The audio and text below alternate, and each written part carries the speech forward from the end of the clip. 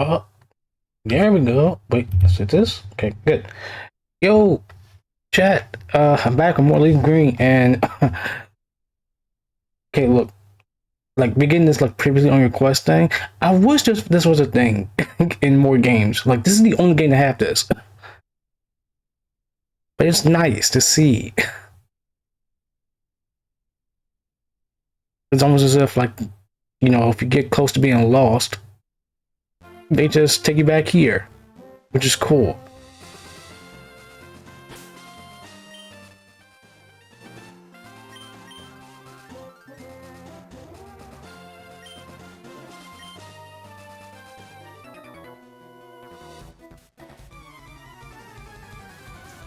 Anyway, so let's keep going with Route 11. And even though, yes, I am completing the Pokédex, this is a casual playthrough.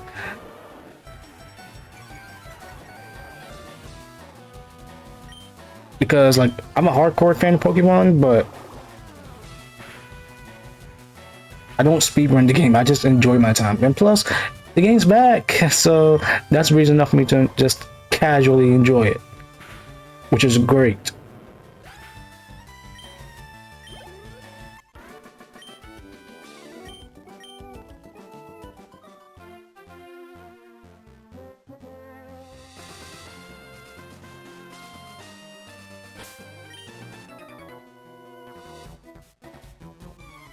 These guys at Sandshrew first, maybe. Okay, I was right. This is what happens when I play a game for 20 years.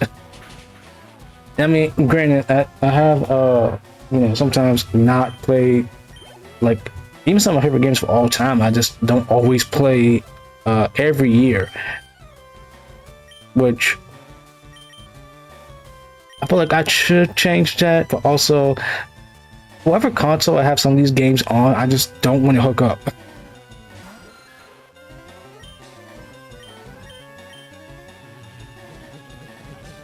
Like genuinely, like okay, Sonic. Like I play Sonic Shadow Generations. I got in PS5. Sonic 3 and Knuckles and even 2. Like all the classic stuff. What you guess was that set? It's on my 360, and it's on my DS. And like I could play it, but nah.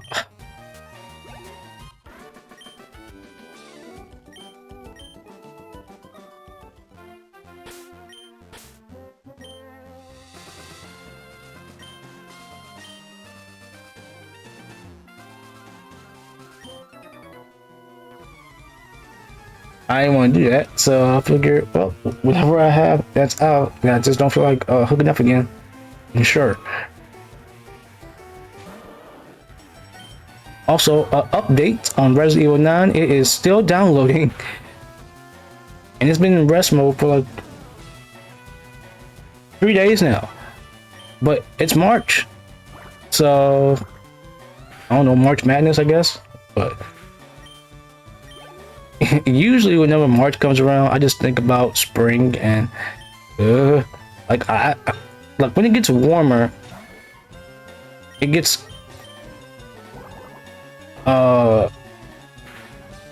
temperature can be just right outside, right? But sometimes it's not. It's basically it gets warm to the point where it gets like a little hot, and I'm just like, I'd rather it be cold again.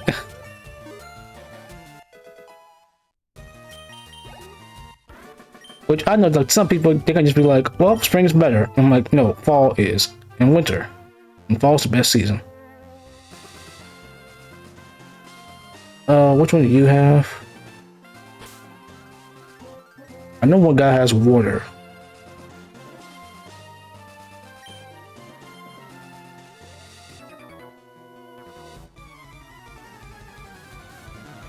Wait, they didn't change the gameplay, right? Oh, wait, it is gamer now. Okay, yeah, you're the one with the grass.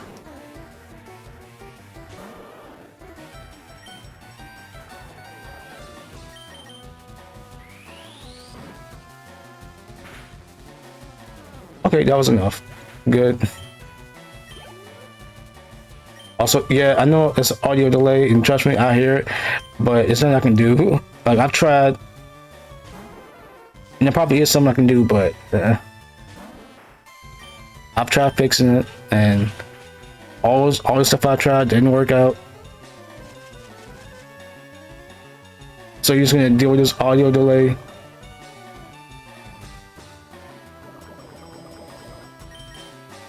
And I thought, like, has it gotten better? And I'm like, no, it hasn't. I realized, man, I put up playing Resident Evil on stream. My first thought would just be, oh. I'm like, oh, I did try fixing it too. Trust me, I care a lot to fix it. I care about it a lot. But you know, I've tried downgrading him back to the version of NVIDIA I had. That didn't work out. I upgraded back. That still didn't work out. See, look, I misclicked. That's how mad I am. I missed again. That's how mad I am.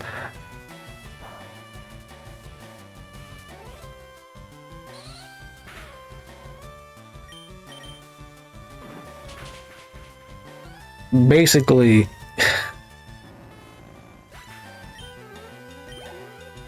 whatever I looked up on the internet, I couldn't find. I couldn't find a good solution to have my audio delay fixed, and I did try delaying the audio itself, like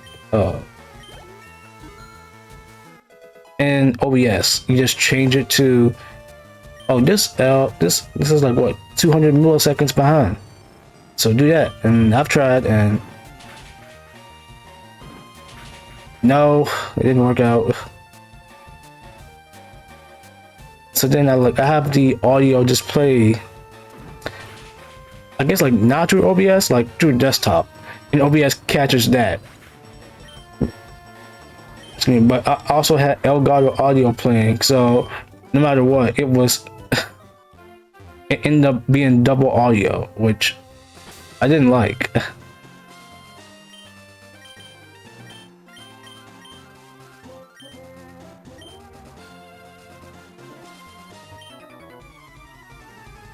I can't remember. This guy has fire mons or water. I think this guy has fire, right? No, okay, this is water. I'm second guessing myself.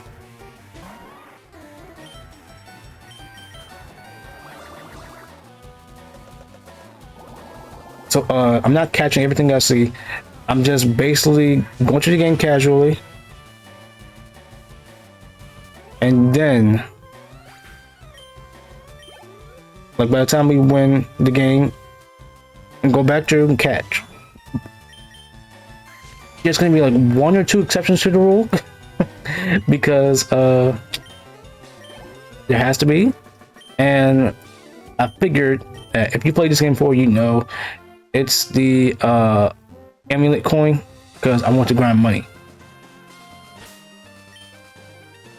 Yeah, I know that some people will be thinking, well, like, why don't you use the nugget trick before? And it's like, yeah, that's cool, but I don't want to.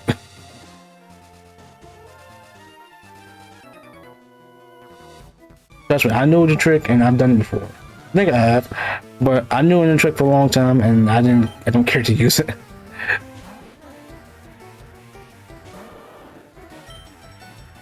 Like, using the nugget trick for farming money, that's cool. But it's also like, the way the game is designed, I already know it. Like, and plus, when it comes to certain moves, yeah, it's just moves. We're just gonna buy those out.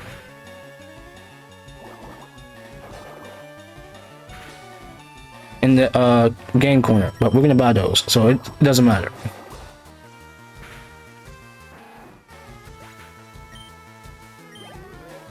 So it's like, I've already had that taken care of. Well, okay, I already got the plan taken care of. I already know what I want to do.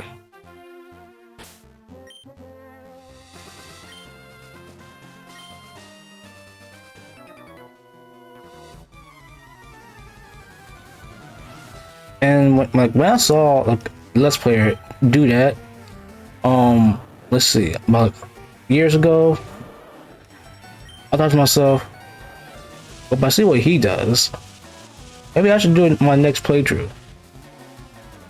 And I did it, and it was like, I am glad I did it because Gen 3 and under don't really have a great money farming method. Gen 4 does.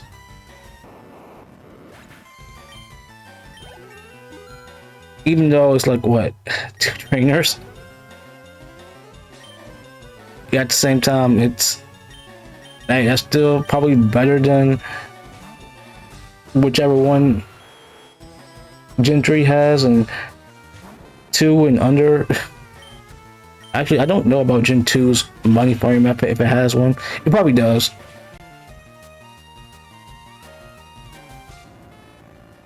But I can't think of it off the top of my head. Because I just don't do money farming. I don't really farm for anything.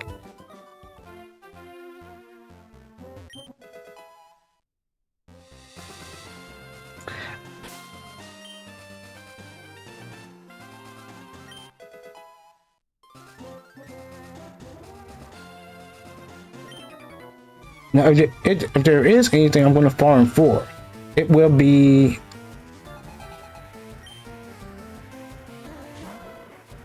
Do I want to say Pokemons? No. What I usually farm for in this game specifically, I think it's just like money, but technically it's not farming if I'm like basically progressing already.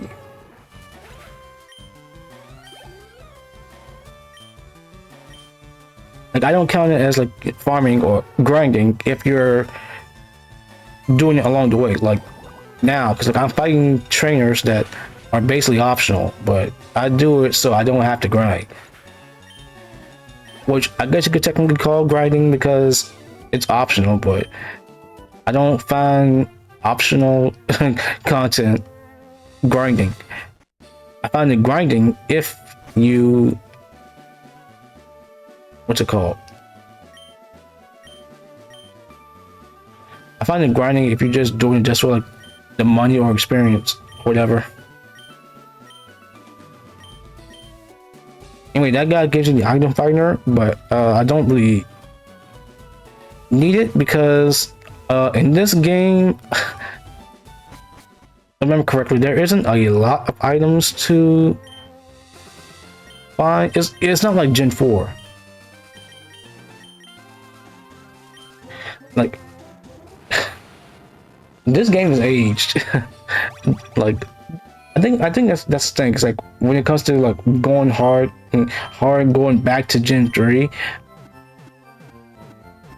Like Gen 3 specifically, it's the growing pains. Think like, oh, like Gen 4 fixes this? It's like, well, the amount of changes Gen 3 has made, they could have fixed it too, but they haven't. Like the physical special split.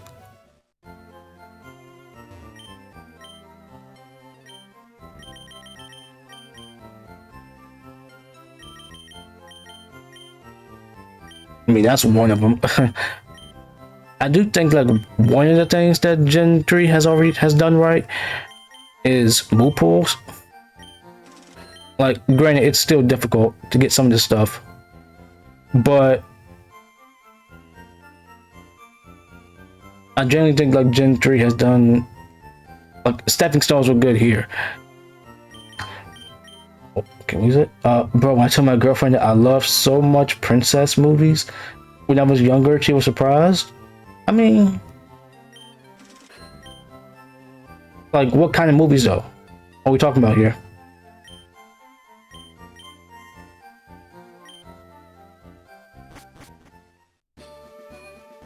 What did she pull the?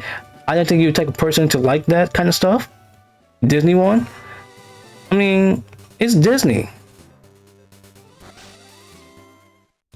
I feel like, okay, this is coming from me. Disney is basically like something like kids generally grew up with. Like, it's just that popular to the point where kids themselves are raised with Disney movies. That being said, though, I'm not one of those people.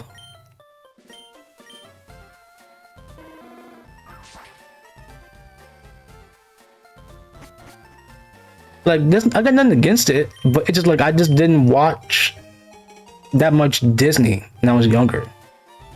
Like I watched Disney Channel, Toon Disney, Disney XD.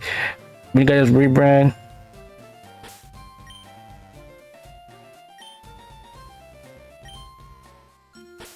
but that was basically it when I was younger. Also, Y is basically select, which is great. Can't argue that they're peak though. Yeah, I mean, so this isn't just Disney princess stuff. This is just Disney in general. I have not watched a lot of Disney stuff, like you know, especially like the movies, the Renaissance movies. Like if you ask me like about any Disney movies like in the 90s, 2000s, whatever, I couldn't tell you. I guess like 80s counts too, because like what wasn't Little Mermaid 89, but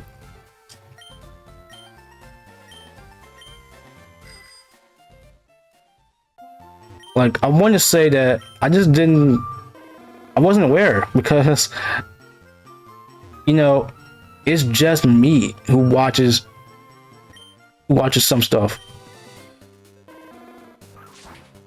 Like, you know, I didn't really have friends that I just hung around and, you know, chill with at home, and they just say, hey, let's just watch this on TV. This is cool now. But I didn't have any of that.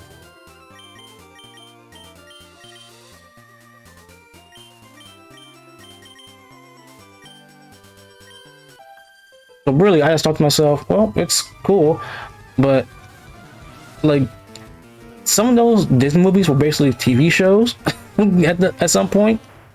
I think that is where I got some of my start from.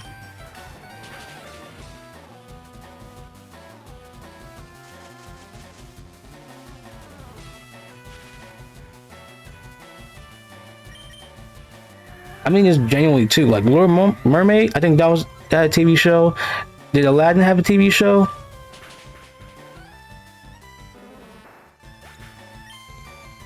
Emperor's New Groove had a TV show too. That was what I knew of.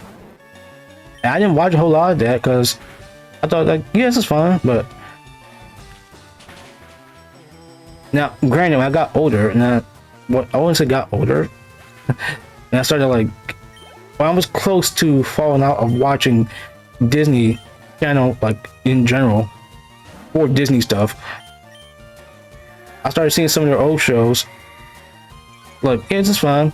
Like, keep in mind, like something like Tarzan, I may have seen when I was younger.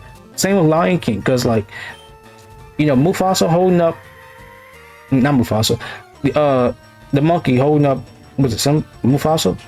The cub, the monkey holding up the cub, the lion cub, and Lion King, that, like, when I see that, I recognize it because I think I have seen it when I was younger. Like, it rings a bell in my head. So, I may have seen some of this stuff when I was younger, but I probably just don't have memories of it. Hear me out, Cars 2 is the most peak. I mean, when people talk about Cars 2, they just think it's like a cartoon movie or anime movie just made to sell toys, which a lot of them are. But I mean, I haven't seen Cars 2. Like most Cars movies I haven't seen, except the first one. So, but apparently Cars 2 has a good video game though. And Cars 3, the video game, is just better than Cars 2, the video game. So it's like, you know what? That's cool. Like, I mean that genuinely. Like, give them a good, what's it? A good licensed film game. Oh, whoops! I should have just kept the fear out front. Cars 1 racing cars, Cars 2 spy thriller movie, Cars 3 racing. I mean, don't you always race anyway? So That seems more straight to the point. My dream is to make like a game like what, Disney stuff. Okay, so you want to know a fun fact about me? I make games. Just a game? Okay. I make games myself. I do. I went to school for that. That's what I went to college for. Like, you know, I studied game programming and then game itself. So just like, even like the school I'm graduating from, like I genuinely learned computer science, but I have made games like since I started that college, that degree. And even when I did transfer to another college because my other one got shut down, I still made games, no matter what. Whether it's like, you know, making a really simple version of this already existing game, like what, like Mancala, or a game that using a video game engine. I hire you 0 per hour. Come on. Yeah, you too broke to hire somebody real, huh?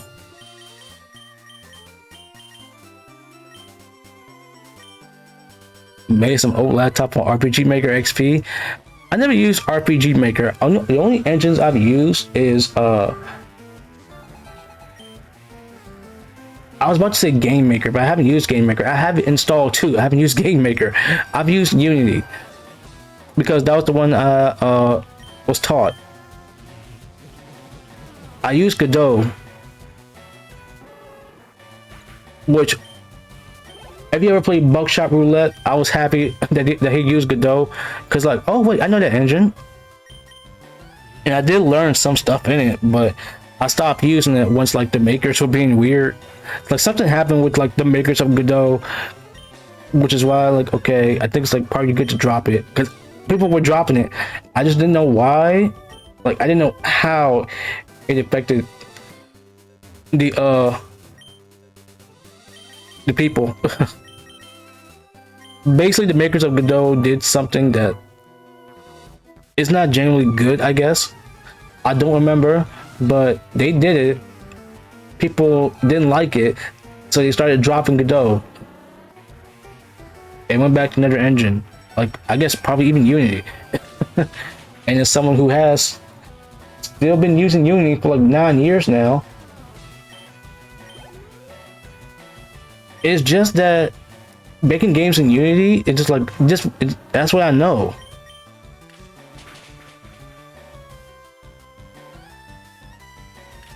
So I'm okay with it, but of course I want to learn more engines. I mean, there is stuff I like making besides like a game itself. Like making gameplay, sure. Like Pokemon, actually I've learned how to make Pokemon because there is like a YouTube tutorial series on like how to make Pokemon in Unity, which I have used before.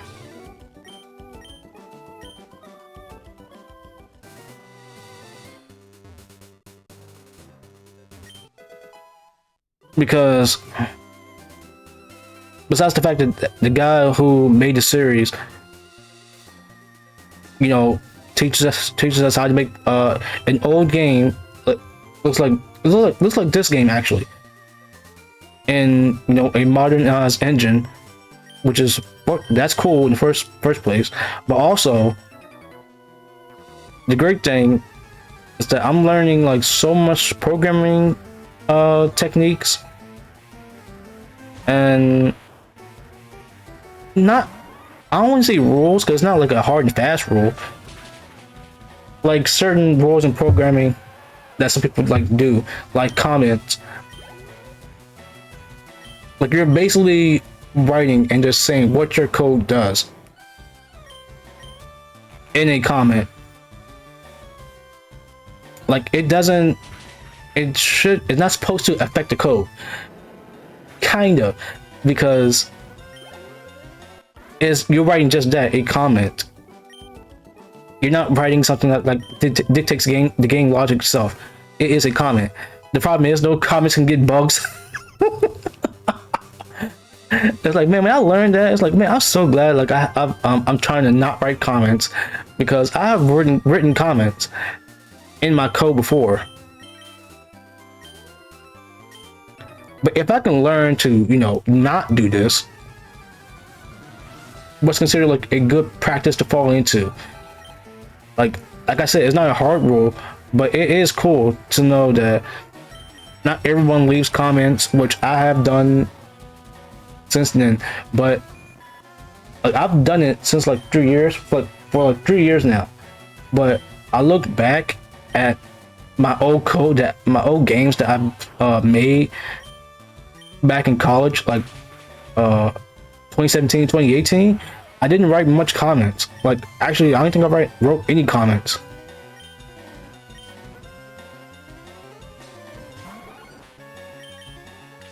But I have used stuff that when I look back on it, I was like, wait, hold on, man, I forgot about this. When did I use this? And I realized, oh, I haven't used it in forever. I think that's the reason why. But I look back at my old code and I was like, oh my god, why am I programming in the button itself? Like, okay, I can't really explain it unless I like go into it. But there's like a programming thing, right? Where you in the code itself, you write like with this key, press this certain key, like press E, and you will trigger the function for jumping or shooting. It will call that function, and your character would shoot or jump. And it's like, okay, it's not if this is pressed, do this, or this, like, this is mapped in the engine itself, like in the inspector of Unity. It is in the code itself, like it is hard coded. Like I forgot how it goes. Key code dot a key, and you press the key. It does this. It either calls the function itself, or the function logic was in that. That was it. That was the function itself. The logic was in that function, and the entire thing is like key code. Like, press E, and the code for jumping was in that one function. And I looked at it and I was like, oh my god, I actually coded this way. I mean, granted, when you look back at your old stuff, you cringe. Like that one guy once said, Expedition 33, please help me. No, it's more so like I'm just surprised of like what did that do when I was back in 2017, 2018? Because like I didn't do this when I'm 2019 onward, but I did it anyway. I mean, I think I got better. Obviously, I did it because I can. Granted, I do want to, code the game from scratch with no tutorials needed, because like I got rusty. So, you look up stuff, how to learn it, but that's it. I got a good idea of the problems. I don't know how to code. Well, lucky for you, okay. I will admit this though, like even like I pretty much put this in like some of my bios. Like, I am a programmer because I went to school for that type of thing. Not only have I done that, like when I've learned that kind of stuff, I did good to solve the errors, fix the errors,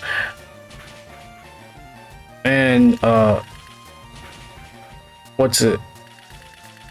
or just do this from scratch, which is close enough to the tutorial as you can get without giving you the answer. Just take this code, look at what's similar to this, and switch something around. And I mean, that's cool.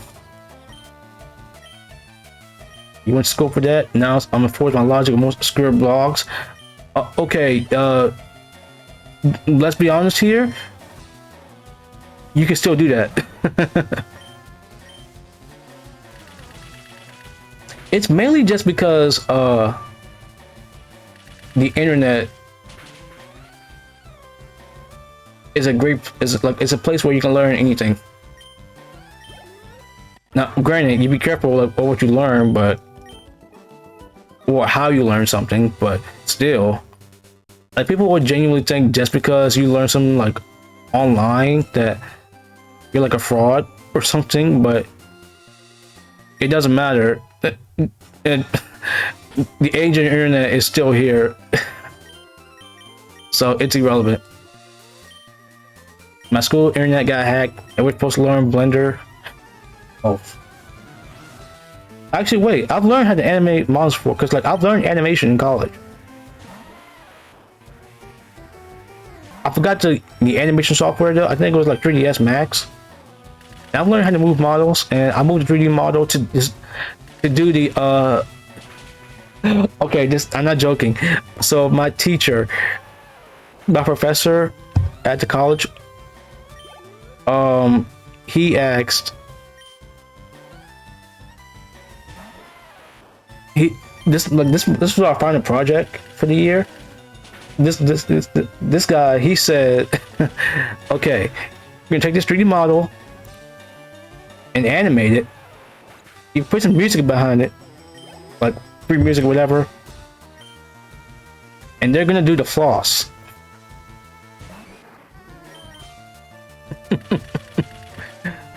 Like, I'm not kidding. You're supposed to animate the model during the floss to music. And of course, well, I did a good job, so plus that class wasn't even that bad. It was better than my 2D animation class, because like 2D animation you had to draw all the time, and the 3D animation class you just animate the models themselves. I'm like, hey, I can do that. That's way better. I ain't gonna worry about doing art, which granted I can draw. I even have my picture, like a drawing I had hung up on display in that college. I had a picture of it too, but I don't feel like getting that one out.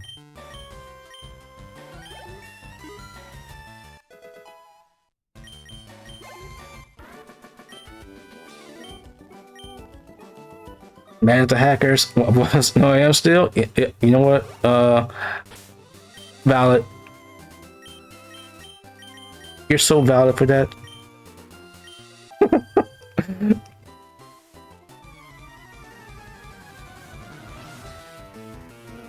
To be honest though, like despite the fact that I've been in college for like so long, I am glad that I've still gone.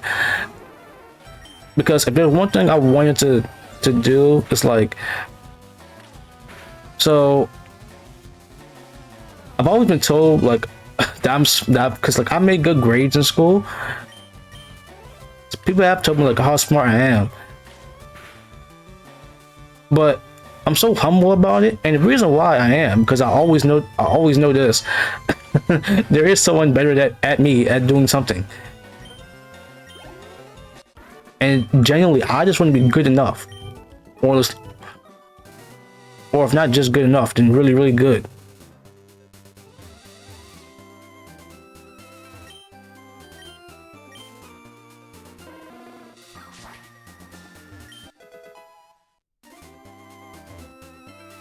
Oh, there's an item down here, right?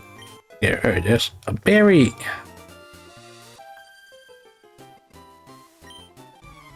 So it's like when I went to college, I wanted to go simply just because if I can do something that is not just a regular 9 to 5, like it's not something that anyone can do. It's something that, well, granted, okay, anybody can do it, but they probably just look at your credentials.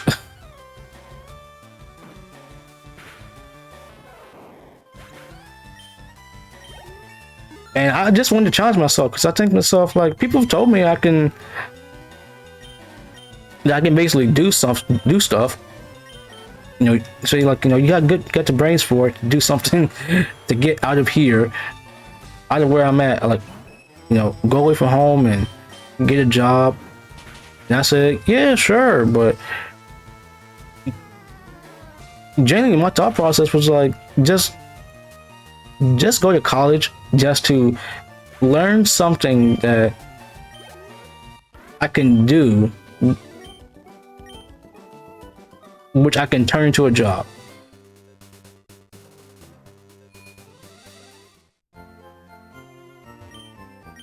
"2D exploration game and 3v3 types mobile game."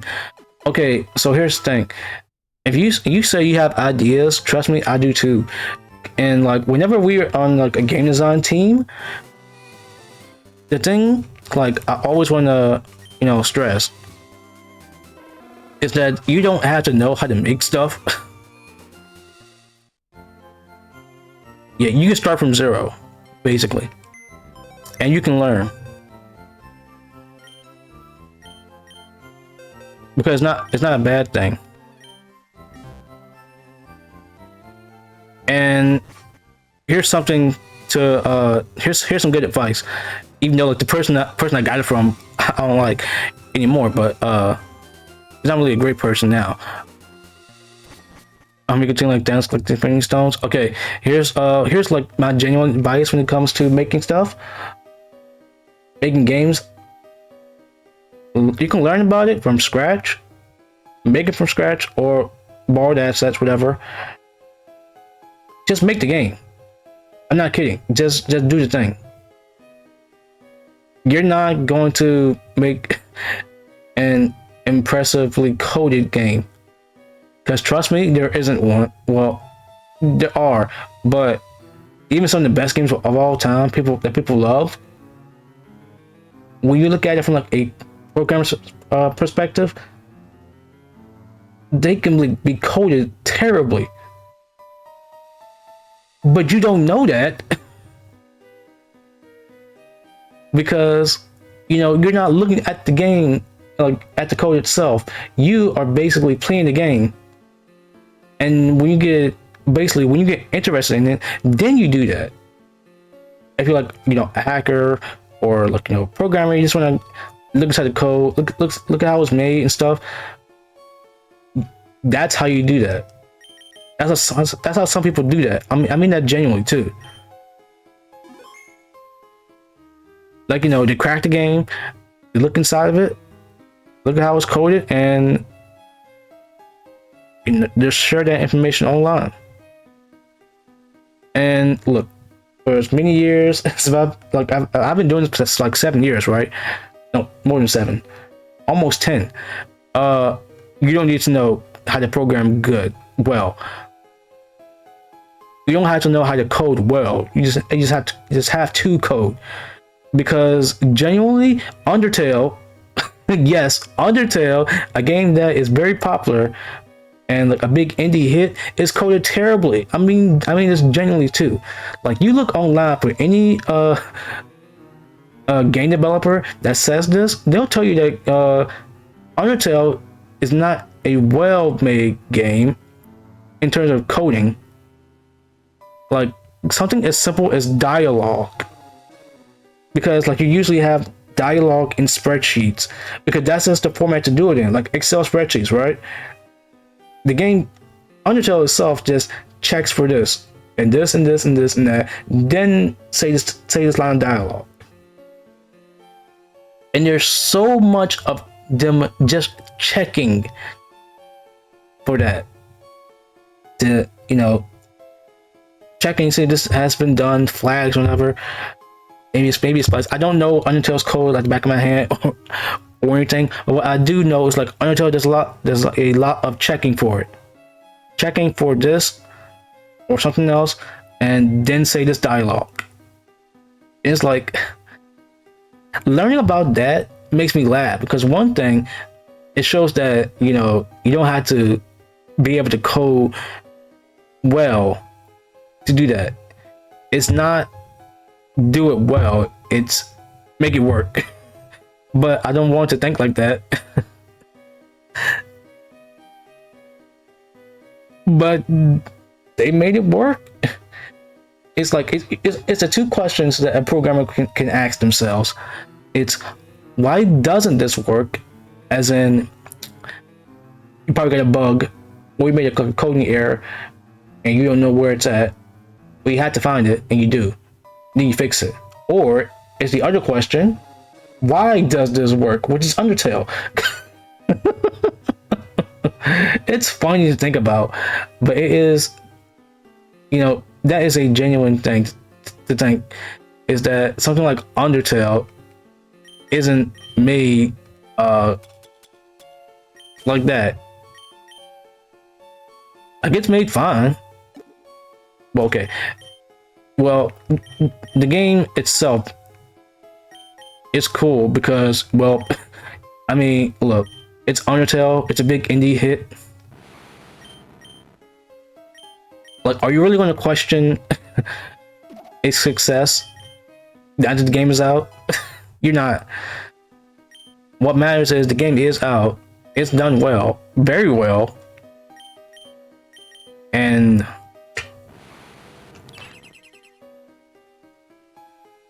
there's none to think about. It just is. It's just a good game. This comes from someone who hasn't like beaten Undertale, but still, that's cool.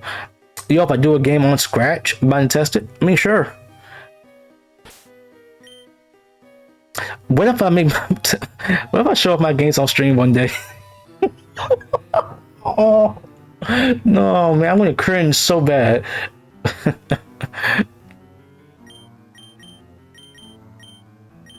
I've thought of that too.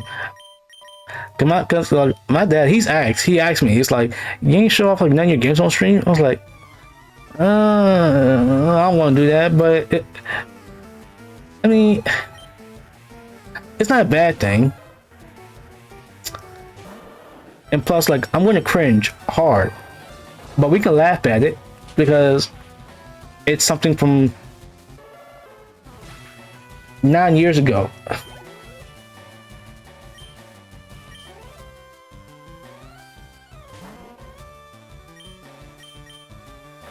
I mean, because it's you, I'll test your game on stream. I mean, that could be a thing I could do, is test games on stream. And I guess give it like a bit of a critique. Because I have done game reviews before. Because as part of as part of my degree, I had to do game reviews. But I didn't care because, I mean, I was happy to do it. Like, it didn't bother me at all. And the reason why is because I've already watched so many game reviews by that time.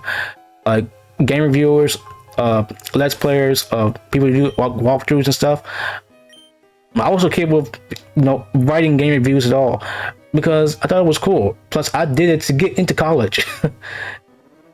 I needed to get into college and to get out because that was part of the thing. So I just didn't care. Hold up.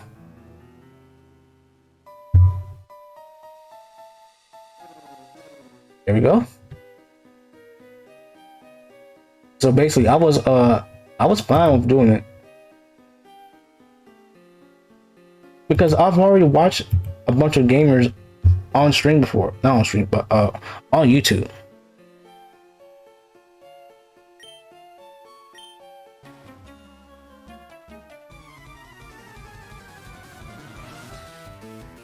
So seeing game reviews, like saying like you have to do this for an assignment, I was like, oh, okay, that's whatever, because I did it for an essay to get into college. And like, it's weird for me. Apparently, like,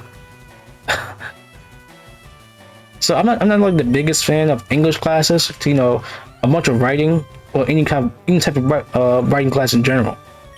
Because that's a lot of words on paper, but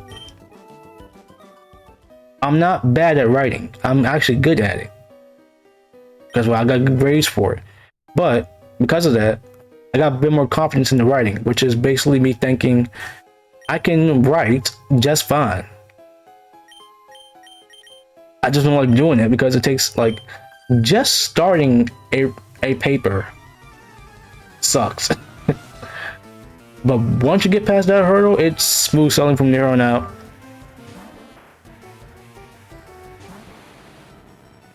I mean, I meet the requirements regardless, so I didn't care. Well, like, starting it sucked, but hey, you go when you write 3 pages, that's 2 hours, that's it. In 2 hours is done. Some even less, because sometimes when you get to talking, when you get to writing so much about something, you just like keep going. And I'm thinking to myself, do I got more to say? I'm like, oh wait, this is the end of the paper. It should be in the end, because I'm guessing the teacher doesn't want to read more than 3 pages or 5 pages. And I'm like, I'm not done yet, I'm guessing. At the same time though, look, you ain't gotta tell me to stop writing and just complete it. Because like once I'm at the end, I'm like, alright, that's it. I'm done. I submit it, and I would just, I don't know, play a game just to relax, go back to chilling.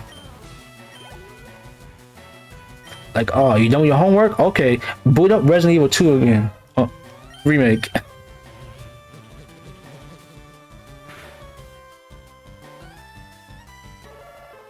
Oh my god. I know I've been talking about this entire time, chat, but the past couple days.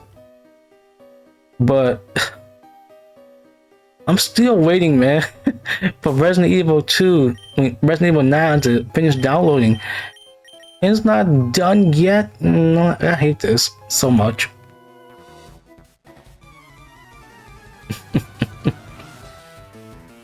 Like, it should be done, man, but it's not done. Which sucks. It should have been done like today, probably. No, not even today, even yesterday. It's been 3 days when it's not finished. I know. Okay, so the PS5 part is weird. I look at it and keep in mind, my PS5 has been in rest mode the entire time.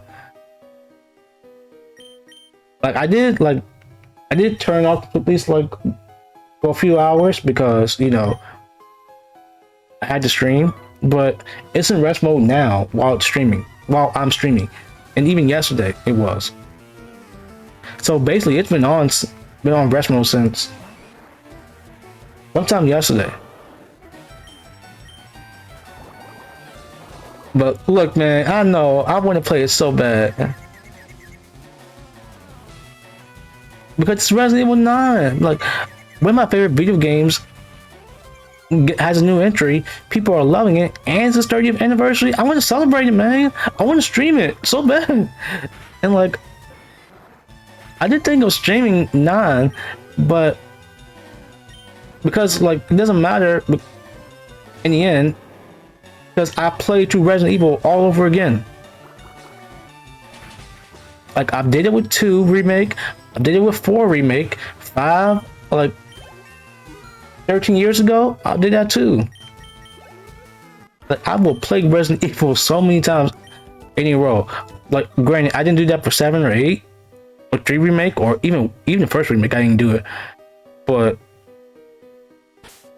I will keep doing it, man, because Resident Evil is just that good. Like, people were mad, like the game was like $70, but you can beat it in like a few hours. And they're like, why is this game so short for $70? And it's like, look, man, this isn't like what happened with Resident Evil 3 remake. That I can say that you didn't need to pay $60 for that. Especially since like Resident Evil goes down in price pretty quickly. Like, let's just say this now, if you're not into full price Resident Evil, you can wait a few months. I mean that genuinely. Like, by the end of the year, like even before Black Friday, it could probably be down by like half price. Because that's how Resident Evil goes.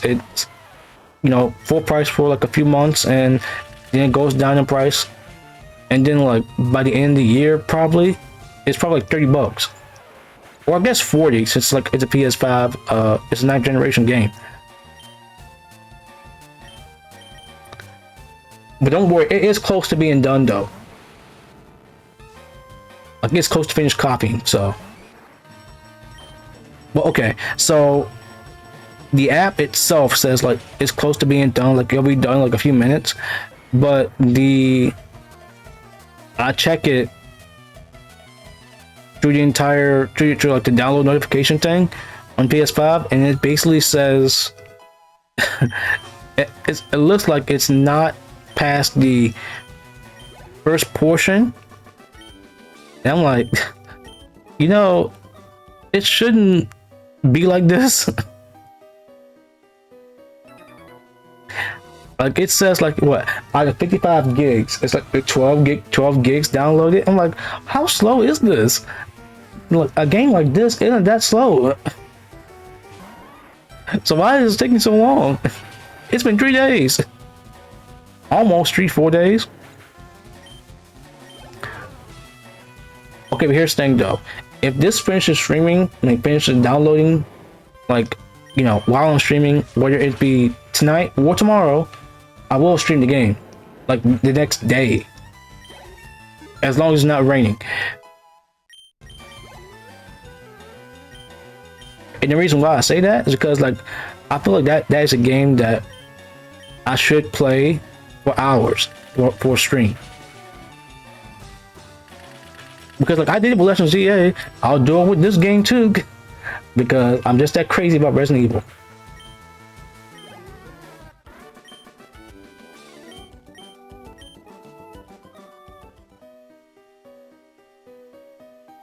I mean, come on, man. I get like new classic survival horror type stuff, and I get to play with Leon again. Leon, I love you so much, Leon. Like, can we talk about that? The grip that Leon has on gamers, it is crazy, man.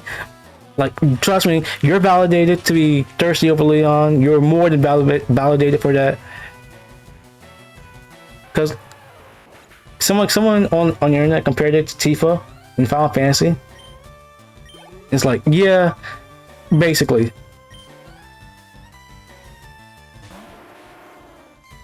And just the amount of people I've seen on the internet, just as soon as they see Leon, he doesn't have to utter a word out of his mouth. Just breathe. Just breathe. And they just melt right then and there. They either go crazy and like, they just scream like, or like, oh, Leon, oh my god. And oh my god, I'm here, Leon, breathe. And it's like, it's funny to look at, because like it's funny to hear and see, but I mean, look, I don't care, because it's funny, and plus it's Leon, man. They're validated. It's Leon. I love Leon. I love that dork. Like, he's a genuine dork.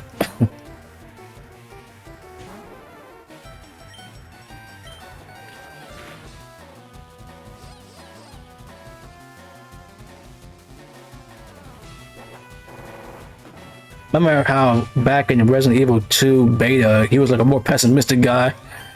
I was like, oh. Like, you're supposed to be like a lovable dork. Like, why are we trusting? Why are we staying after and looking for survivors? Most of them is already dead.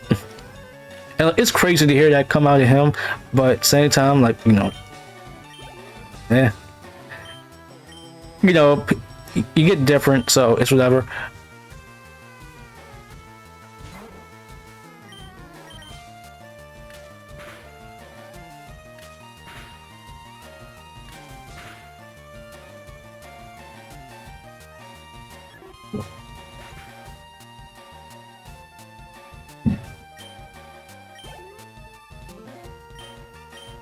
Oh man, cause like, so I first played Resident Evil 4 back on the Wii. I don't own that game anymore. I wish I still did. But hey, look, I would buy it on the Wii again before it goes up in price, just to play it on the Wii. Cause oh my god, playing Resident Evil 4 on the Wii, it's like it feels so nice. Like it's one of the games to play for the Wii.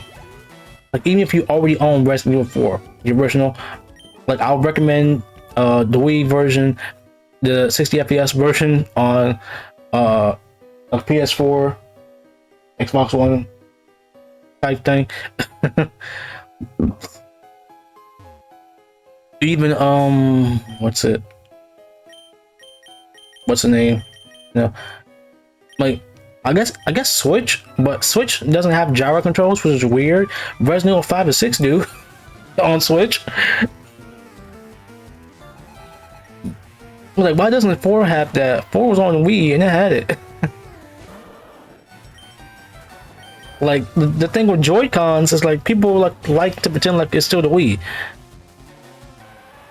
because it has motion control. Yeah, why does Resident Evil 4 have it? It kind of needs it, but whatever, I guess.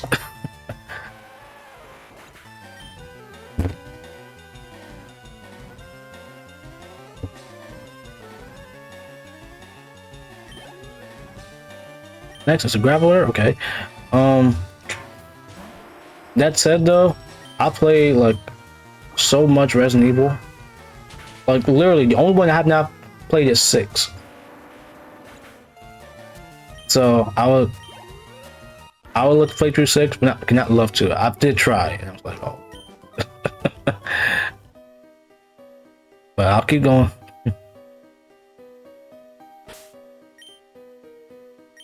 Too difficult to make a game on Scratch. I never used Scratch. I've used Unity. I've used though I haven't tried Game Maker yet. I still haven't, but I haven't tried it yet.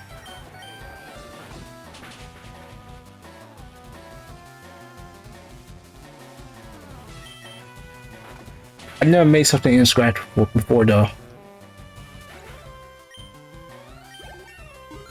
Which, I mean, it might be a cool game, cool engine to learn. But of course, I've just never done it before. That's all.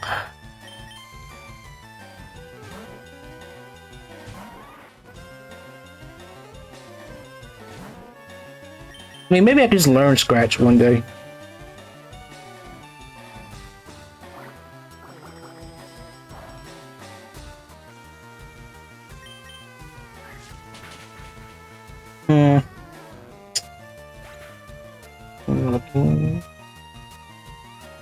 Also, I bought this happened like a couple like last month.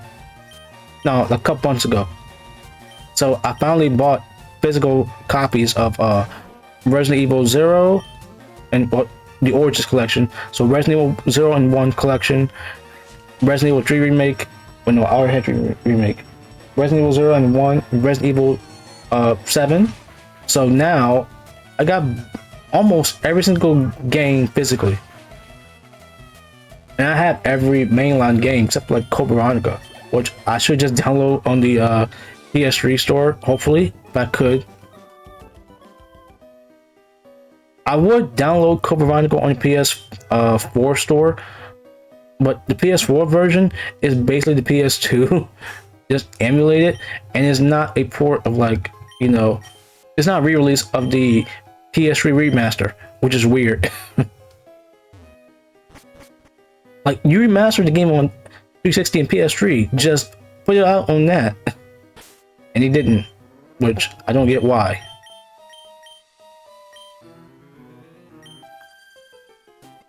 But like, you know, you should.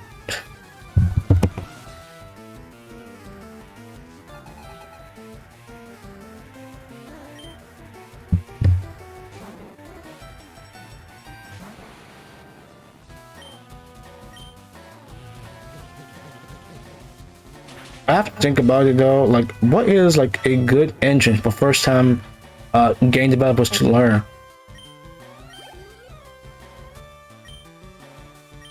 Like this, that's a genuine ask because I don't know. I just learned Unity in the class. Like I didn't learn Unreal, which is funny because it's Unreal, but I just didn't learn it.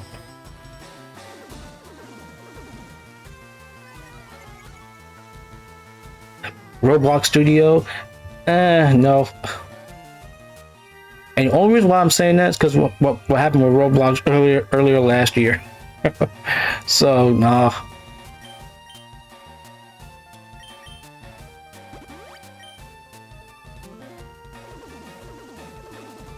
Done stupid games on Roblox. Yeah, trust me, I've seen.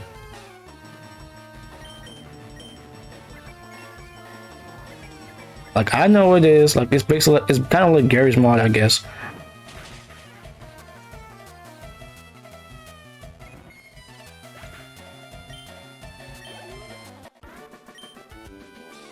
Scratch. You see, I wouldn't know that because like I've only recently heard of Scratch in like 2-3 years ago. So I wouldn't know. I think Godot is also like an easy to learn engine.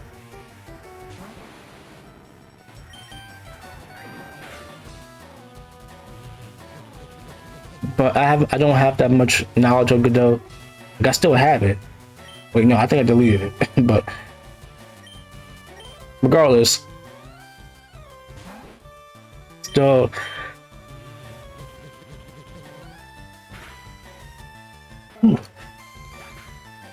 Excuse me. Regardless, I still have good. I still got some experience with Godot.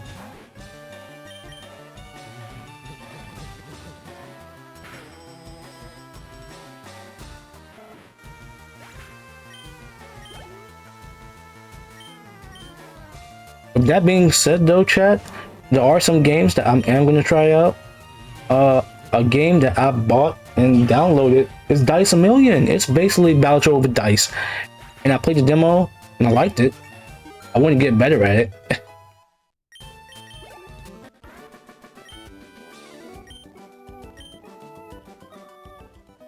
Like I say the same about Balatro, but I want to get better at it just to and learn it and learn how to break it in half. Because apparently that game is easy to break, but they let you. So Balatro does the same thing. So I really do want to learn Dice a Million. That game is fun.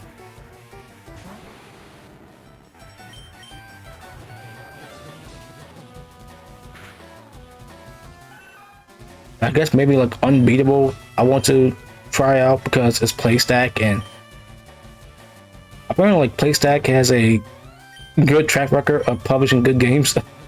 So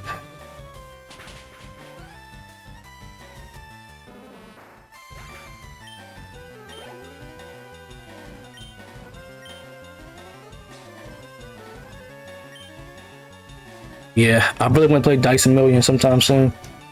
It came out on my birthday, surprisingly. But I decided just to save some money for Resident Evil 9 and Fire League Green.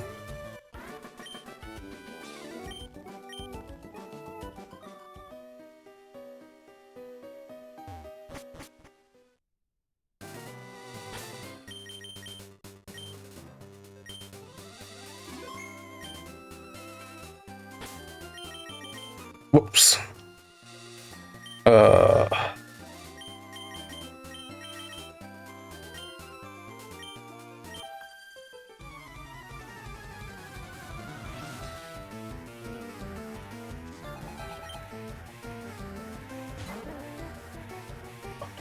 You get a Pidgey.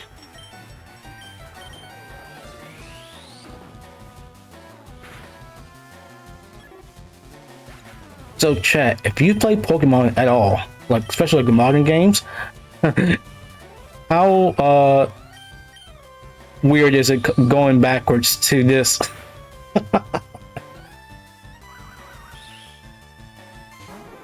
I remember I watched somebody play this, like, don't you think you want like, a fast forward for this game? And it's like, no.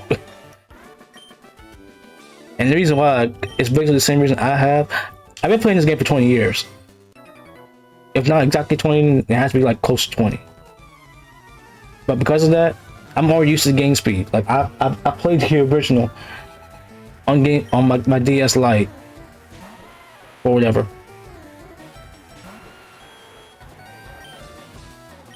So like it doesn't matter if like the game that's out now has a fast forward feature or not. I'm already used to it. It's whatever. Make an indie game or whatever. Can I make a main character or villain? Sure.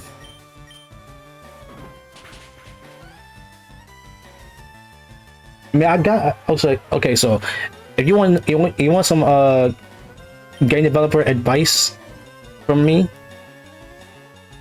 because look, I went to school for this type of thing, so I know some stuff.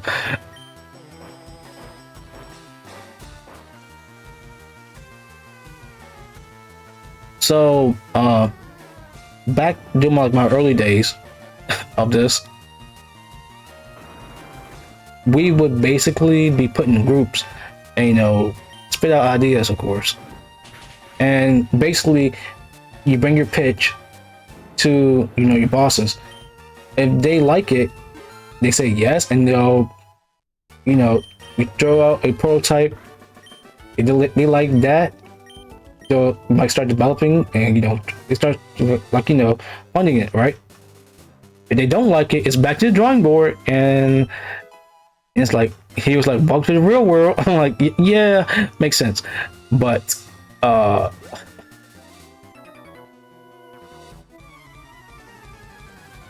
always liked the like pre-production type thing when you like throw out ideas, and like I would just write it in like a I guess Word doc at that time. Maybe I just use Google Docs or even like Notepad. I've done it. not Notepad, WordPad, but still. But basically, just if you have an idea for a game, write it down. Like physical or even Notepad, Google Doc, Word doc, whatever. Just put it on paper. You don't have to make it. You don't have to. You don't have to start making it. Just put the idea down. Because genuinely, that idea may just be great later, even if it's not. You may not like it now, or you can't make it now.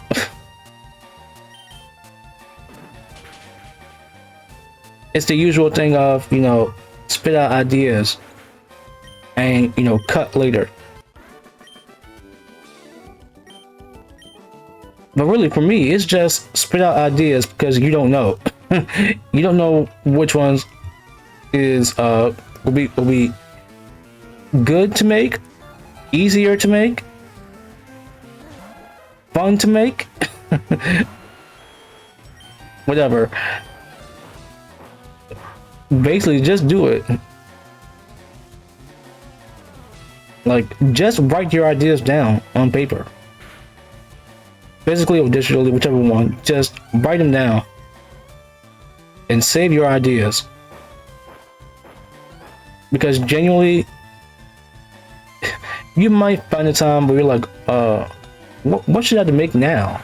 You're like, oh, I had this idea, I wrote it down, let's make it.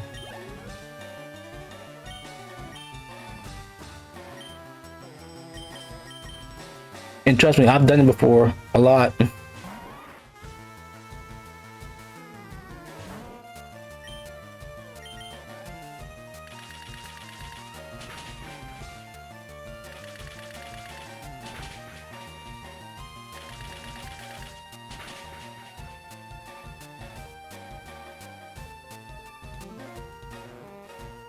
Let's see, what have I made for? Well, no, like some of my ideas were like, expand upon like the original game I already have, or even make a roguelike, RPG battle roguelike, I guess. Trading card type game. Like Pokemon TCG or Yu-Gi-Oh! Whatever. Like, you know, like I don't know how to make that stuff now. I know how to make some parts of it, I guess. Well, I have done it before, so I will probably just look back at the old stuff I made.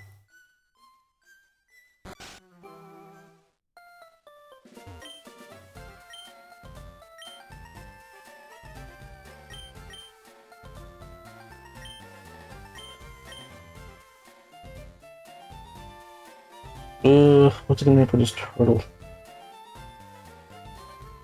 You have one name it Gimbu? No. Nah. I'll go with this name instead. It's the username I like giving this. Let's get some mail, so it works. So I named it Crush because a turtle in Finding Nemo.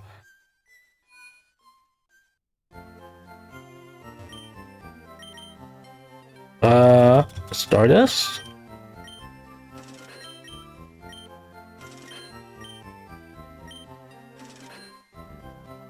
And there's a pearl.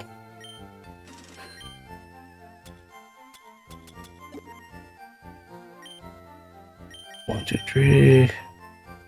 Rest, thief.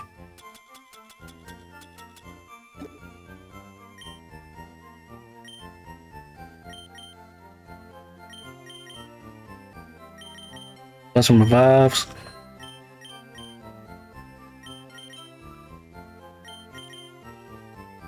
How about a couple of these?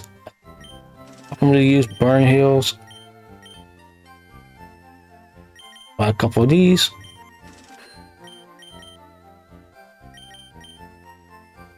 Actually, let's just buy 10 of these because I've still got repels. So just in case.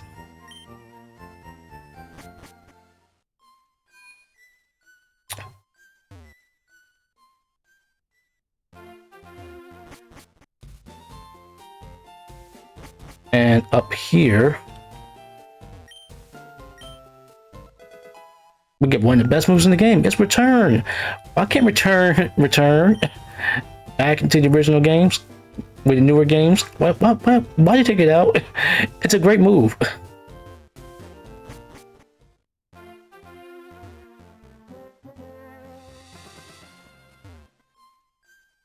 Okay, so I could fight the rival now.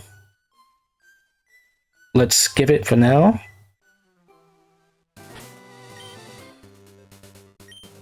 Let's save.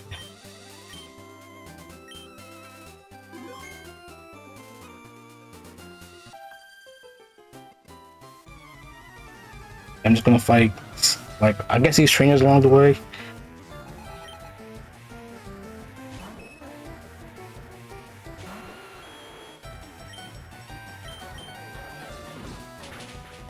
Oh man, new modern Pokemon players having to come back and realize there's no fairy types.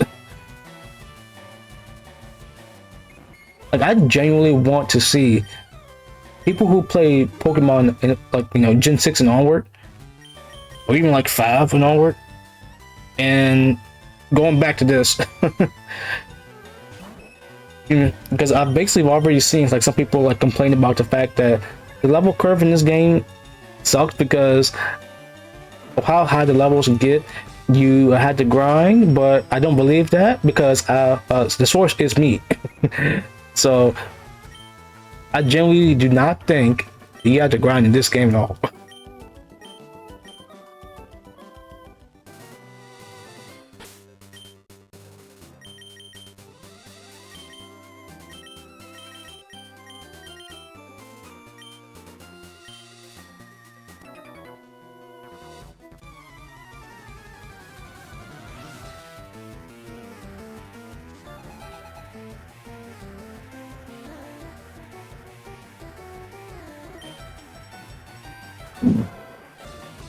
Give me.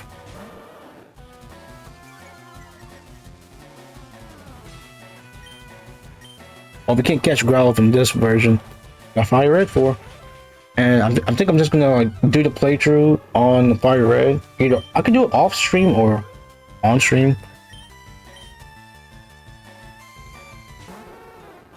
See, I would say to save time, but look, if Resident Evil 9 has not finished downloading it by the time I start Fire Red, then I'll just stream Fire Red. Or maybe I'll just start streaming Dice a Million.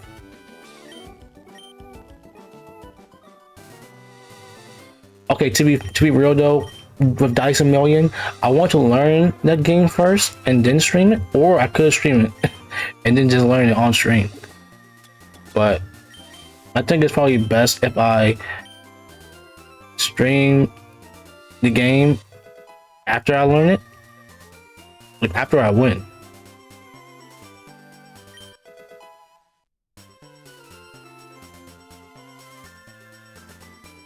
I mean, yeah, I got better with Balatro, but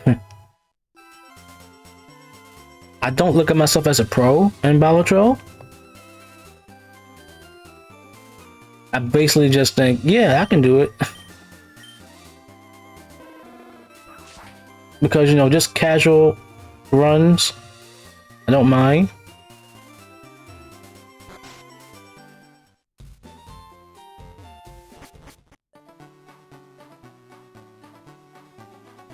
Oh man, it's nostalgia, chat. Nostalgia. I mean, I say that like I don't play this game like, okay. The last time I played this game was when I needed to play Pokédex. Back for like Gen 2 or whatever. Just because it saves me a lot of time.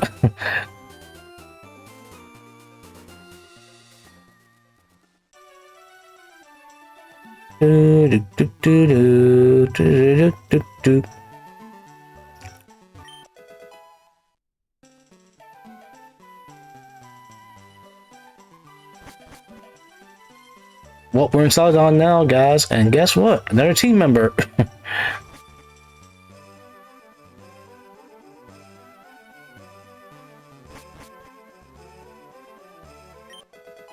It's Evie. What? It's gonna be Jolteon.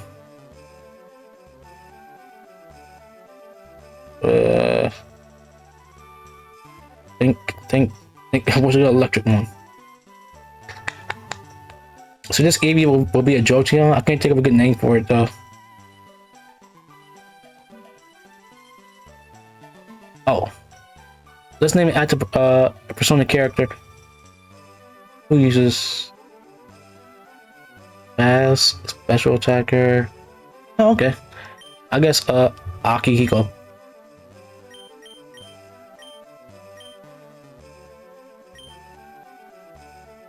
I mean, he is the best party member in Persona 3. There is no contest on who is the best party member in Persona 3. It is Akihiko. Like, there's a reason why they nerfed him in Reload.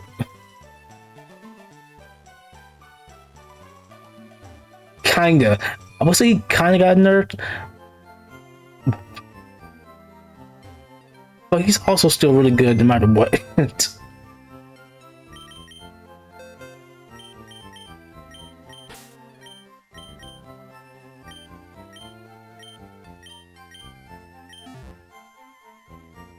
Oh wait, hold up. I need you. I'm gonna box Pharaoh anyway, so.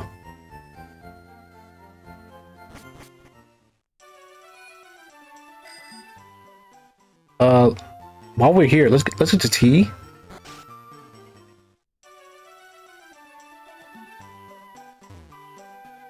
So I can make it back and fight all those trainers.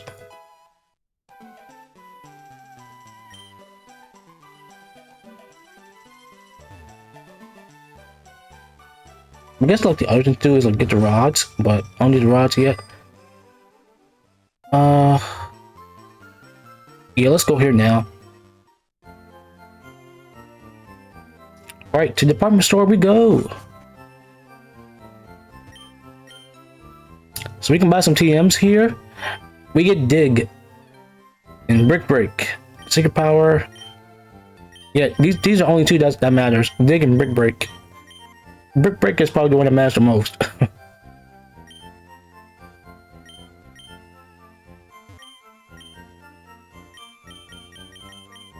Okay, there's the Awakenings. Well, I don't need that many, I guess. Potions, Super Potions were good there. Great Balls. Let's buy 10.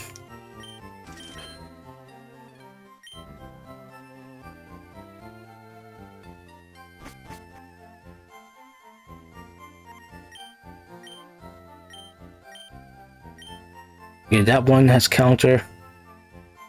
Oh, wait. I do like going into this room for like a specific thing. A sports game. That'll like that. Like, they reference his dad, so Red is not fatherless. He does have a dad, but you just don't see him. An RPG, there's some time for that. Okay, you already the game said, chat, we can't play RPGs anymore. We gotta play something else. They have a fighting game, which I guess it's probably like Street Fighter, maybe, or Tekken. And they have a puzzle game, which is probably Tetris.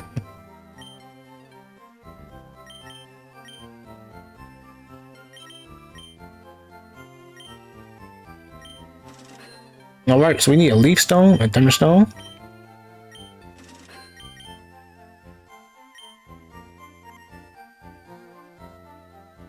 So, honestly here, the reason why I would keep Eevee for like a little longer is for to learn Bite at level 29. But I got War Turtle already. I'm not gonna need it to learn Bite now.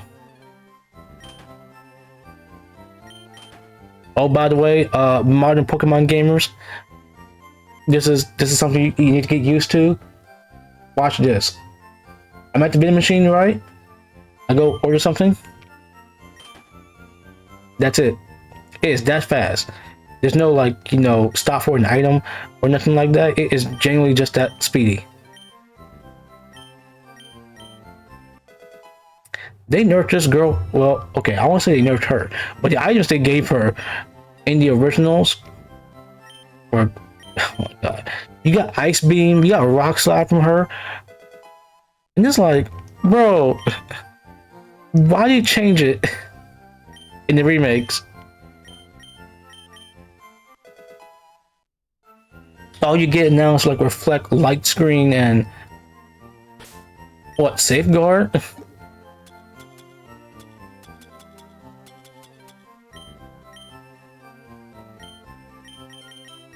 Yeah, you just get those 3 TMs in the remakes, which sucks because like when I played the original for the first time, she gave you Ice Beam, which I was really surprised about because like that's a really strong move to have at this point in the game. But I don't care, I love having it. But then, you know, starting Gen 4, they made it like easier to get those TMs, which honestly makes sense because oh my god. With Gen 4, how the competitive scene blew up, everyone needed those TMs.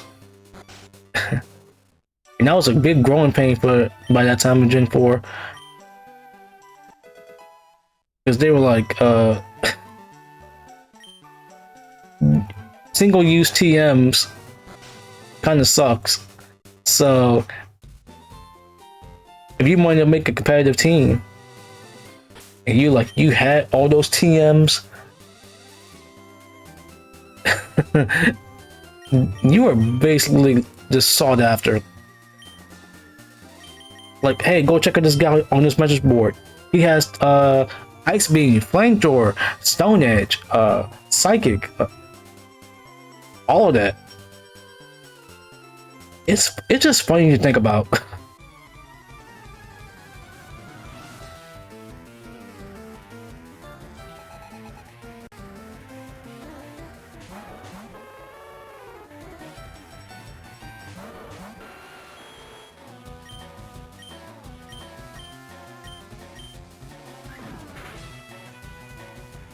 Really? Critical hit? And of course you stomp me. Guess what? I'm taking you out first, Rapidash.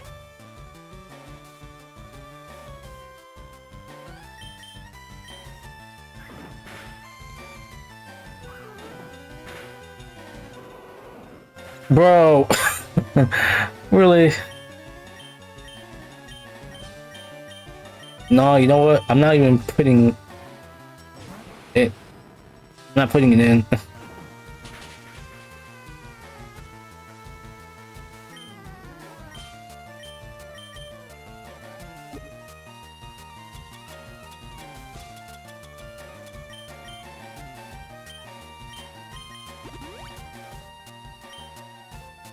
It's getting revived, chat. I'm getting my Wartortle experience. Cause it's a Rapidash. It gives a lot of experience. Granted, it's split between 3 people, 3 mons, but still.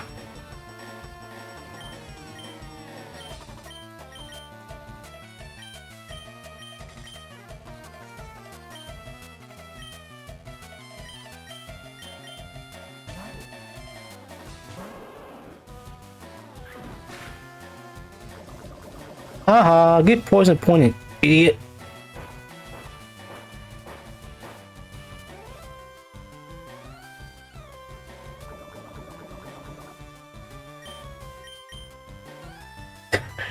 You can't confuse with what isn't there. AI is dumb. It's so dumb. In game and in real life.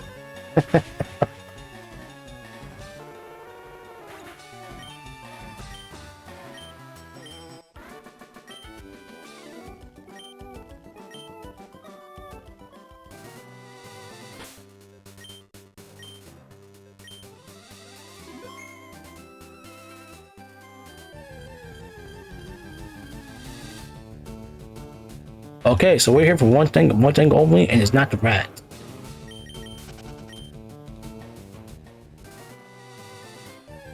I guess I could knock it off for some EXP.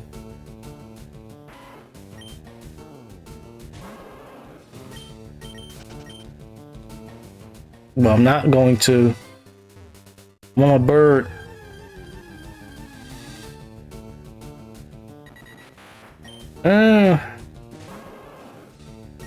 I want a bit of a higher level bird.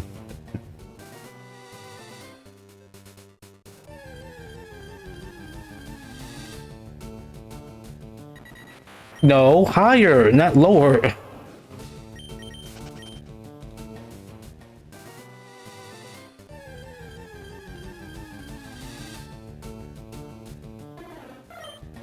I don't need a second sparrow. Well, okay, yeah, I do, but I'll worry about that later.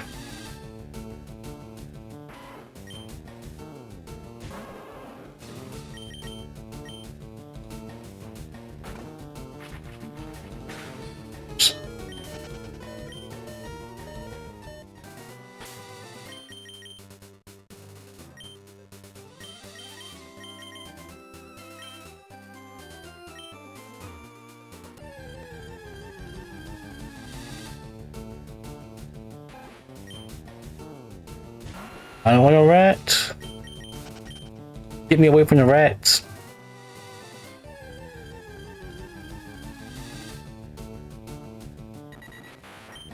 Why are you so low? Like, what, your max level is like, what, 22, 23?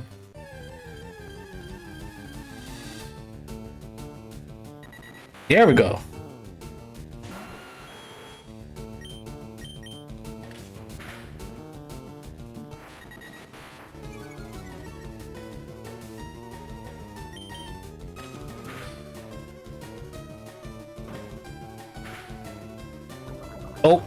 Oh, catch it now.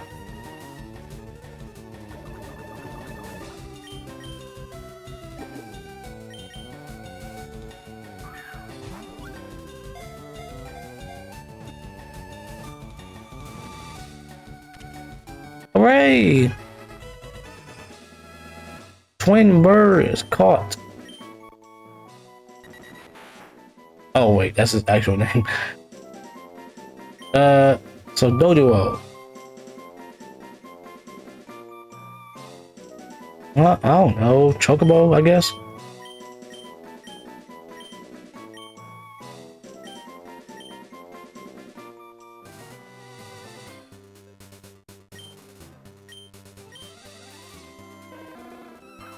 So I was thinking of using Snorlax in my team, but I don't think I'm going to.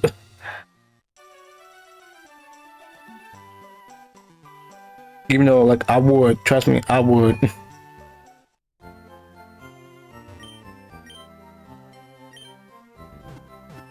I want to use Alakazam because I have one now.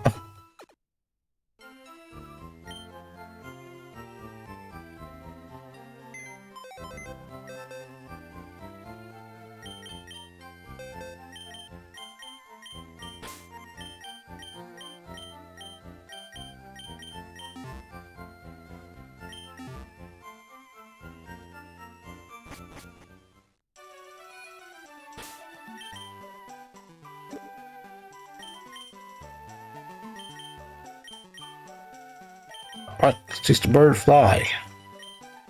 Yes, our flightless bird can learn fly.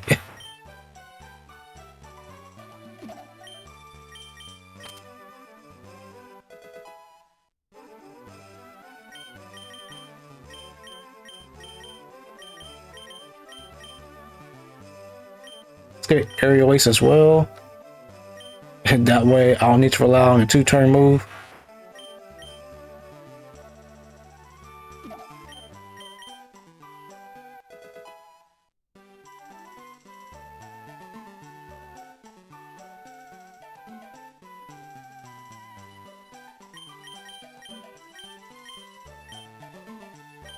Actually, wait, let's just get Neo King Brick Break.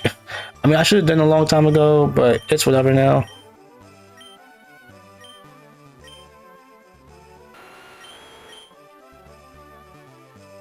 I mean, Brick Break is still a great move no matter what.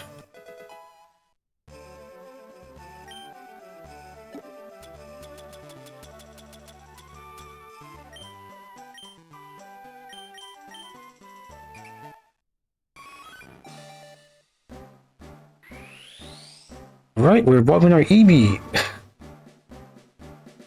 And, like, I love Jolteon, but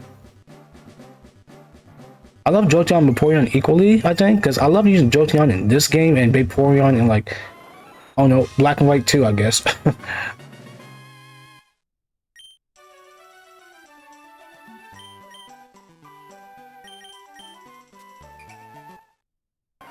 And a Leaf Stone on Victory Bell, Wicking Bell too. And, like, I wonder, like, modern Pokemon games got used to this too. If you use stones on Pokemons, that's basically it. Like, you need to, like, learn certain moves as their middle stage, then evolve them. We think, like, okay, now it's good enough. Because they can't really learn any more moves afterwards. And even if they do, it's whatever.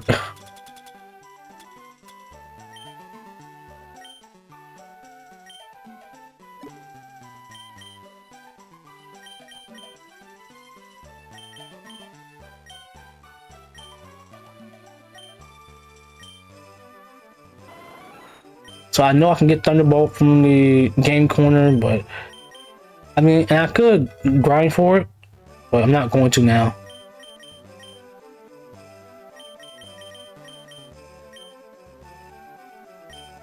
I could put Return on my duo, but we're not there. We're not even there yet.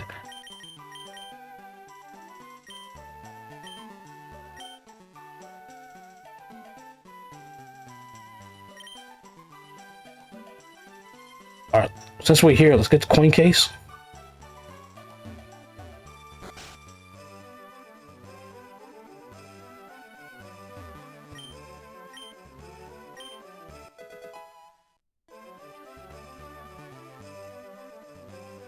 Let's see. That's what I'm missing. There's nothing else like in these houses, I think.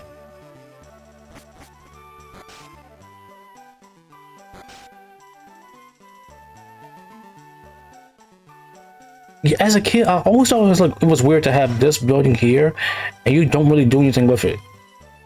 Well, in it, I guess.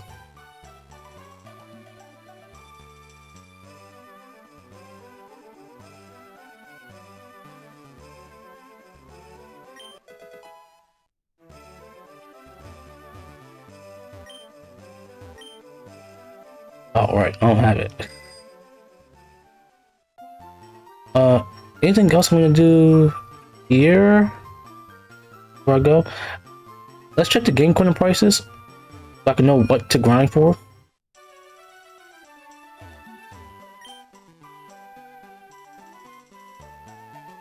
I mean, the yellow flute for later isn't like the worst thing ever. So I don't need you. I don't need you. I mean, I could use that. But these three, sure, because like, you know, money's whatever.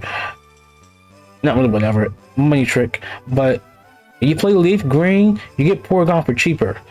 You have to get max coins for this in Fire Red. But in Leaf Green, you don't. 4,000. Wait, Team 23, which one is that? Oh, that's Iron Tail. 4,000, 4,000. Yeah. I mean, it doesn't even matter if I can learn Shadow Ball or not. Look at him as like not physical attacker, so I don't really need it. Plus, I'm not using Snorlax in this game. Like I love using Snorlax for real, but oh, give me 1 second, chat. I'll be right back.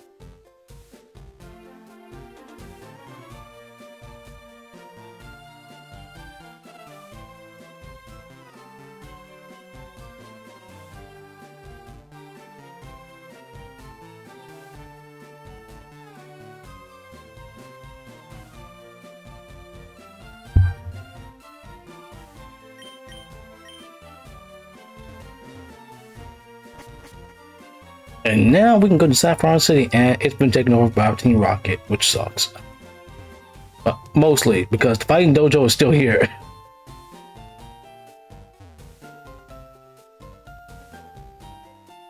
Does the mark offer anything new? I think it's like, is it Ultra Balls or something else? It's Hyper Potions, Full Heals, Max Repels, which I can worry about later.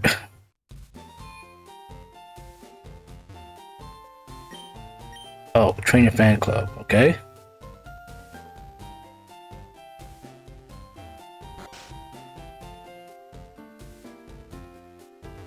I'm already here, so why not get Psychic?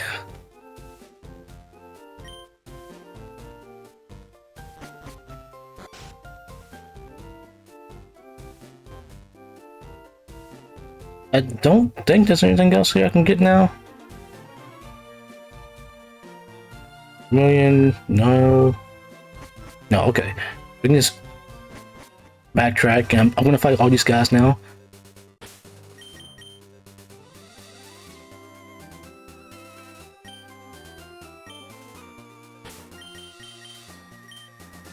Mons, so we can make it better, so much better. Oh my god, I can trade now. I click that, I guess. Like that is still that this would be like personally one of my biggest gaming achievements, because it's been so long in the making, like genuinely 20 years in the making of me completing the Kanto decks in Fire Red and Leaf Green.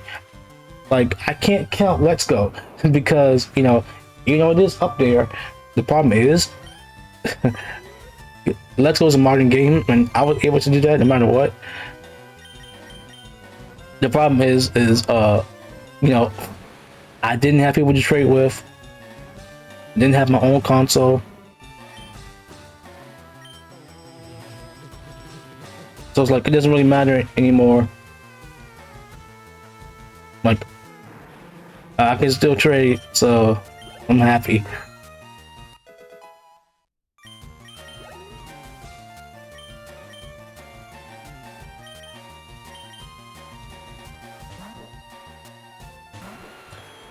And that is genuinely a childhood dream come true. Me completing this decks, because it's one of those bucket lists. Like my gaming bucket list is to complete the decks in Fire and Leaf Green, because I've literally done it for every other game. The only one I have not done it for is like Gen 1 and 2, because I can't really do it. Plus, like the remakes, I count as being different. Well, not different, but because they're remakes of the original games, I count those. And despite the fact that Let's Go is also a remake of Gen 1, this is personal because it's my first main game. Like, I can't do it for Ruby, Sapphire, and Emerald now. It doesn't matter because Oris is a remake, and I'm okay with that.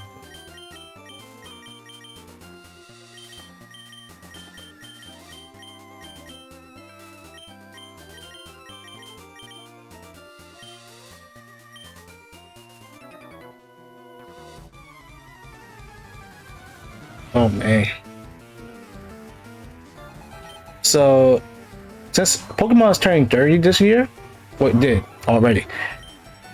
That means Sun and Moon will be 10. Oh my god. Oh, I'm getting old. And so I watched the Pokemon Presents, and seeing Winds and Waves, that's the name of the games now. Seeing Winds and Waves, it's they say it's Indonesia, the Philippines. So it got me thinking, it's like for the 20th anniversary for Sun and Moon, it was Hawaii, which is a tropical place. And by the looks of Winds and Waves, is tropical again for the 30th anniversary. It's like this is gonna be like the thing now. When Pokemon turns 40, are you gonna make it tropical again? I mean, I wouldn't care.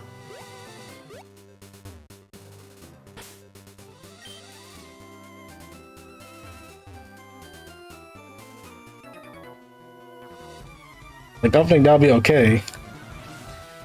But like, generally, would they do that? My guess is, I don't know. Maybe he probably would. But speaking on Gen 9, Gen 10. Oh my God, we're in Gen 10. We're in Gen 10, y'all. Oof. Well, actually, now I think about it, it's not even coming out until next year, which I'm really happy for, because oh my God, after Scarlet and Violet, all I wish is like for them to be able to delay the games, and they have.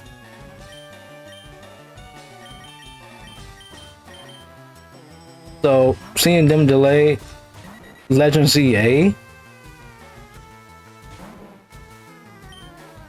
is great.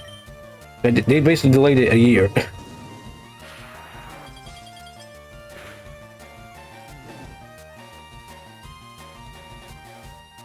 So,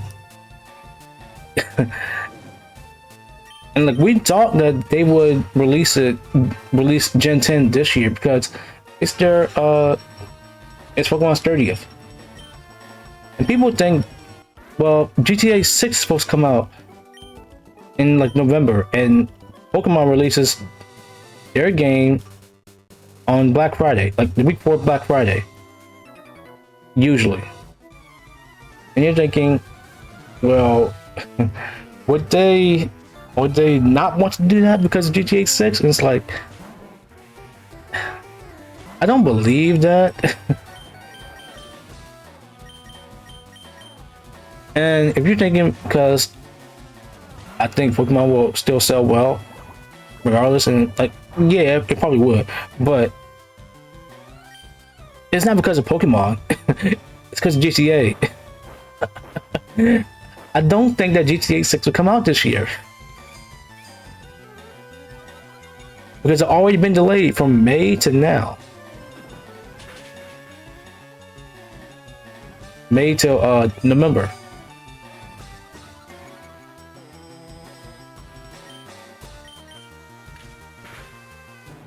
So, look, it doesn't matter because it's GTA. They get delays. It's Rockstar. Rockstar delays almost every single game they make. Like every single mainline GTA has been delayed. All of them. 3, Vice City, San Andreas, 4, 5. They've all been delayed. Red Dead Redemption 1 and 2, they've been delayed. And of course, when Red Dead 2, I remember that. I was there. It's 2017. It's 2018.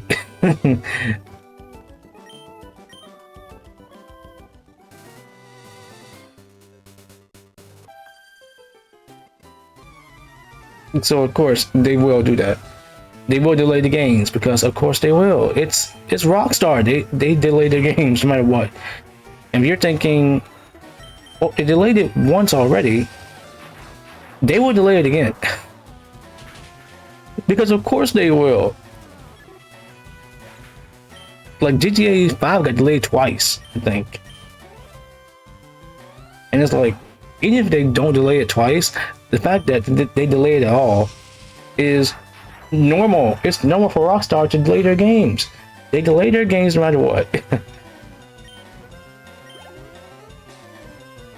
Like, as someone who enjoys Rockstar's games, if they announce a release date, it's too good to be true. You think like, oh, it's coming next year? No, it's not. And it, it got delayed. It got delayed to 2026. So I mean, it got delayed from like to November now. And like, will it get delayed again? Probably so, because it's Rockstar.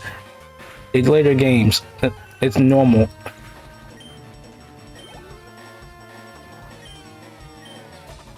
I'll be honest though, I really do want to be there when they drop.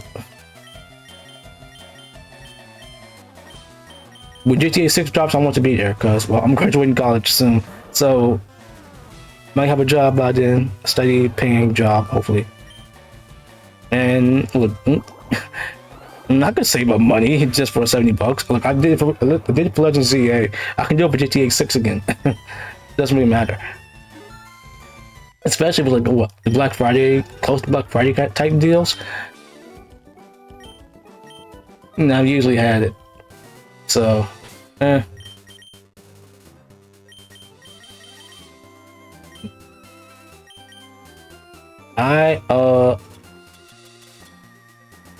this is, wait, do I got like a berry or something? I don't want to use a whole super potion on it.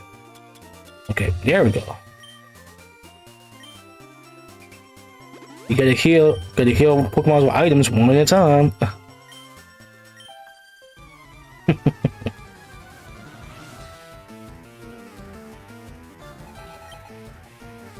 I mean, I'm glad that I grew up Pokemon during its classic days. Not really classic days because I haven't played. Now I played it, but I haven't.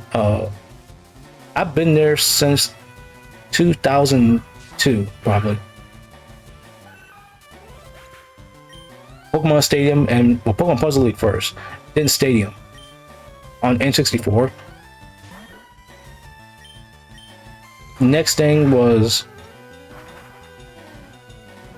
Fire Red or Leaf Green, whichever one. Probably Fire Red as Christmas gift. Maybe that year it came out, maybe not. I don't remember.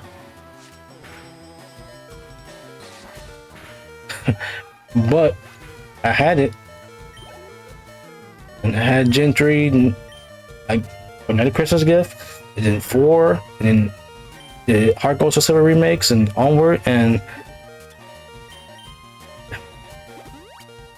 like I may not have played the Game Boy games when I was a kid. I played them when I was a teenager. But still, like, you know, I get it. Like some of what I love in this game is still there. I mean, and if you ask me to play through it, it's whatever, because I can. I think that's just how big of a fan I am of Pokemon. If you ask me to play like any of the mainline games, like now, I will. Well, not now, but you know. You said like, will you play this game on stream? It's like, yeah, I will. We play Gen 4 on stream? Like, sure, but if it gets re-released, hopefully.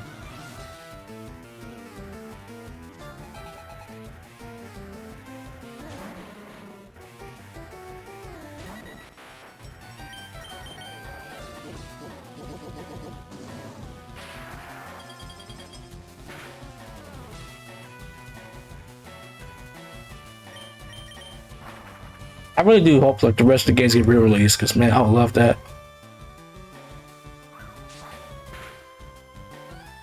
Because I think next games that are up are like Hoenn, the original Hoenn games, because they already had Gen 1 and 2 on 3DS. So why wouldn't they re-release Gen 3? Because you need to complete the national decks in this game, so I don't get why they wouldn't let you do that. Why they wouldn't re-release the Hoenn games? Like, granted, it would suck if they didn't. And I would laugh, but it's also like, you shouldn't need to do this. But I mean, you still can't complete the national decks regardless, because of just the way things are now. It's funny to think about, but you generally cannot complete the national decks at all. In this game specifically. You can't do it just because some Pokemons are locked.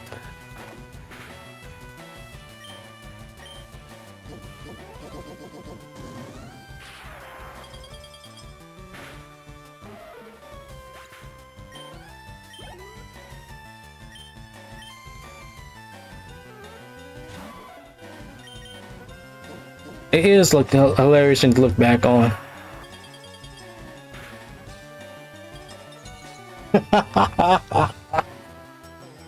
Oh, come on. Oh, really? I mean, it doesn't matter, but come on, this is funny. You really have to just defrost now. You couldn't just stay encased in ice. Just let me knock you out more easily. Like, come on, man. I get the rarest strike condition in the game. The game says no. The game's like, okay, you can have your small chance to freeze. By the way, thaws out first turn.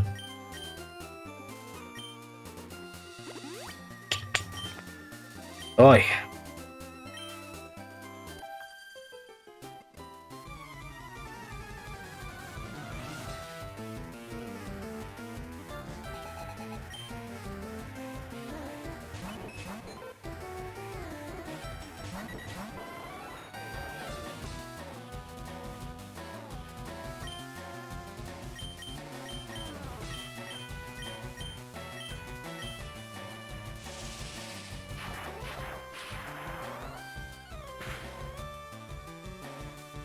Okay. Nice. My 2 new team members are making up for it.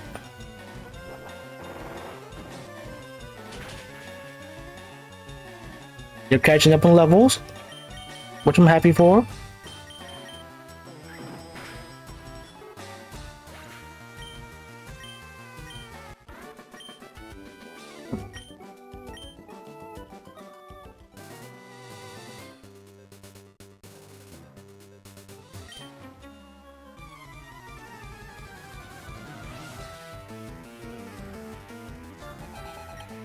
Oh yeah, this is the guy with the muck.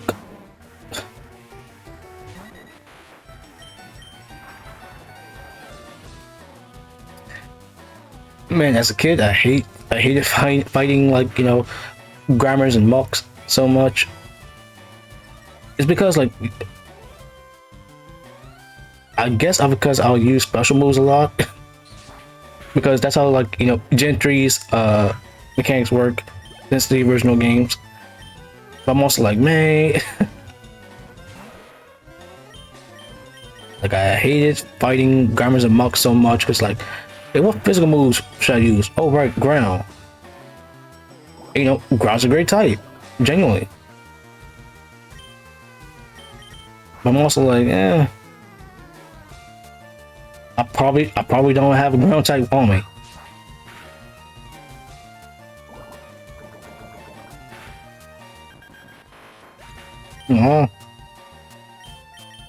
I wanted to get the experience. I guess not.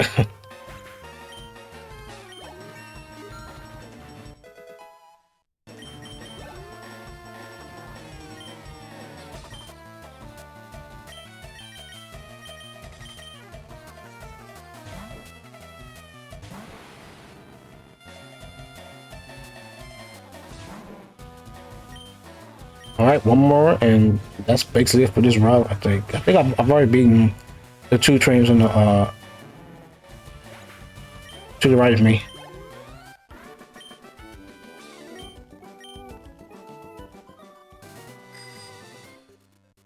Yeah, okay, I have.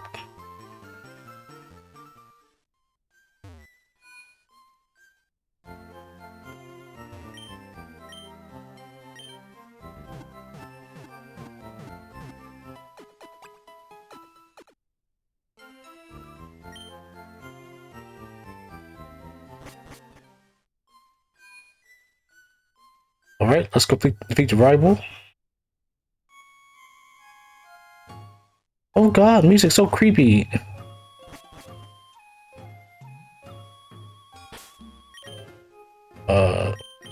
You first?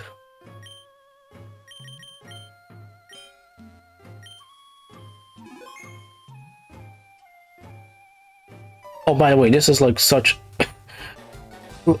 this is such a weird line in this game. It's like, hey, what brings you here? Is your Pokemon dead? Hey, it's alive. I can at least make them faint. Let's go. Like, what? Are you implying that you were trying to kill my mons?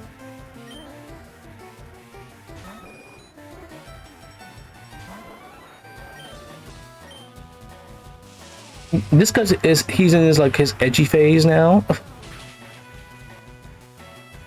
Is that it?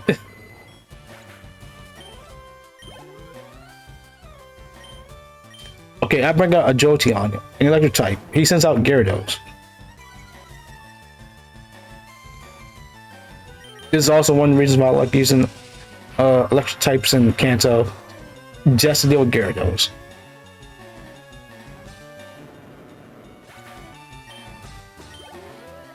Because no matter what, I always find Gyarados to be an annoying Pokemon to fight.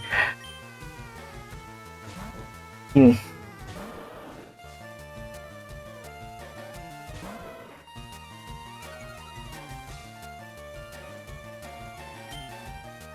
He must be on fire red permanently if he always catches Growlithe. Or either that or you just traded it. I think I would always think that when I was a kid.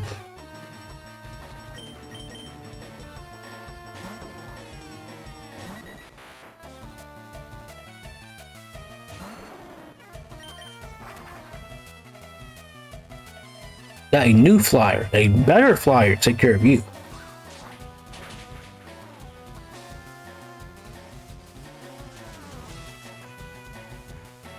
Yeah, you're so annoying.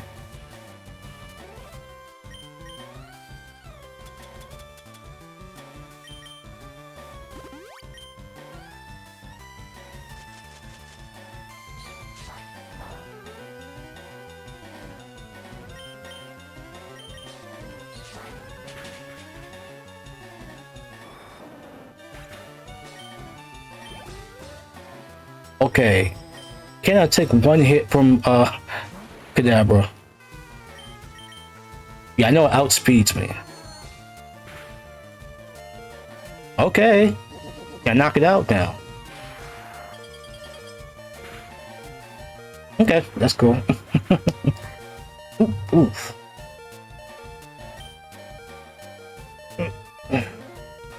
Bone crack. I guess joint. I got at least like all my team like level 25 and up over.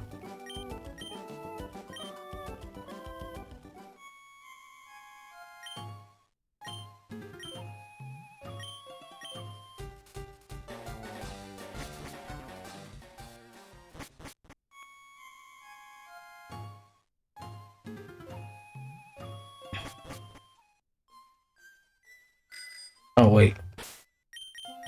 Let's just fly back.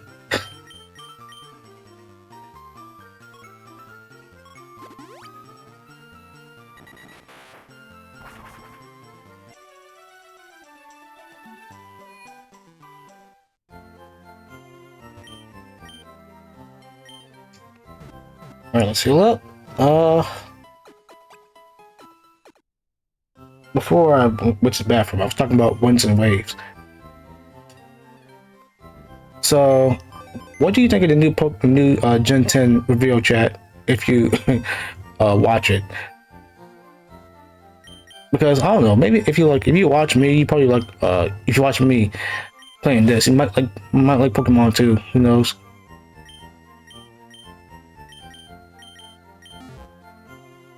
But genuinely, when it comes to Gen 10, I am cautiously excited because I enjoy Scarlet and Violet, even though playing on Switch 1, it's slow, it's all the problems, all technical stuff.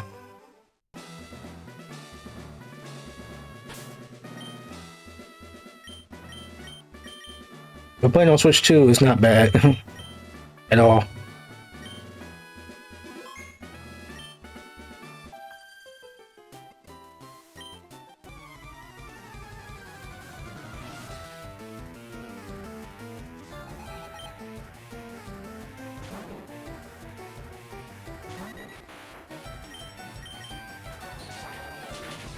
which also means I should play through Gen 9 on Switch too. Someday. Well, I say that like it's not gonna be like a long time. It's gonna take a long time for me to get there. It's not. I'll play it maybe sometime this year. Cause I'm playing like more Pokemon on stream. Like I played through Legends ZA already. So now I'm playing through this. It's like I may be a little bit Pokemon peeled again. But I mean, okay, genuinely, I'm always am.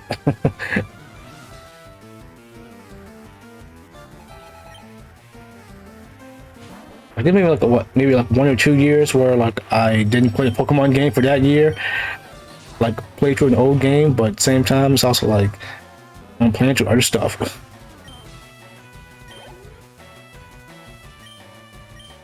But I love this franchise so much, Chad. I really do. It is it is my childhood personified. Like I love Sonic and Crash and GTA, strangely enough, but yeah, I did play GTA when I was a kid. My mom didn't know, but it genuinely, if there is a one game franchise that means like that much to me, will be number one in terms of like the thing I can go back to just easily. Even, you know, not regarding my feelings on the games now. Some of the games now. It's Pokemon, because I just love it. I love Pokemon at its core, so. And because of that, I can just play through almost any game just fine. With that said though, if there's one thing, like, okay, I just always loved this time in the franchise where a new game gets announced and people started like analyzing, making up theories, making up their own fake mons and stuff, and just, you know, saying what they think it could be, what they hope it could happen. And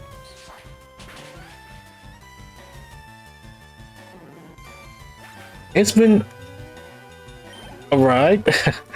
But basically before Sword and Shield, I would love it, but I would have to say that Gen 5 is maybe like the one time that I've changed. Well, I didn't change. People changed. The internet has ruined it for me because, like, you know, Dexit happened. They didn't bring National Dex back. Well, being technical here, they cut it in Sun and Moon, but you couldn't have all the mons on Switch yet. But you do now. So, like with ZA, we have every single mon on Switch consoles. Like between both consoles, we got Switch. We got all the mons on the Switch consoles.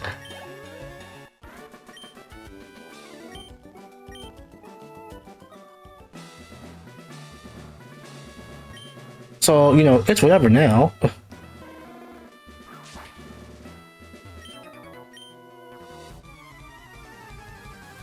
Which, you know, I'm really happy for it, so people can like shut up because I don't like it. But really, it's more so I just love this part when it comes to games. It's the build up, like early build up and mid build up, and that's basically it. Because by the time the game gets close to release, like maybe like what, a month or two, 3 months maybe, that part of the build up to release isn't that exciting, because it's the release itself that is. Not people making theories and stuff and analyzing trailers or whatever, because there's not much left to talk about because the game is almost out. Besides just, you know, small new details and rehashing what you already said in earlier videos.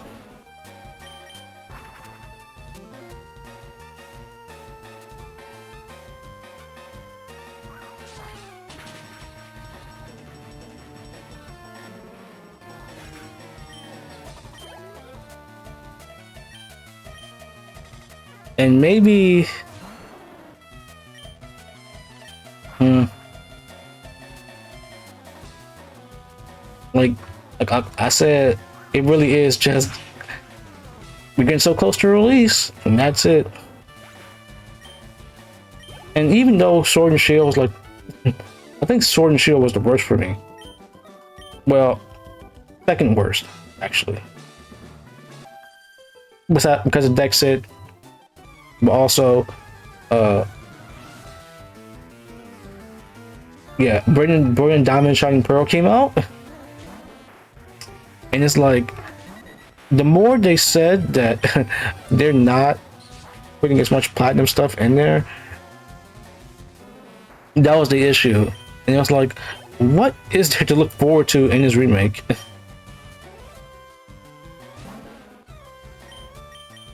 And even like the build up to all the like, trails and stuff, and it was like, yeah, I'm not getting it. Like, we're not there yet.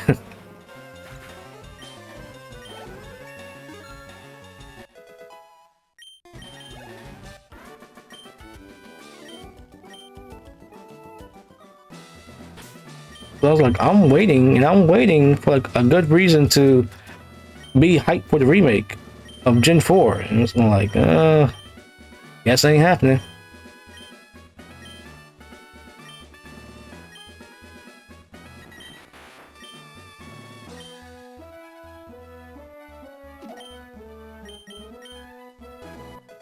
And like, you've grown 7 levels. I think you're more than, good enough to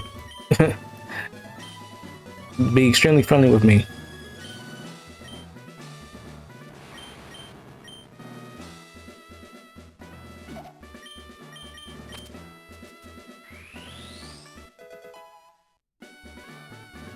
I usually don't get psychic this early. I just wait until I actually need to go to Silph Code to get it, but it's whatever.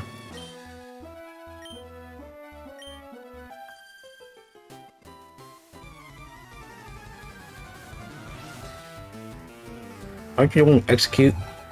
Yeah, you are.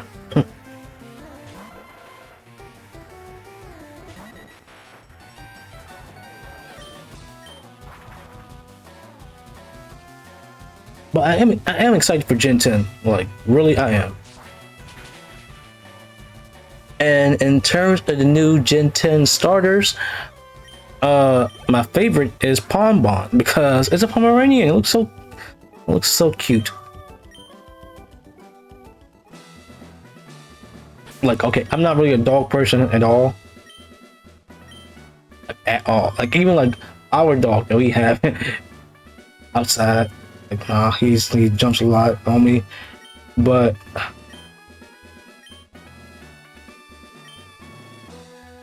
I genuinely think that Bonbon look at its design the most. All I want is for it to not be biped.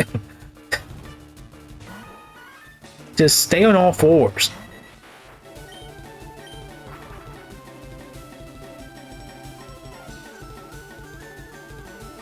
That's all I want Bonbon to do, just stay on all fours.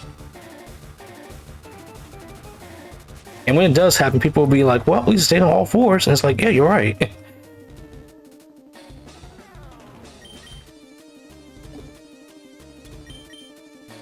Like, it could come out with like a really ugly looking new form,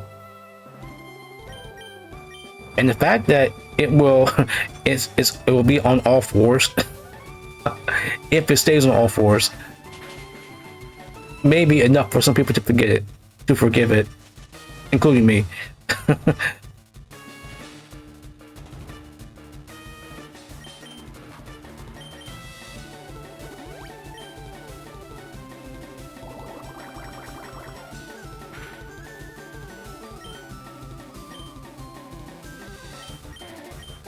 Because like, we've been down this road before.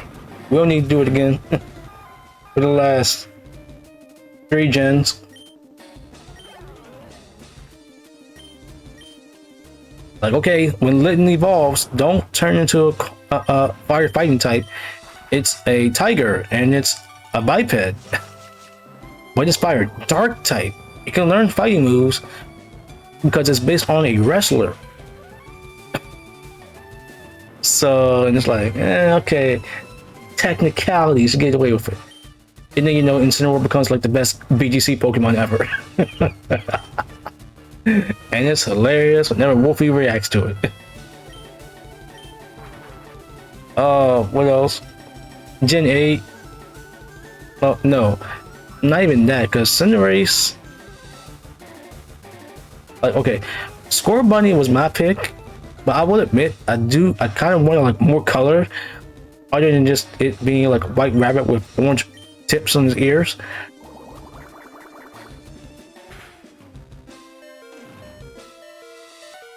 Of course, I'm paralyzed. Of course, I'm paralyzed after that crit.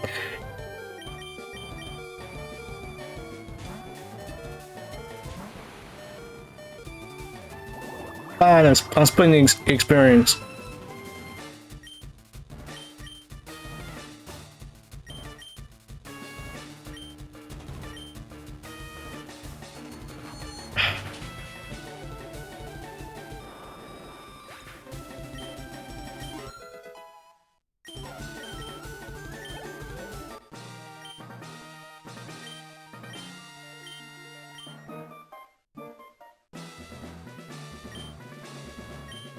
Well, we can now use strength outside of battle, which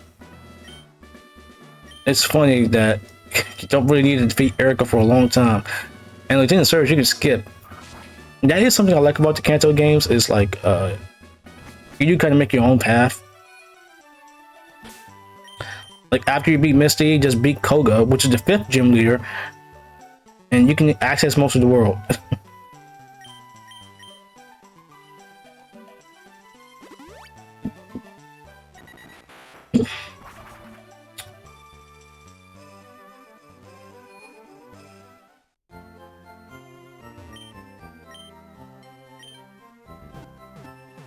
So I'm thinking that I should catch Snorlax,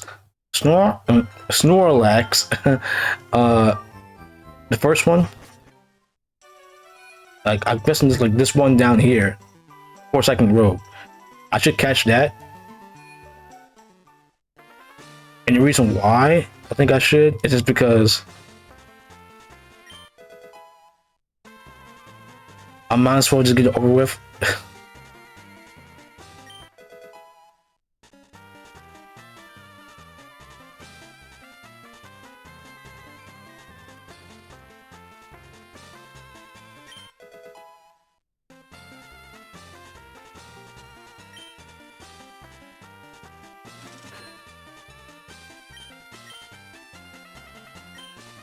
Whilst this is a cool thing.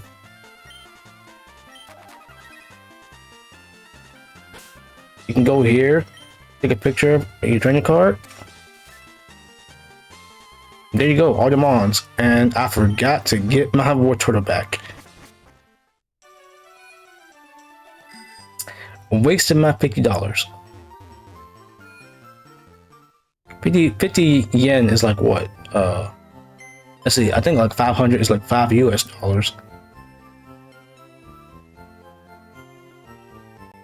So what is 50, let's see, 500 is like $5 US. So 50 divided by like 100 is like what, about at least like, I don't know, a nickel?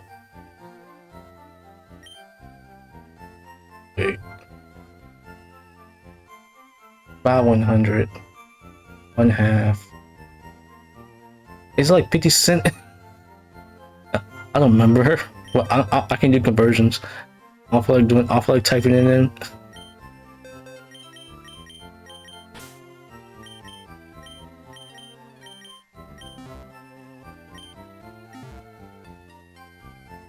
Because usually I just think like, okay, 500 is decimal between 5 and 0. So 50. Move it 2 places over, and I guess like 50 cents. 500 between 5 and 0.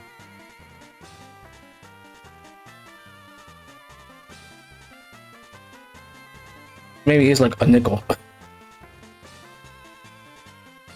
Speaking of nickels, let's use a nickel. If I'm wrong, you can tell me if I'm wrong in the comments.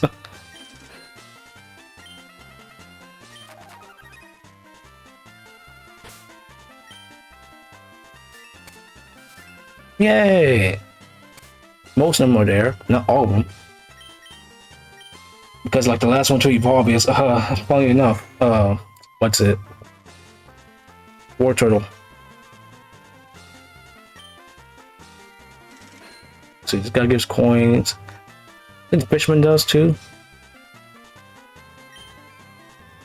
Yep, he does.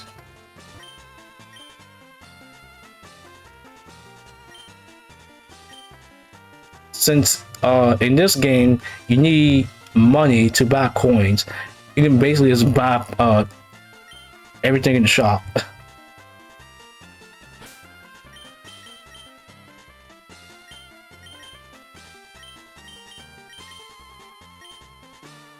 And that is how we're getting all the Pokemons in there.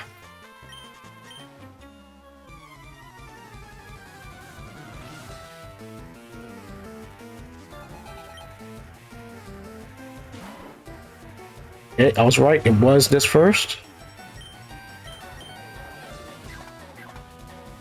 I played this game so many times, chat. So yeah. So going back to Gen 10 again.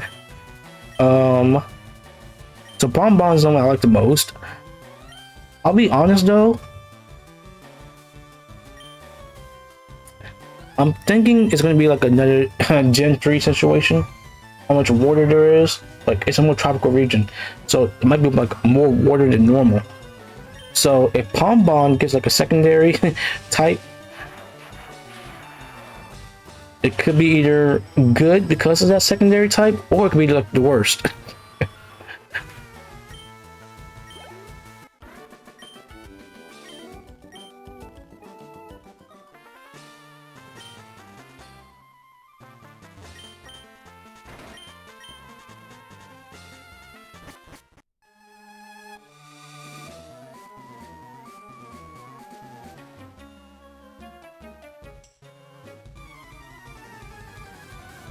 Let's see, and Gekwa, and like I've seen the memes of Gekwa, and I saw its eyes, and I was like, huh?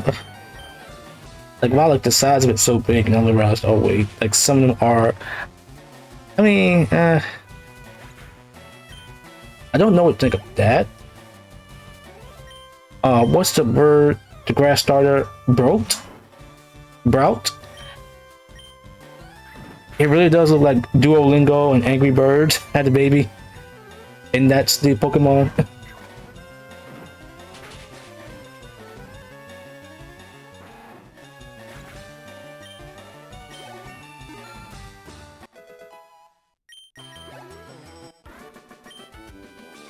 Like it's just hilarious to think about, chat.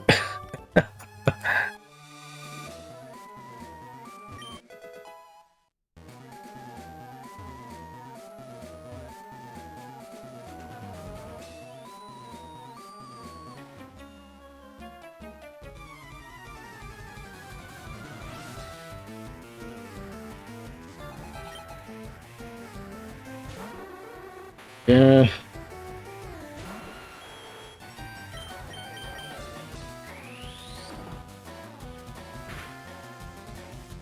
Okay, that's good. I mean, I'm high level, but still. Fighting Drowsy is kind of annoying.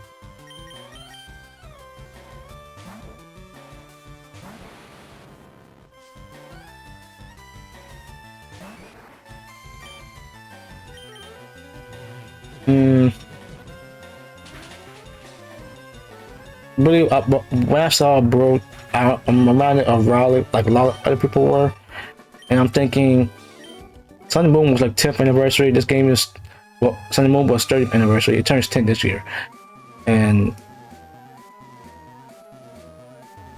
that's like 2 grass bird starters for Pokemon's anniversary games. Like, it's weird that it happened twice, type thing.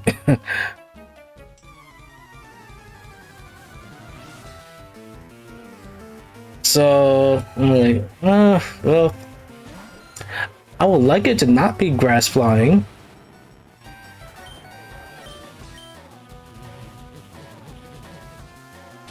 Like, I don't really need another flying type starter. I mean, I don't know what else to make it. Like, I think it's supposed to be like a flightless bird that they said. It's a bean, kind of bean bird, flightless bird. So, who knows?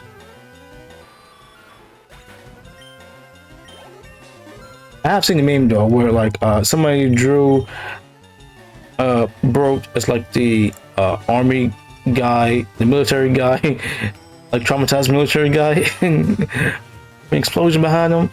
It's like, that's funny.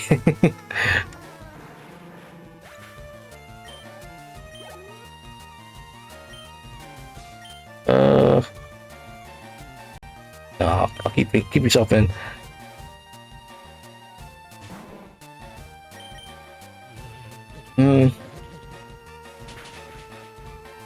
Besides that, though, I don't know what kind of uh mons you can bring in. I do remember seeing what was his name? Creator talking about, you know, well, we're in Indonesia now for Gen 10, so like what Pokemon could they bring? And he mentioned something based off the Mananagal. I don't know how to pronounce it, but it's like the demon in Shin Megami Tensei 5, the one that like the new, like one of the new demons in that game was the Mananagal, and I liked using her because, like, you know, it's a decent dark user. It has all his like his dark skills.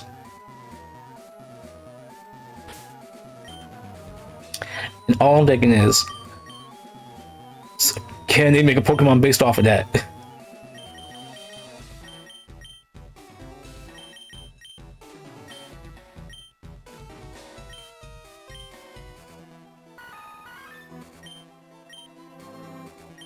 Which would be great. And plus, he mentioned like all the ghosts and bugs they probably can make a Pokemon based off of, and that will be great.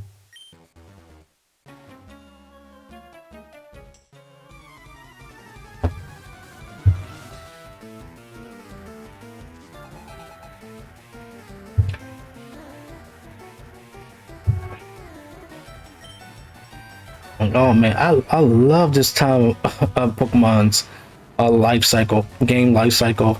Man, it's like, look at you thinking. Like, you think of like uh what could be. Now, granted, don't think too hard. Watch get let down. And trust me, I have been let down.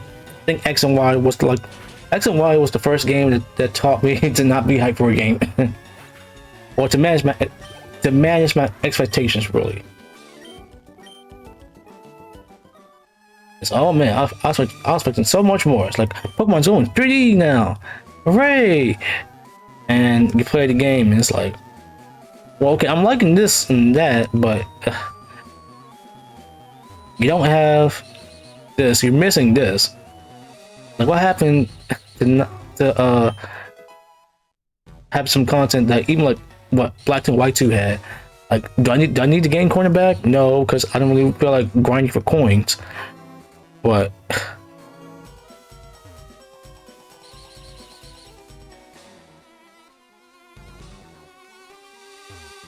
I really need to grind for coins, but it's also like I'm glad to see a bunch of mons in the games.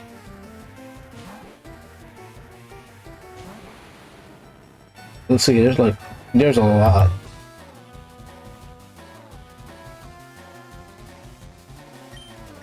Like, it's the biggest decks ever. Like, at that time, more than half of all the Pokemon were in that game.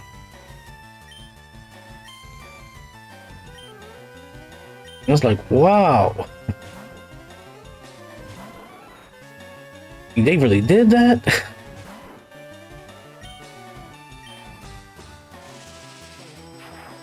So I was just like, surprised to think about. Like, I look back on it and I was like, Yeah, they really are.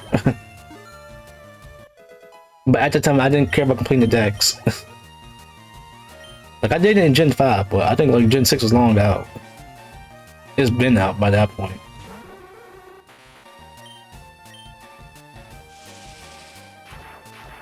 But that was the first decks I completed was Gen 5, was black and white.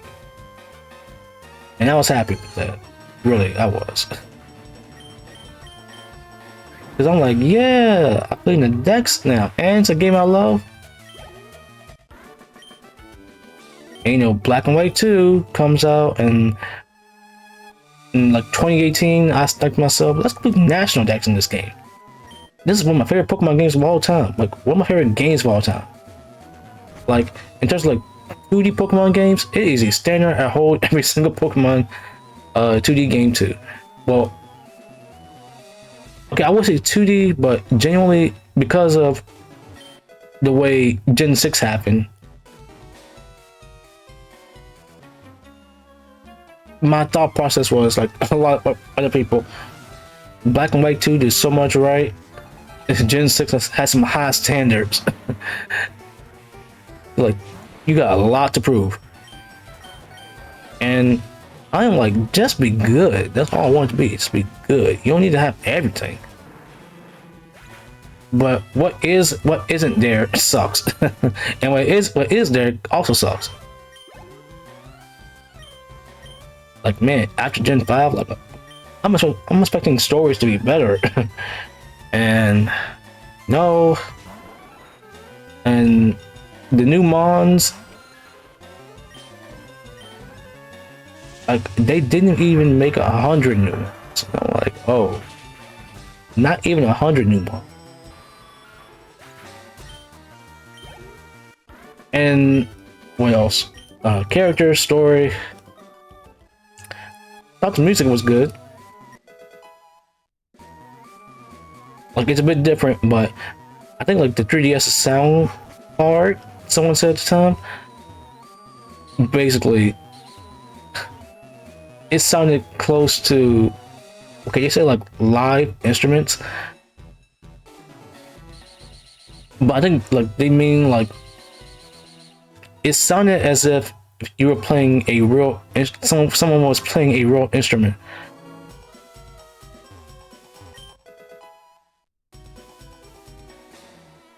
And that was so cool to me, because I was 14 when that game was released. I mean, not released, but announced.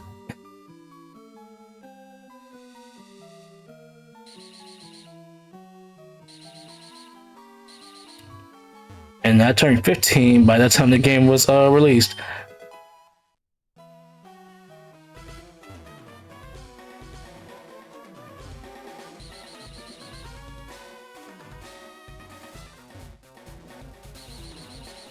So I was like, man, I'm waiting for it. Christmas 2013, I get it. And I'm like, man,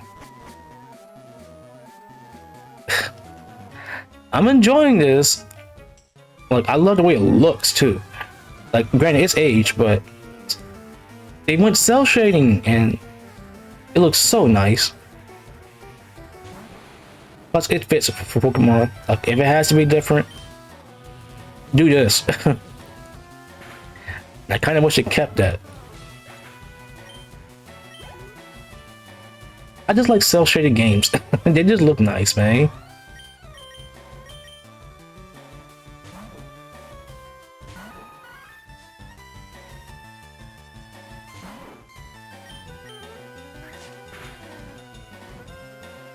Like, I like a more cartoony looking game, or I guess anime. Well, in Pokemon's case, I mean, well, Sun and Moon is already anime. It's the most anime games, probably. I mean, look at Z moves. I mean, that was like the meme around that time. Like, Sun and Moon are the most anime games. Look at all the poses you do for Z moves. But really, you know, it was whatever. I didn't really think about that. I was just having fun with Sun and Moon. Also, X and Y was really easy. Like I've seen, I couldn't get the game at the time, of course, so I watched a playthrough. X and Y, that game broke Street Day. People got the game like 10 days early. So it's like 2 days before the game came out. I'm already watching the playthrough. And I'm like, well, not really. I'm like, oh, can I get the game? I want the game now. So I basically just watched the entire playthrough of the game. Like every day, this one YouTuber uploaded it.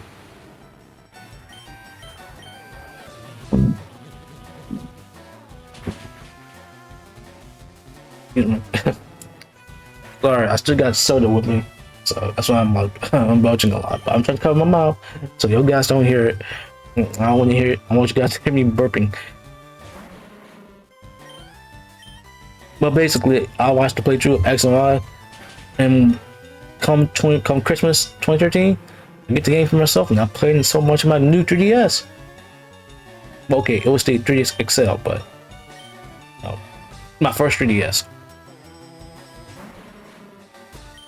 Like I'm ready to get that in the game, and then I buy a Link Between Worlds afterwards. And I think a Link Between Worlds is the better game. Like let's see, I'm looking at like my top 5 3DS games. So I can't really think of many, because surprisingly, I didn't play most of the big names on 3DS.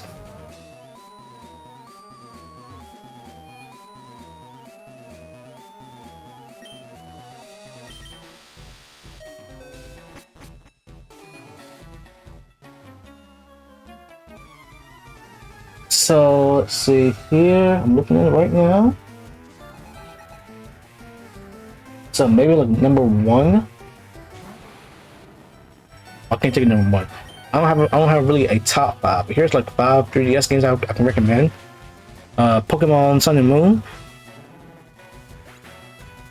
I don't want to say Mega Ruby Alpha Sapphire because it's a remake of an old game. And even then, well, okay, I like to not put remakes. Like, granted, they are remakes I recommend, but when it comes to remakes, I like to look at main series games that aren't remakes, like the newer ones, instead, and tell you whether or not those are good. Like, let's say if I've already beaten Resident Evil 9 and loved it, I would say on PS5, just get Resident Evil 8 and 9. Get 4 and 2 remake as well, 3 remake, the rest of the games as well, but I would just leave remakes out of the conversation because I think it's best to recommend original, because remakes, you can always just play the originals. A game that's not remade, I love recommending those. I'll recommend remakes too, but I like putting up the original games, not original games. Mainline games that aren't remakes or spin-offs.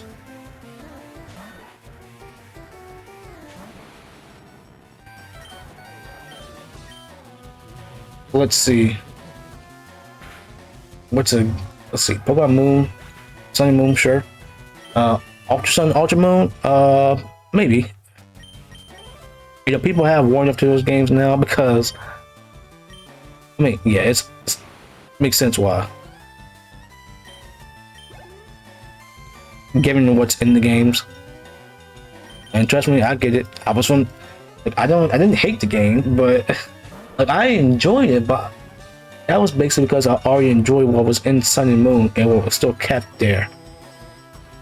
What I enjoyed in Sun and Moon was kept in Ultra Sun and Ultra Moon. That was what I enjoyed.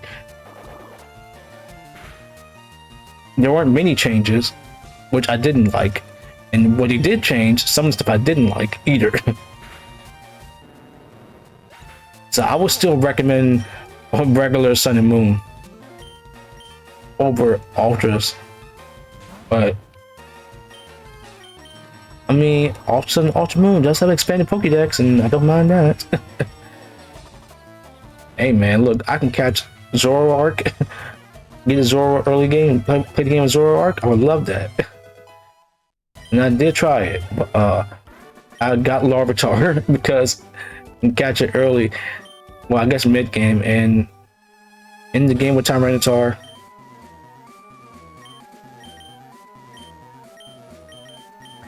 And well, I like Tyranitar more than I like Zoroark. Even though I didn't use both of those mons before. I mean, could you blame me? You couldn't get Zoroark and Black and White without an event. And Black 2 and White 2, I usually have a full team by then. And if I don't, I think you should try something else. I should play through Black and White 2 with Zoroark.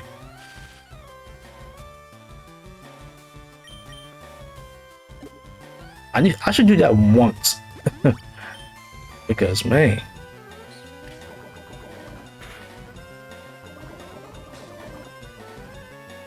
Oh, you suck. You suck so much.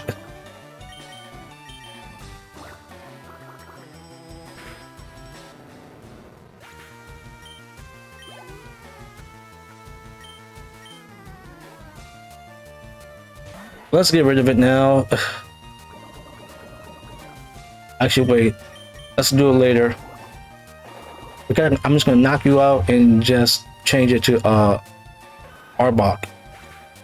No, not Arbok. You're gonna draw an Arbok. I'm gonna draw an King.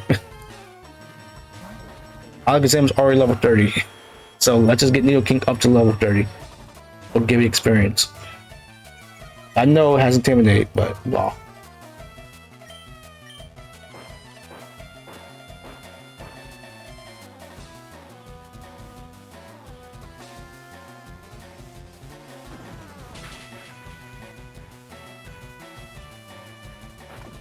Okay, didn't do anything. Good. Let's see. 3DS games I recommend. A Link Between Worlds, of course. I've only beaten that game once, but man, I enjoy it so much. Like, I'm into Zelda. Like, I'm not big into Zelda, but I like Zelda.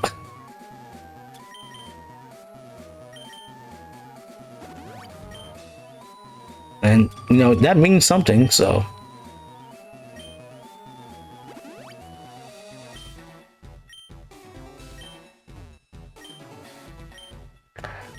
What else?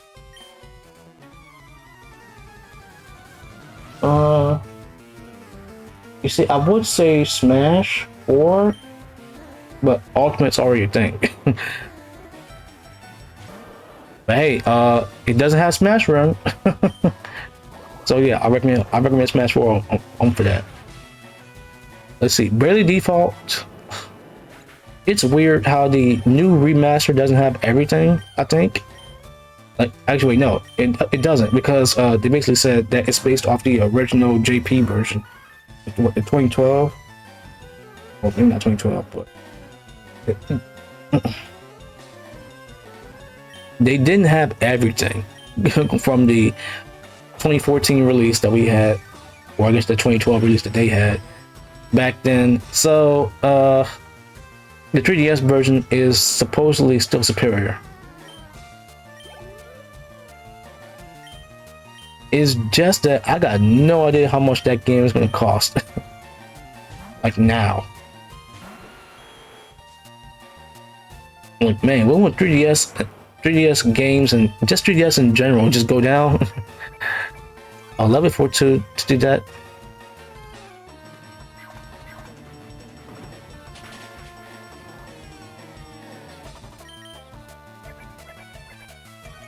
That'll be great.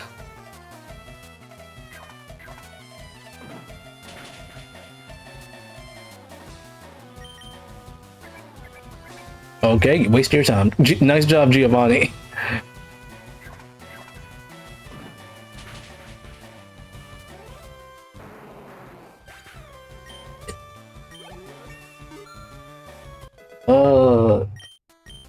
You see, I can't say theater in Final Fantasy Curtain Call because Final Barline also exists. So if I want to tell you to play a Final Fantasy rhythm game, just play Final Barline. And going back to Bravely Default, I enjoyed that game, but look, I talked about it before, but basically, me enjoying Bravely Default is kind of hard. It's kind of hard to recommend because 20 hours and it's good, and it's like, and then you get to like the halfway point to where you get to do everything like 4 more times, and that is obviously padding. And it's like, this game does not need to be 40 hours. It's good at the 20, 25, maybe 30. Like, it's already good. You don't need to do, you don't have to do anymore. You're good. Just end. But it didn't end.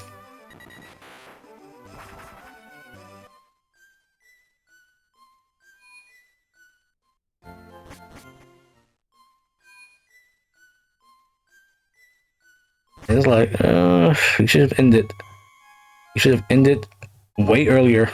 But I mean, that's what stopped me from beating the game for so many years. But I finally did do it, and I was happy. Like, I put the game on easy mode so I wouldn't have to deal with the final boss. Cause like I just want to be done.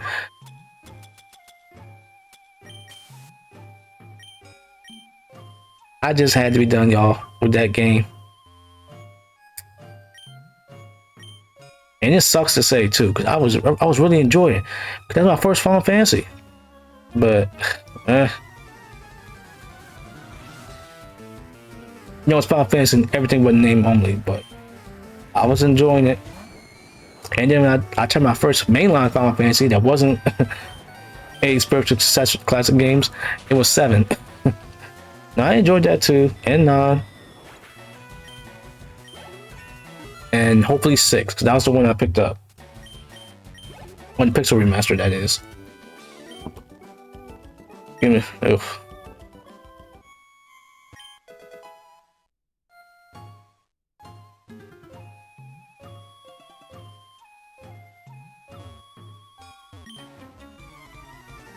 Ooh, let's see. What else is left? Oh, Shovel Knight. I can recommend that. I still haven't beaten it, but I can recommend it. It's a fun time. I got Monster Hunter Generations, which I think I just picked that game up because it was cheap. Now I know a Monster Hunter, but that was basically it. What else is there? Shin Megami Tensei 4. Yep, it's still my favorite of the series. Like, in terms of Megami Tensei games, it's up there. Like, it's in my top 5. Like, if I'm going from like top 5, it would be starting from the bottom.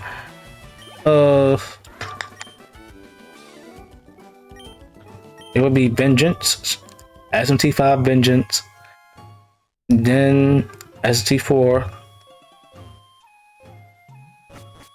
Persona 3 Reload, Persona 4, and Persona 5.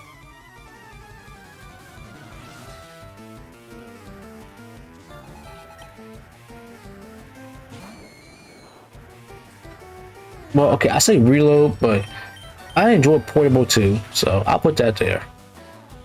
Like Fez, I do enjoy, but I'll play Portable any day over Fez. Like, I trust me, I get it, but I'll play Persona 3 Portable over Fez. I just will.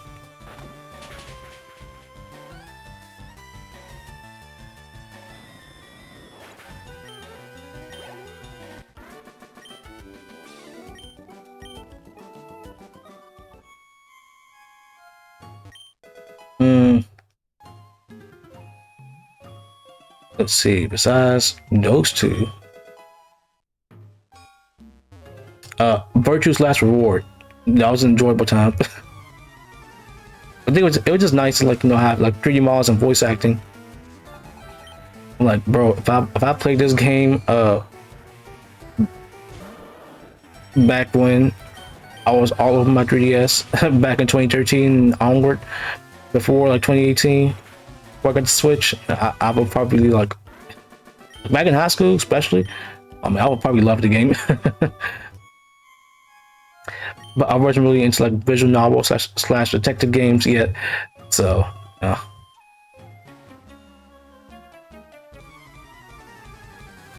But I really enjoyed my time with that one. Let's see, what's some other games from 3DS era I can recommend?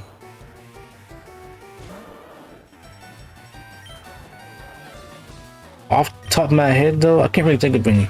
I'll have to open my 3DS and look at this library because the rest of the stuff I have is digital. Yeah, like the eShop's been closed down. It's like, oh, I better grab everything. Rhythm Heaven Mega Mix, my favorite of the Rhythm Heavens. I haven't played Fever, but I played the original on DS, and I did play Mega Mix too. But I didn't beat any of those, but I did play. I didn't put too many hours to those. But the problem is, Rhythm Heaven, the original, is hard. Look, I'm not good at rhythm games, okay? But I just find Mega Mix to be like the easier game to get into. And hopefully Rhythm Heaven Groove for the Switch will be good too.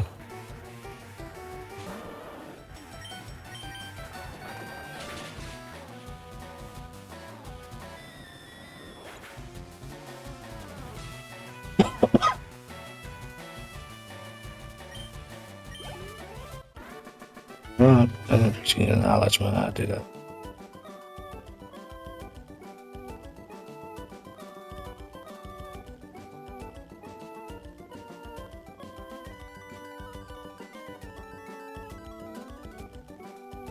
Okay, that's good.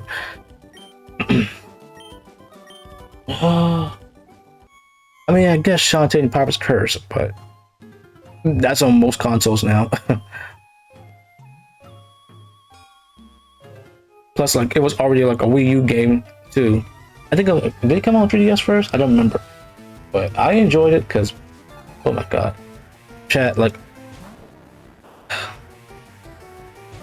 I want to love the entire Shantae series. I just don't, because like even before I played the first any of the games, I already knew that the first game's aged because its first game is also like it's really aged. Risky's Revenge didn't have much,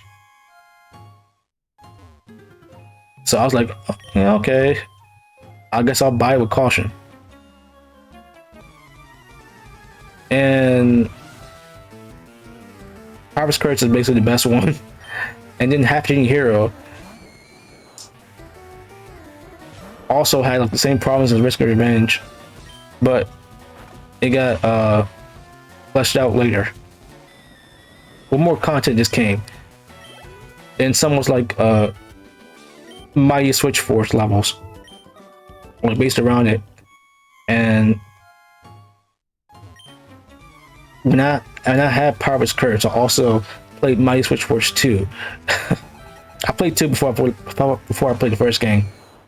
I was looking like, okay, which one's the best one to start with? And it was apparently 2. I was like, oh, okay. And I loved Mighty Switch Force 2 soundtrack so much. Oh my god, I have not played the games in like a few years, but oh man, like Jake Kaufman, he's just a great composer, man.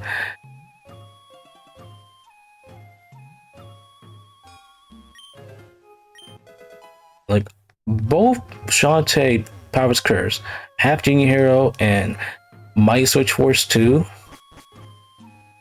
are just amazing soundtracks. The games are great. Well, okay, Half Genie Hero is not great. It's good, but I think Power's Curse is like one of the best 3DS games I had. I enjoyed. I don't think Mighty Switch Force 2 is that high of a bar in quality. I think it's a good game too, but the soundtrack is what is what really does it for me. Like I'm not kidding. Like a game could be hard carried by its amazing soundtrack if it has it. I think it's good.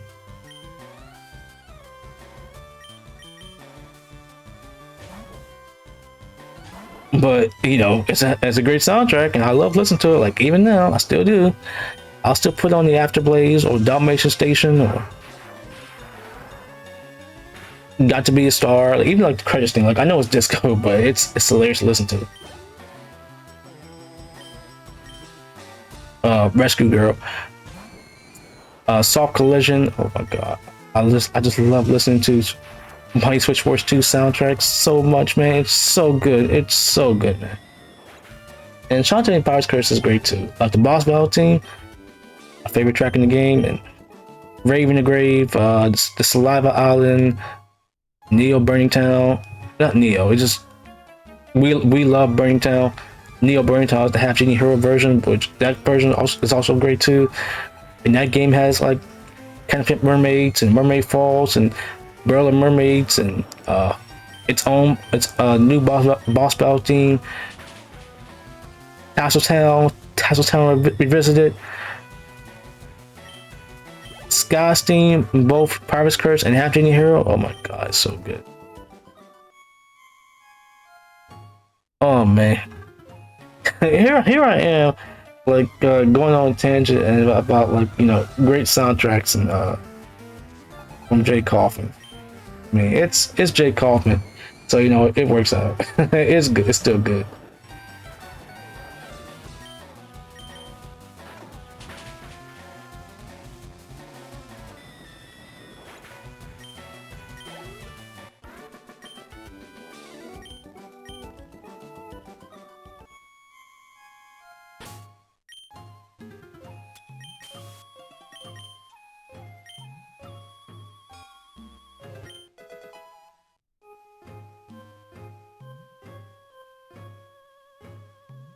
Wait, aren't there like any hidden items?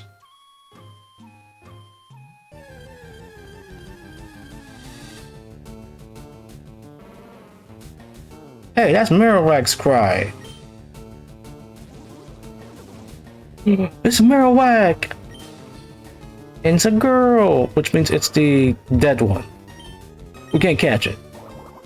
You can fight it.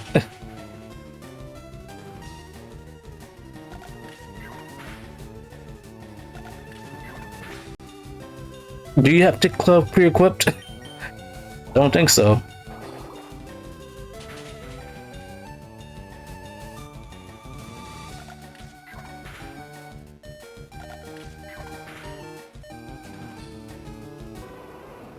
Ouchie ouch.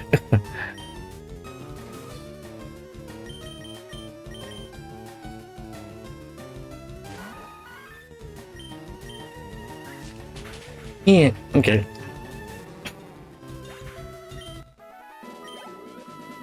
I mean, it's a nice bit of EXP, I guess.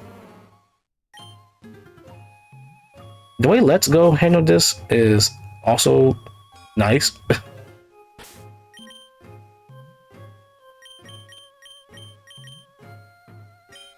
I just think it's like it was sad to see, but at the same time it's also like this is done well. Just to see the Cubone like go for his mother, and it just goes back to the afterlife.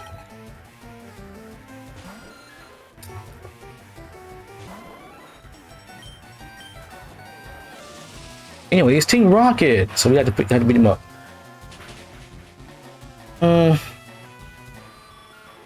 There's still like some 3DS games I have to look up in my library. That is, because like I do have some stuff, but a lot of it is basically like old Game Boy, Game Boy Color games that, and other versions that haven't been re-released on Switch. Even then, I bought it because the eShop. The eShop's closing down, so.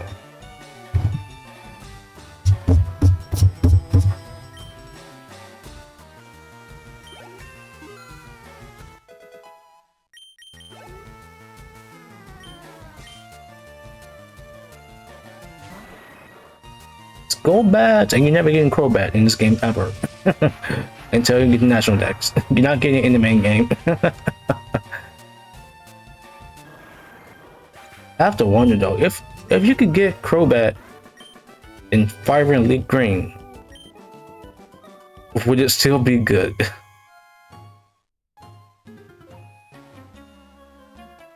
Like in the main game, I mean.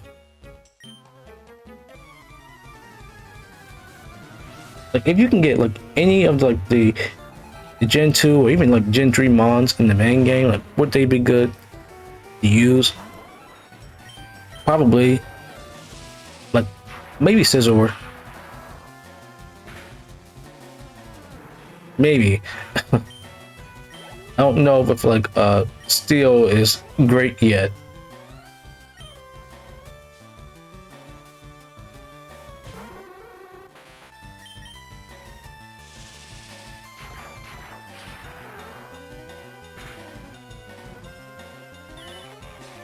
No.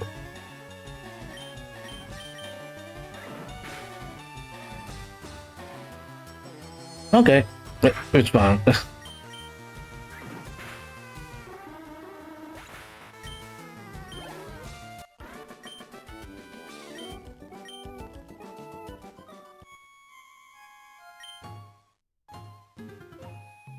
I'm coming, Fuji.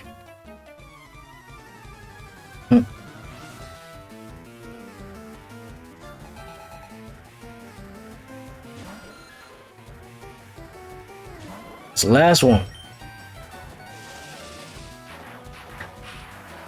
Oh, let's see. Okay, I ain't forgot no games on my 3DS library. Well, besides the digital stuff.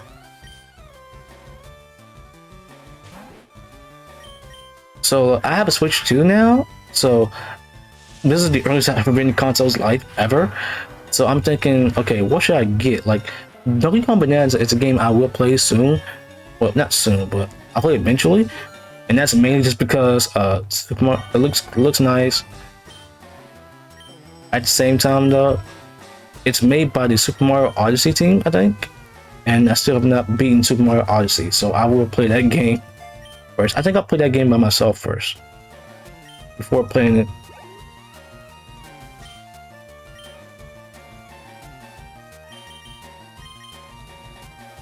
Alright, let's get everyone up to level 30, hopefully.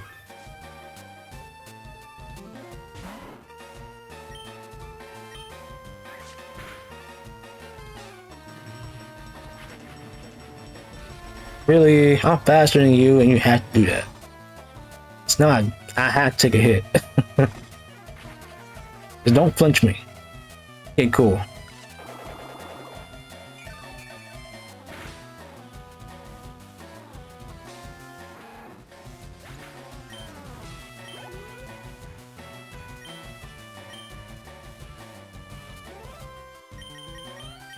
I put on Dodo. Our boy Turtle though is close to evolving, so.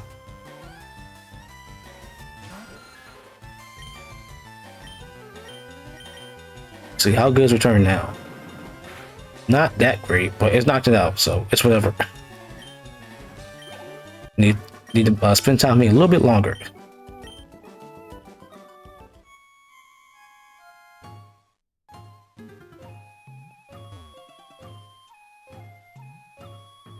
Yeah, okay, the suit bill is right. It's right under the tile where he's standing right now. So if you need like a friendship mon to take care of, then that's what it is. It's a suit bill in there. And I might just get it when I come back.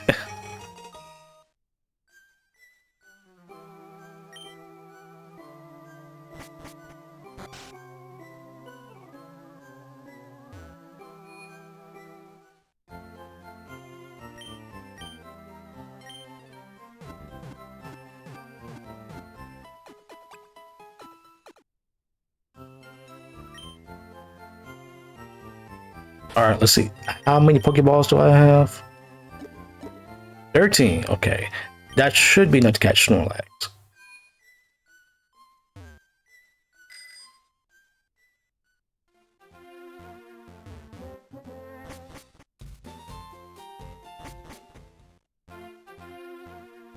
Oh wait, no.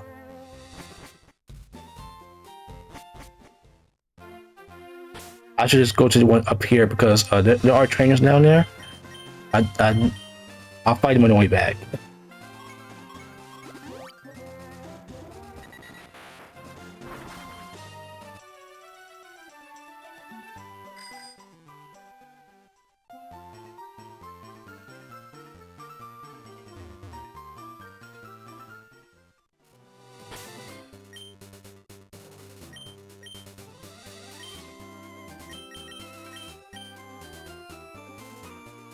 Hmm.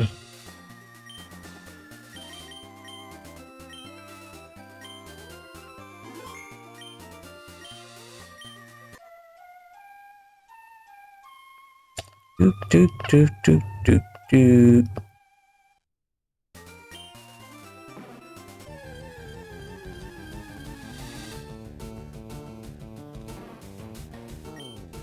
It's a girl. Huh. That chance is low for it to be a girl. That's why I'm so surprised. Okay, so Snorlax is one of the most annoying Pokemon to catch ever.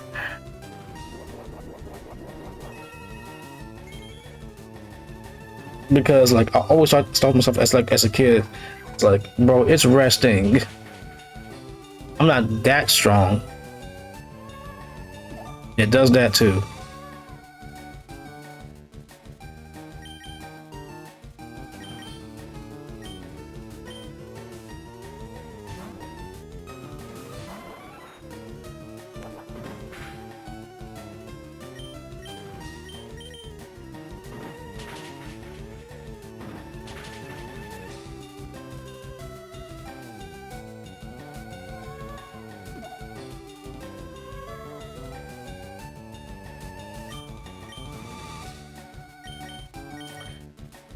Uh,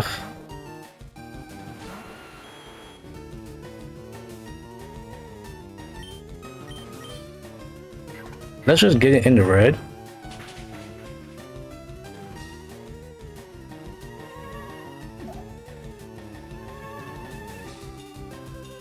Okay, wait. I know I'm taking a chance here, a big chance. But can this work out? Wait.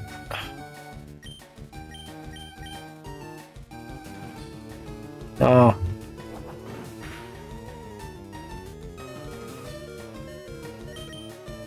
Okay.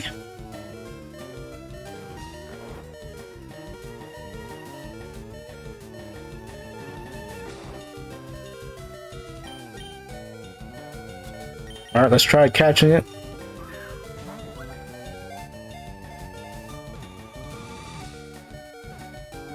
First try, let's go.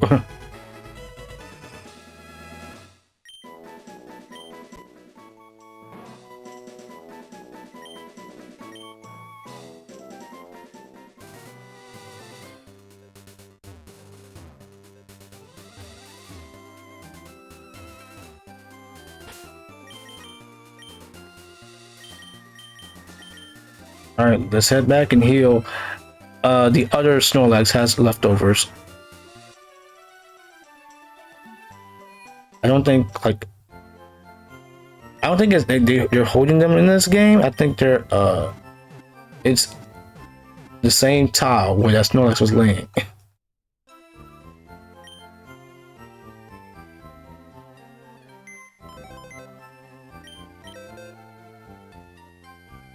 Let's see.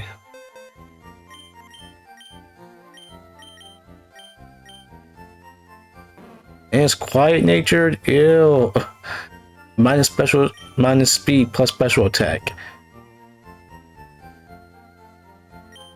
I mean, you can give it psychic, and it's a great mon. Like, well, it always is. But for this game especially, it's great. Let's give it Shadow Ball from the game corner, and that's a great fight against Sabrina.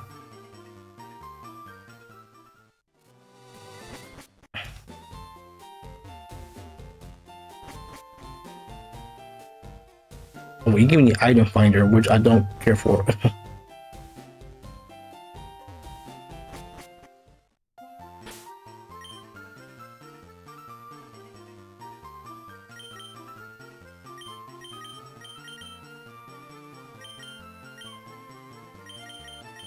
All right, let's save here.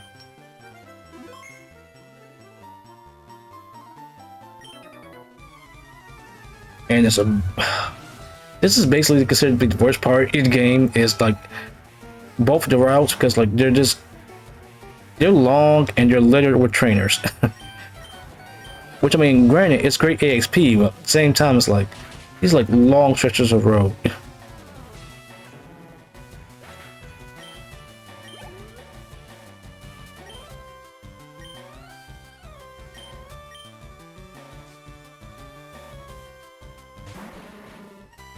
So yeah, like get comfy, chat.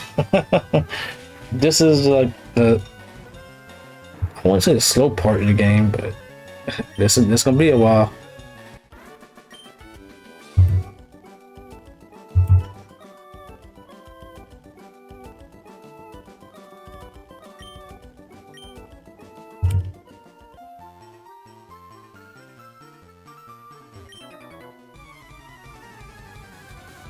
This dude wants to steal my bike.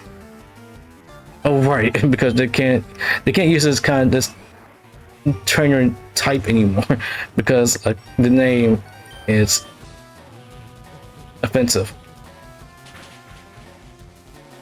Like, oh wait, it changed it.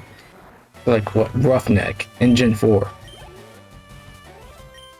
And going back, and it's like, oh, right.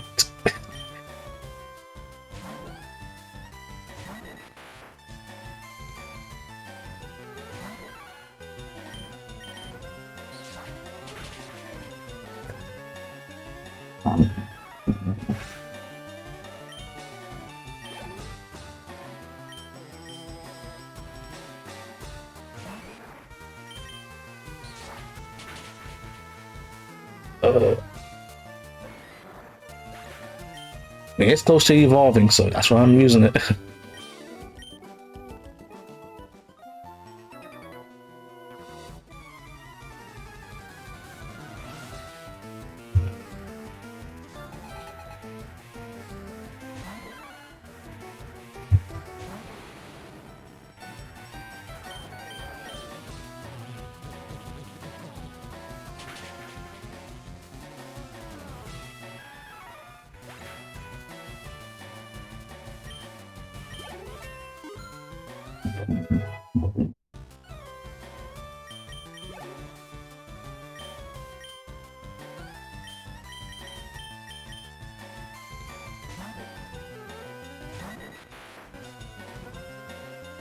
Like telling people like if people have to get used to the fact that these are like just the original games, like no real modern enhancements like online trading.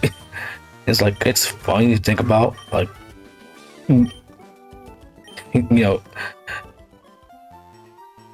the virtual console re-releases of Gens 1 and 2 didn't have it, and like that kind of sucked too. But it's also like kind of good that yeah, I wish I could have more, but we don't.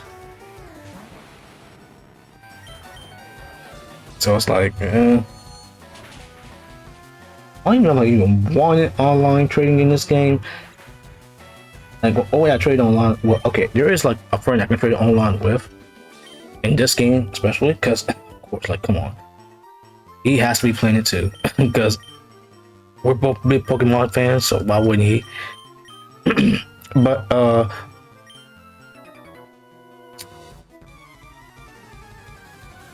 the fact that I can trade them at all in these games is more than enough for me.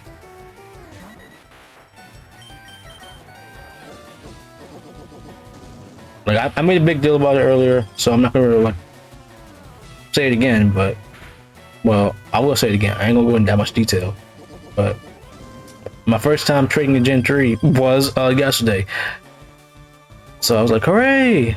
But that's really it though. Like I am glad that it's a thing. That's it. And the fact that, you know, I can do it like it came out now when I have a Switch 2.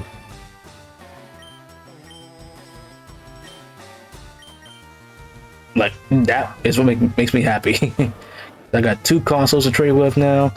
I can do it with both of the Switch games, and I can't do it with Winds and Waves when they come out. I'll have to ask a friend. It's like, hey, you want to trade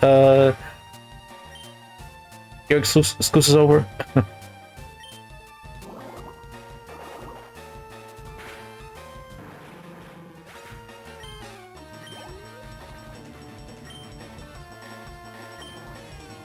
I mean, if like the cool thing is like with like Legends EA, if you put the Switch 2 version in the Switch 1, it recognizes the Switch 1 because like it's for both basically. It will play the Switch version, which is a cool thing, and it basically means like you're not wasting money because like you're basically buying it for later to upgrade, but you don't have to pay for the upgrade separately.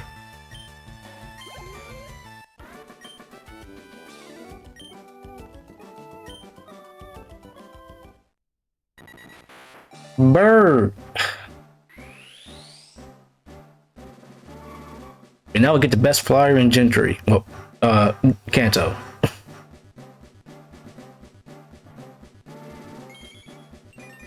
It's Dodrio.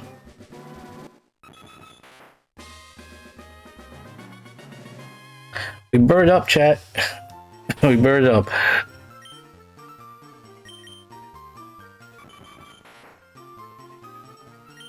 It's Rash? Ugh. Plus special attack, my special defense. You don't need that. You don't need Rash. I mean, it has early bird, so whatever.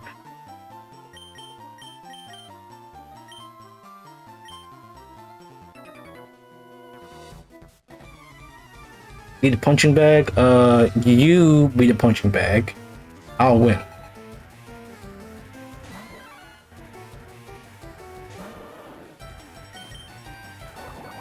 That's what you mean by punching bag. You have fighting type mons. I'm still gonna win because Mankey's a glass cannon.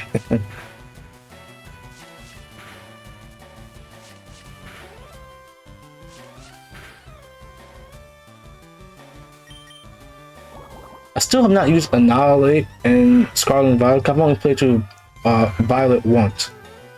So maybe like, so what I want to do is because I have a Switch 2 now, and I do want to play Gens 8 and 9, and maybe BDSP remakes. Who knows? I probably will on stream. I want to buy the other versions I don't have, play those, and use my completed copies to trade whatever I need to trade, and complete the decks in the live streams. Because I feel like completing Pokemon decks, but the Pokédex as a stream series would be great. Like, come on, man, that's good content. People love a good 100% playthrough. Well, okay, it's not exactly 100%, but still.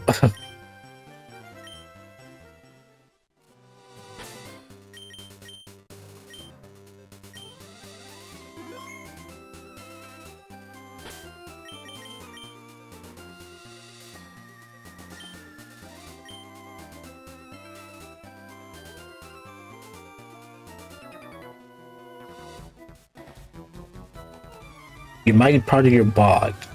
I mean, okay, good for you, but I don't care.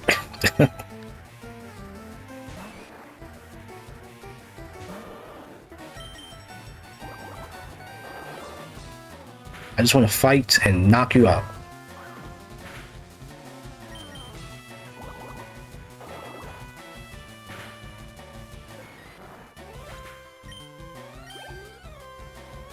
I think like after this stream, I'm gonna check on my progress for Resident Evil 9. And like if that game is not close to finishing, at the very least, I think something's wrong. I would think like something wrong with my PS5. Like genuinely, and because why?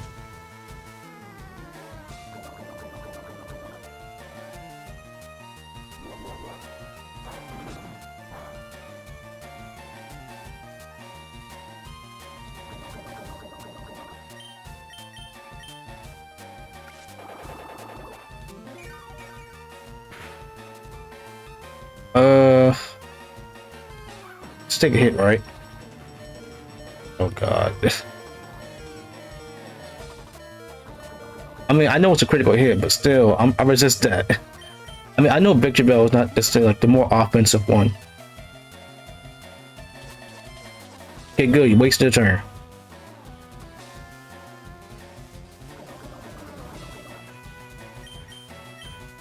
I can knock you out now.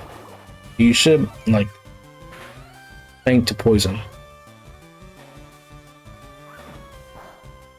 Okay, that's much better.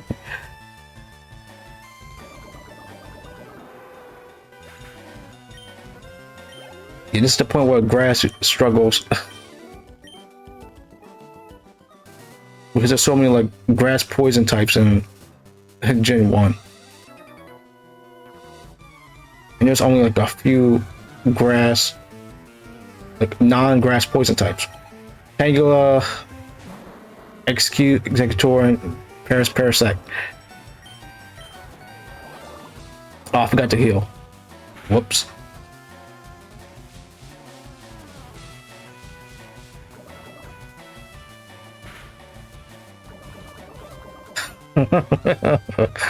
I hate this. I'm going to abuse the Gen 3 mechanics and not get poison second turn, or I can get... Hey, look, I can just high roll this. And I would take it.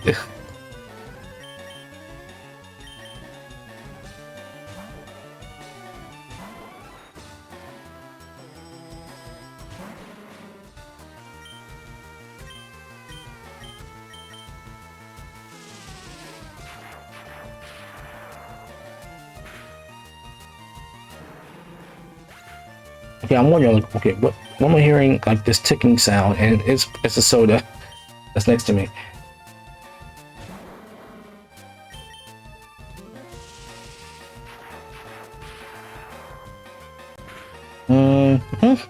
That's a good amount. You can poison me too. Okay. Like poison is like, it's not a bad status. Well, okay, it is, but. I think they're like, yo, worse than poison, but I think like poison is like the one that annoys me the most because like it's usually from like such a low chance, and paralysis is the same thing. Still, also has a low chance. I mean, but ugh, I think that's the like. I think that's it. There's like poison, like as much as paralysis also, you know. Annoys me. You take damage, and that is probably it.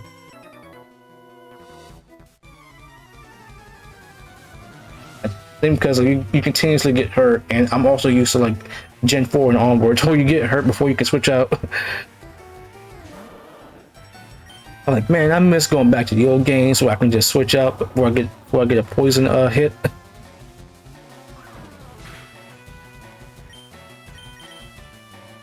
Of course, I try to do something different, and I pay for it.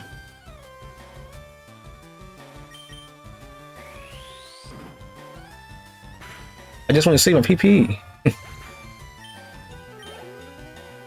need to save the PP.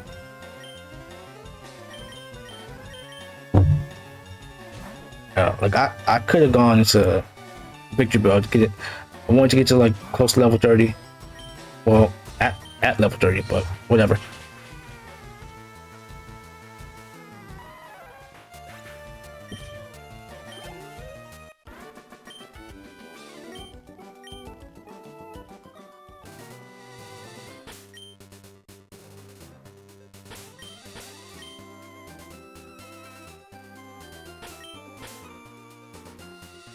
Okay, I think it's delay. That's hurting me.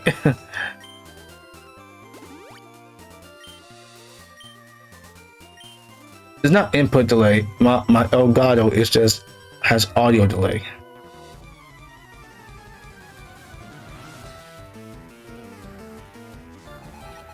So yeah, I got used to that. I don't like it, but I'll deal with it. You know, like it's like really annoying on the stream.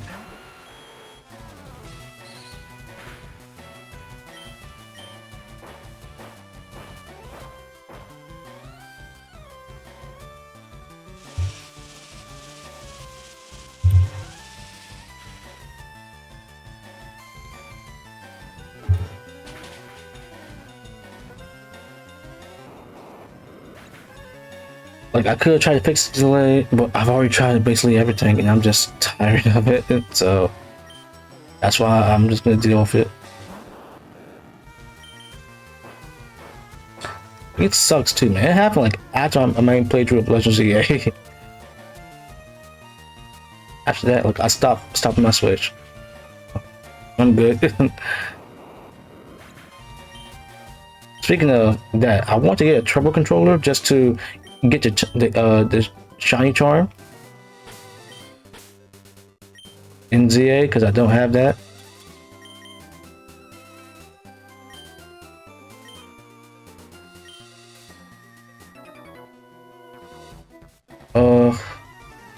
Yeah, I want to like just maybe I can just do some shiny hunting, but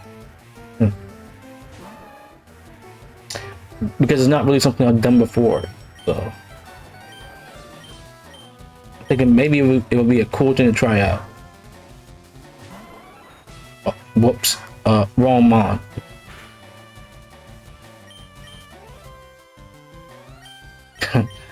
I misclicked and I pay for it.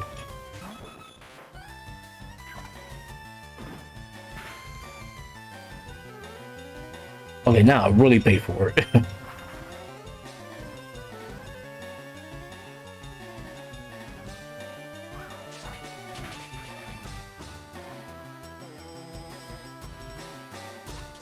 Okay, good. AI is dumb.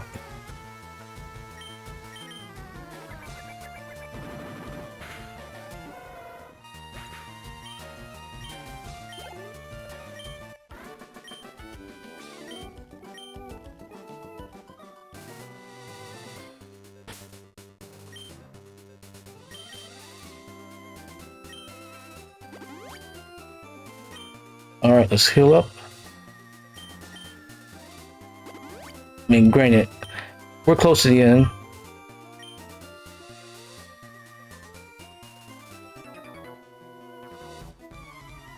Be a rebel? Okay. No.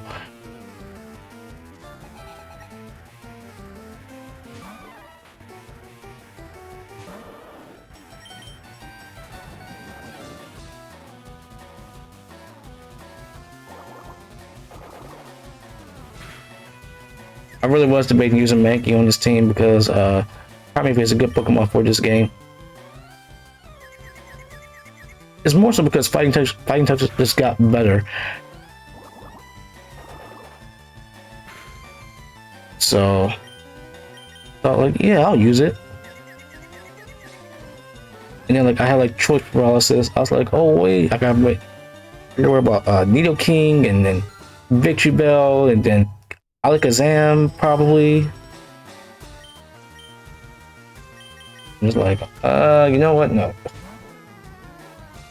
No, like, Snorlax maybe. No.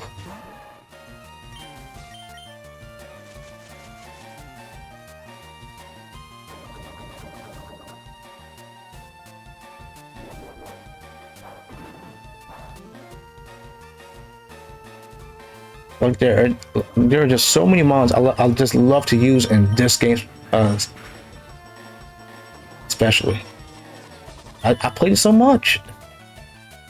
You know, besides like these ones I'm using now, Snorlax, Primeape, Hitmonlee, Starmie, Vaporeon.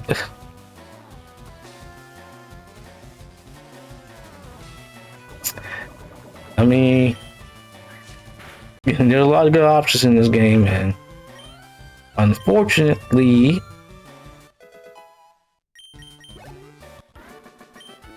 I had to pick between you.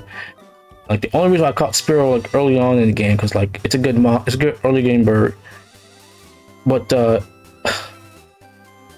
one of the things with Gen 1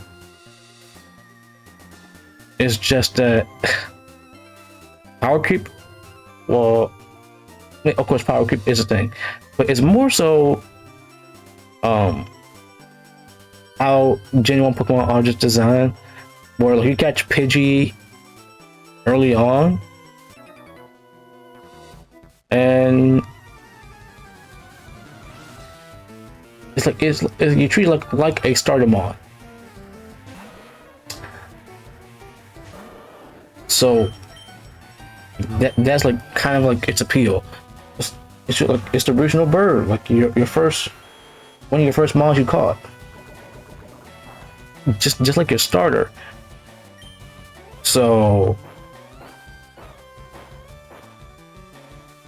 but then you get Spearow, and you realize, oh wait, it has Peck.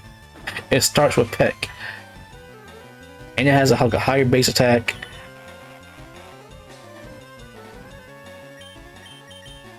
You're annoying, and it's also yeah, Fearow. You get Fearow early,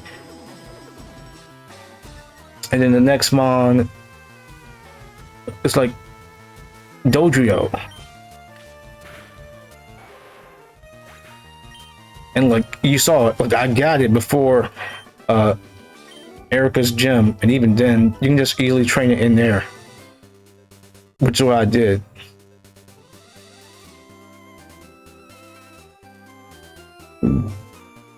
So I just think that, you know,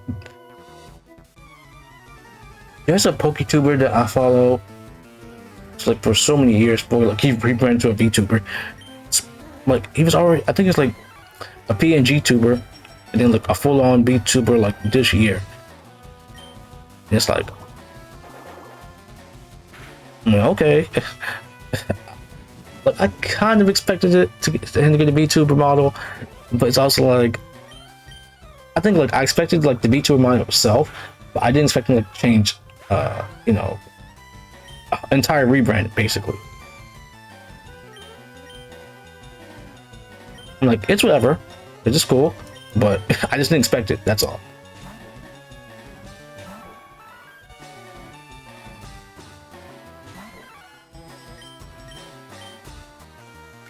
So he basically goes over like what's a good in-game team to use, and when it comes to Gen 1, you're not really using Charizard. A great flyer is Dodrio. Like it's the best of the three between Pidgeot, because it can't be Pidgeot because Pidgeot just gets like Fearow is just stronger, but Dodrio is stronger than both of them, so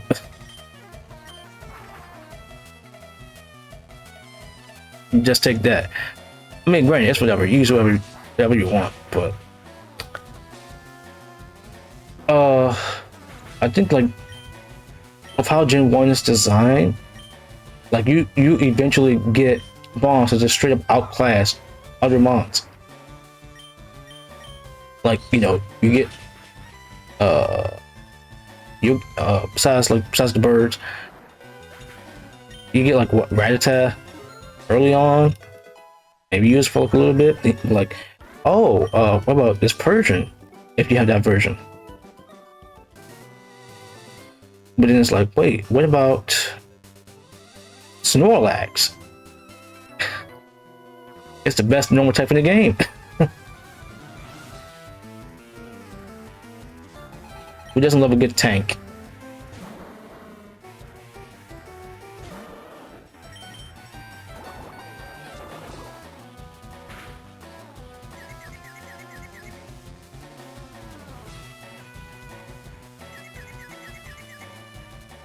Yes. Hurt yourself more. That sounds weird out of context. Don't take it out of context.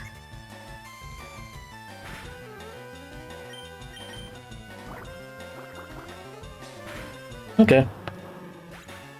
Oh man, another thing people gotta get used to. There's no customizable movesets. Oh man. Look, I'm so glad that I am used to old Pokemon.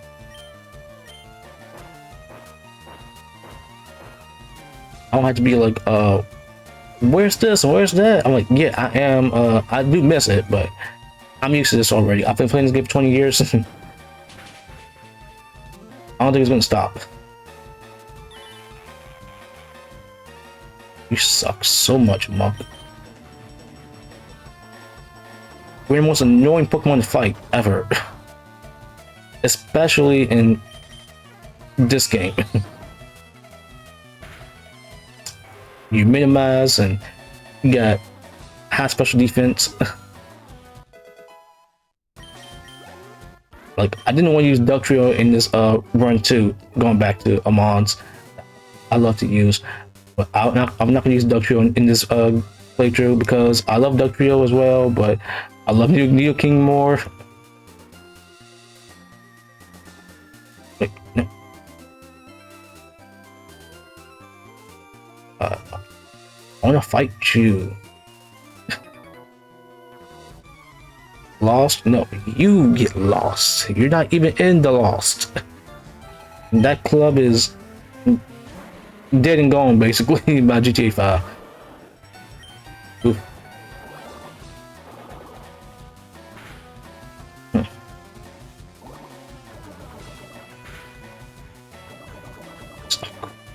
You do this to me.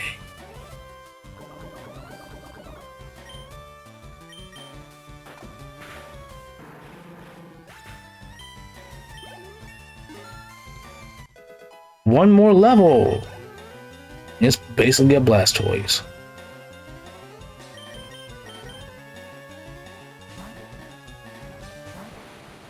I'm not even gonna bother healing it. He doesn't really need it.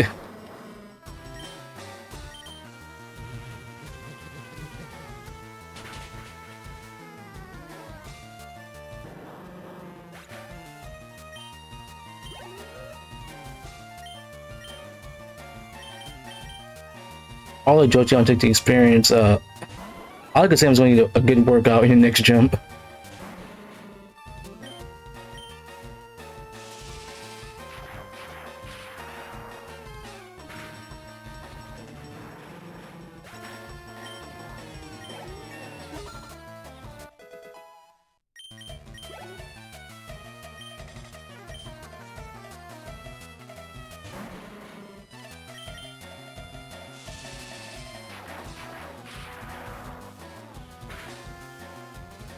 Okay. Wait. Alright, it's whatever.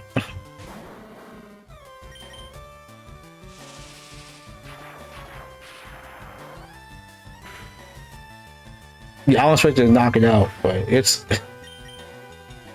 still good. I love Jolteon so much. Like, granted, between it and Raichu, like, you look at upsides and downsides. Jolteon is just faster. I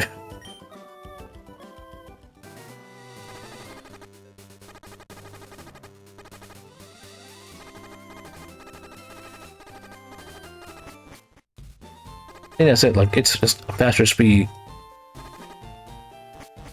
Like 130 speed in Gen 1 means a lot.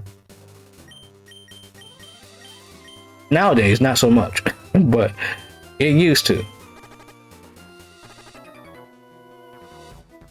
Well, okay, I guess it still does in Gen 9, technically, because like what? Some mons are like 135 now, and it's like, well, our creep sucks.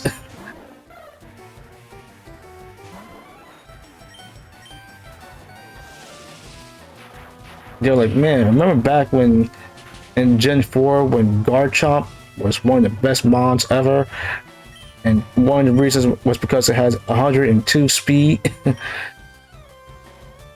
Now that's nothing. I think it's because like back then, like I guess like before Gen 7, because that's when like power creep like really power creep just got more power creep.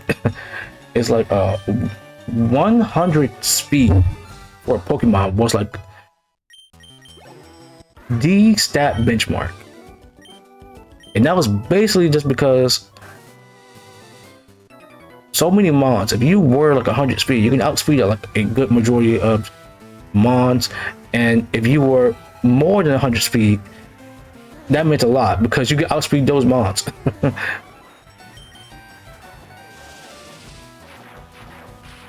Like a lot of mons are like base 90, like some legendaries are, they're just 90 speed.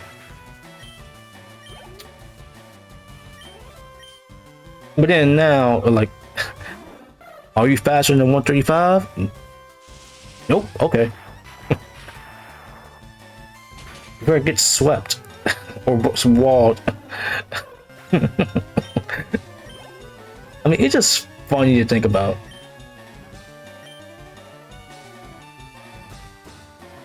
Just hear that 135 speed is now like the well, it's just a new stat benchmark, but I don't even know what the new stat benchmark of like Pokemon now is. Like when it comes to speed, what is like the premier stat benchmark for speed?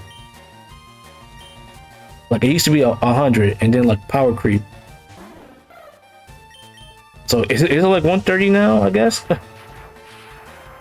The problem is like a bunch of mons that were 130 speed, like Jolteon, aren't really that great anymore.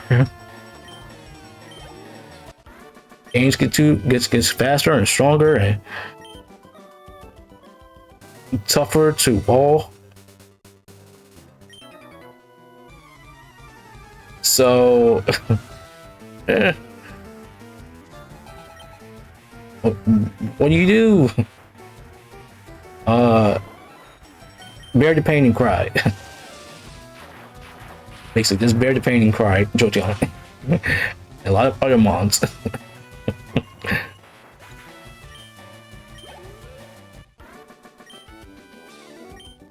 Yeah, you had to bug me. No, I bugged you. Because of that.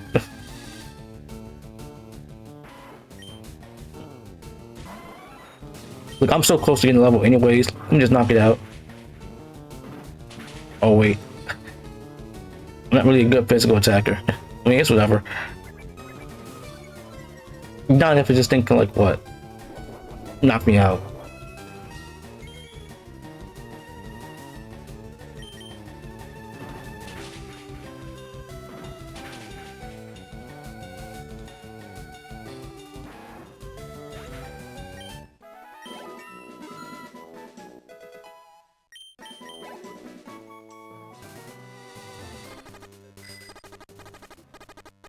We made it to Fuchsia City.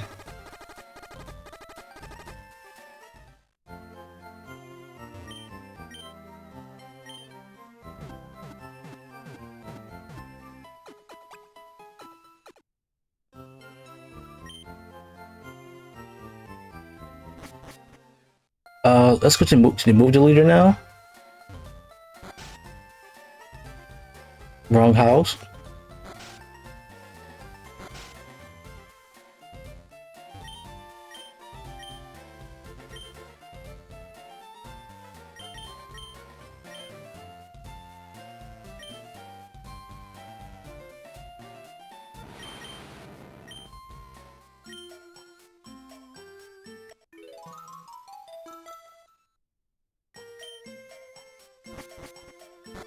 I don't think I'm going to need Flash ever.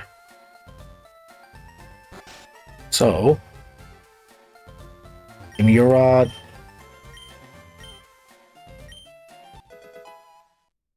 This is the good rod.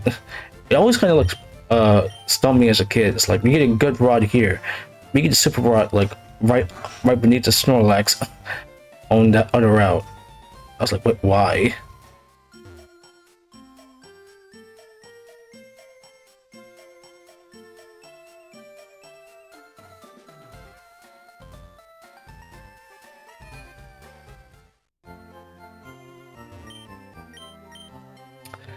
All right, let's sell some stuff.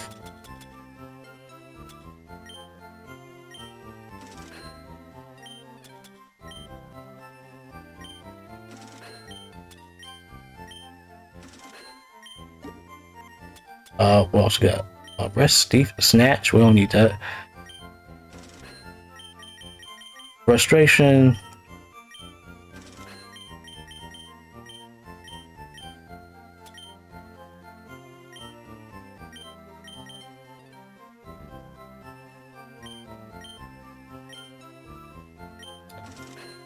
Let's see about you. How about 3Ds?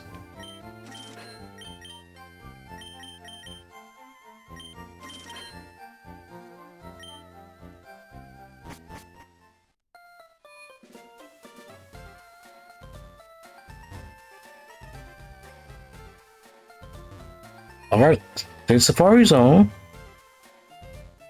and we can't see Surf yet because we're going to get Surf here, which is funny, but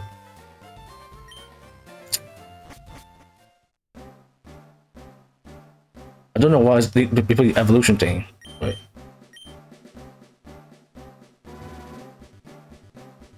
so I'm going to basically go through here and collect as many items as I can get along the way. And well, we have the balls, so let's just catch. Let's try to catch stuff.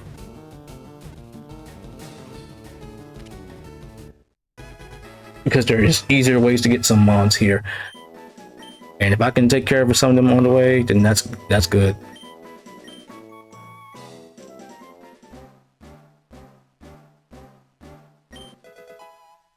Leaf stone.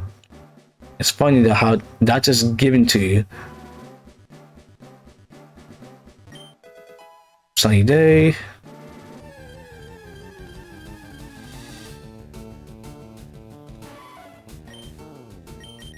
I don't need you again. Wait, there isn't. Okay, yeah, I was. There is. Max potion though.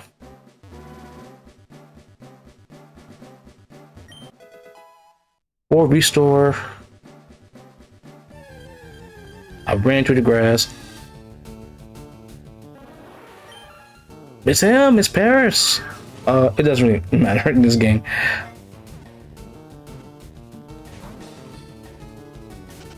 That's what I get for saying that.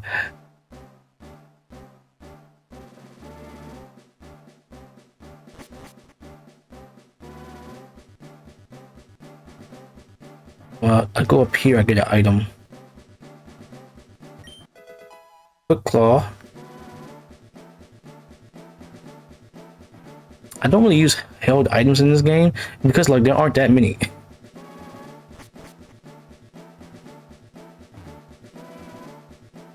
Oh right, it's only the surf item, okay.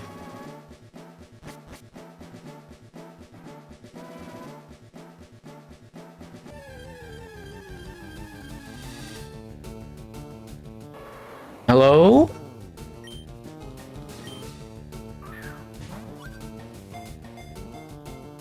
Horse? Oh man. I'm going to complete the decks in this game, chat. I will. Which means I gotta deal with all of this.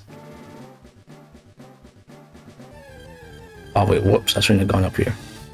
Well, I did get execute, so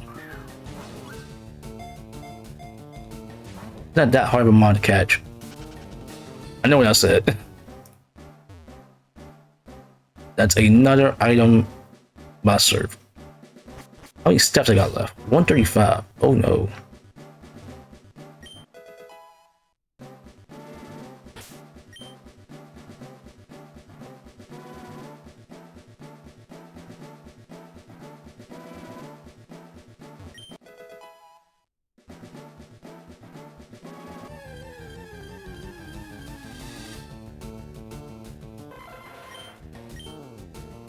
I think it's just because I didn't I realized, oh wait, there's a step limit in the Safari Zone. I went to an area that I shouldn't have gone to.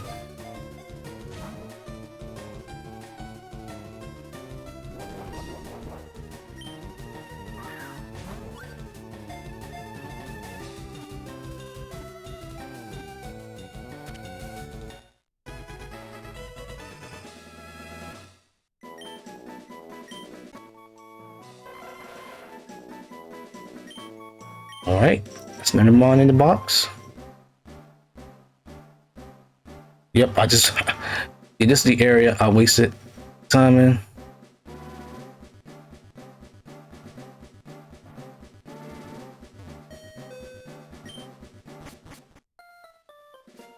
Now I gotta use $1,000.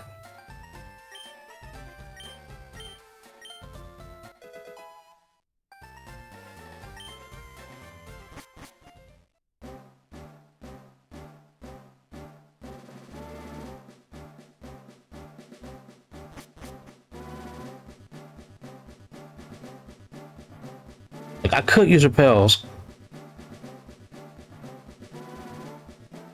but if I can't catch some mons on the way, I would like that. Look, man, I was just surprised I encountered Tauros at all. I wonder if I should, like, try and get the lucky egg. I mean, that's just funny to think about, but no, I'm not doing that. I'm not going to try and get the lucky egg.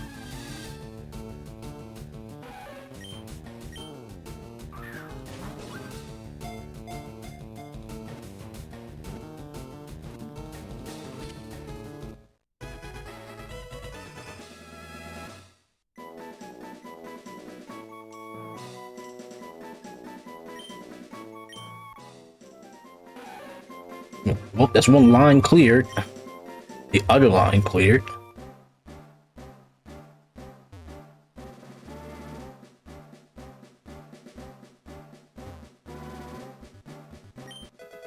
Steel wing.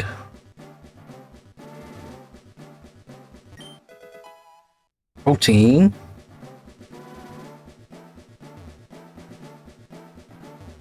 Better just go around. It doesn't say that many steps.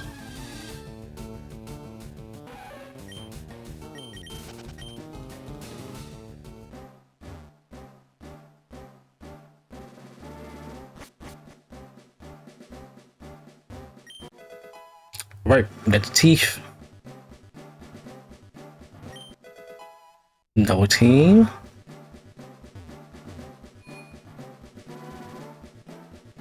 And now we get surf, which is the real prize. But we also get strength, so that's like knocks out 2 HMs in one.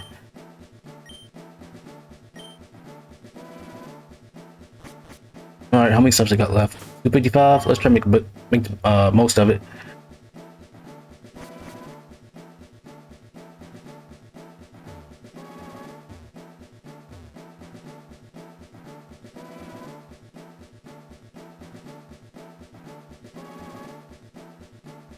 Say I'm running through this grass. How am I not encountering them all?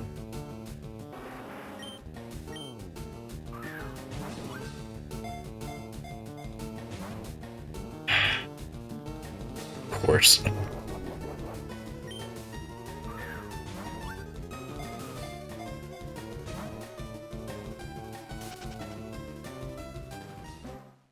Also, if you're wondering why I'm not using like bait or rocks, I think if I remember correctly, statistically, it's just better to use just a regular Pokeball.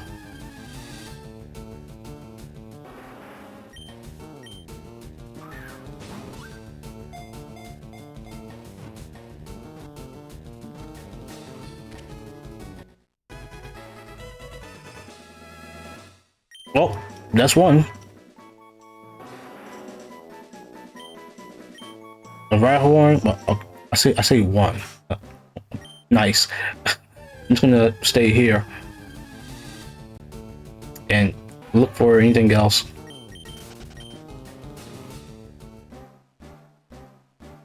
I'm not doing living decks, so I'm good. I said I'm not doing living decks. I like Rhyhorn, but I never used Rhyperior in the game before. You know, if I want to. Is this where you have like your increased encounter rate? I'm guessing.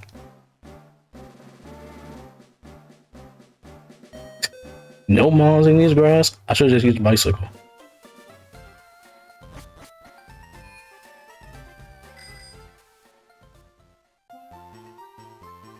We'll deal with this Fire Zone later, chat. Trust me, we will.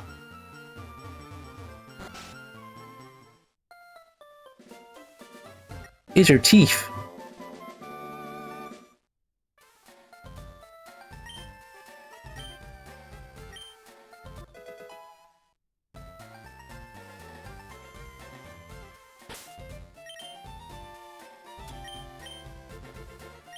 All right, here comes our HMs.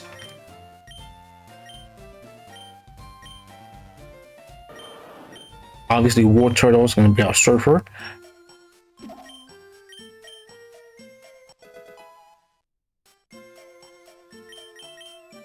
And my strength user will be Edo King.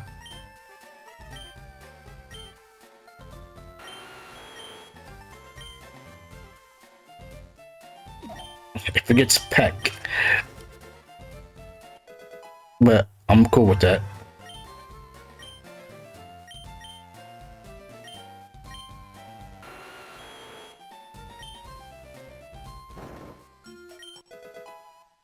Rare Kende. I think I'm just gonna save it for like another mon. And you probably know exactly which one I'm thinking of. I'm thinking of Dragonair and Dragonite.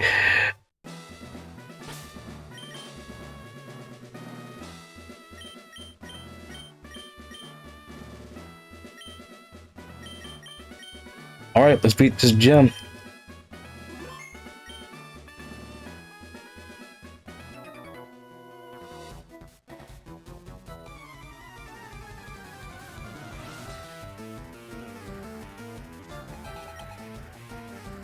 So the thing with this gym is like some of these they don't have, I guess they don't, well they do.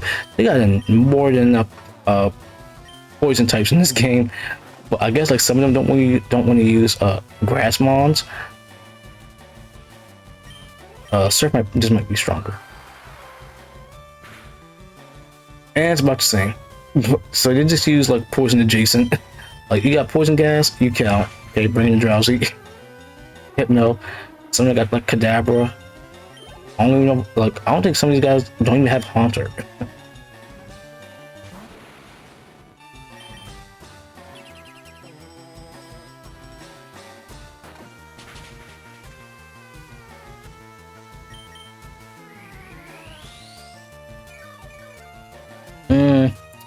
I think I out damage your heal. Let's see, bite. I think it's like 60 in this game, so 120. But then surfer just stab, so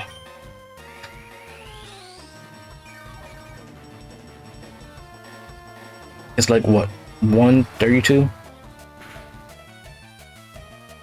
And that can happen too.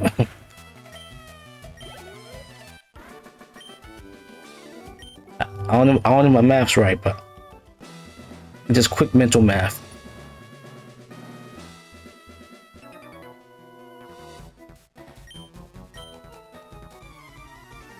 I'll show you how strategy can beat brute strength. I really wish Pokemon players would learn that.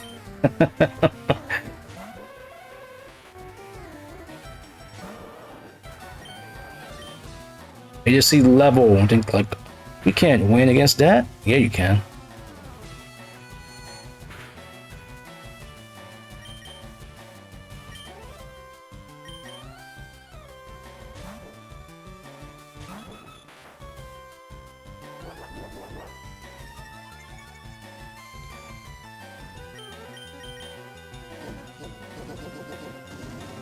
Alright, give me good status. I mean, that's good enough too.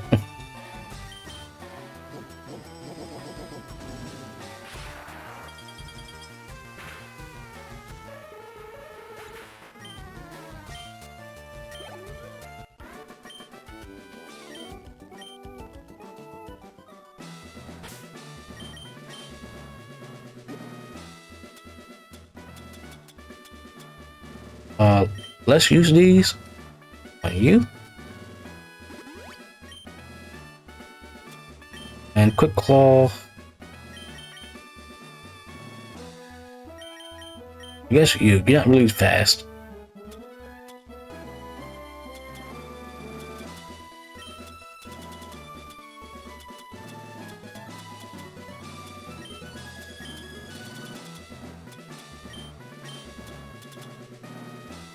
Move here.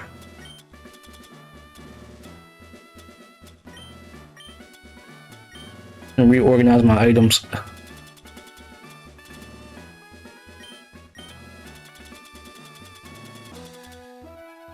You want to know to the best way to move items is to just keep reselecting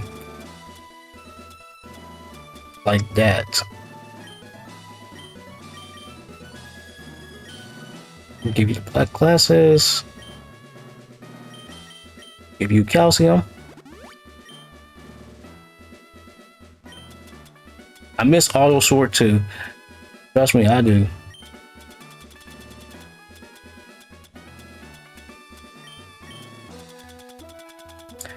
I really do. I think it's just because I'm just so used to it.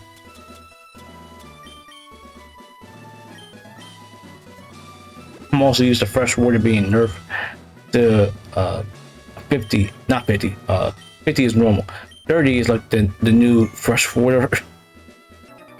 It's like I mean, that makes sense. You would get like super potions for cheaper.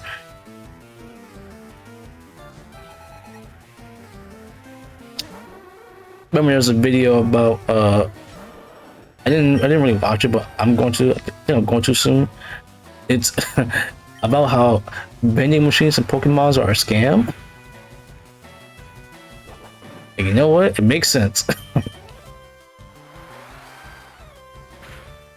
I mean, if you just show just like any like random gamer who has played Pokemon, they'll just look at it and they just think, oh, $200 for a bottle of water.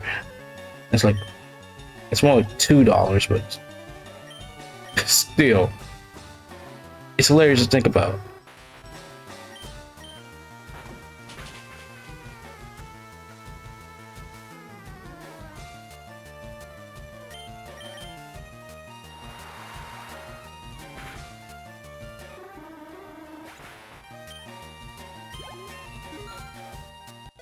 We're level 36.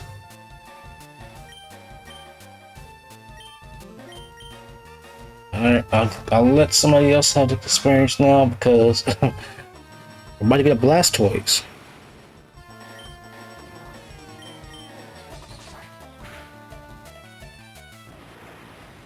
We good there? Sorry, I'm looking at OBS.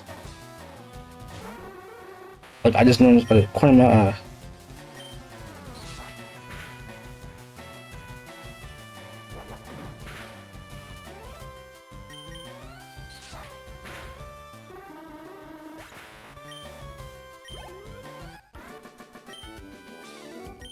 Like, it doesn't say I'm dropping frames, I'm just dropping bitrate.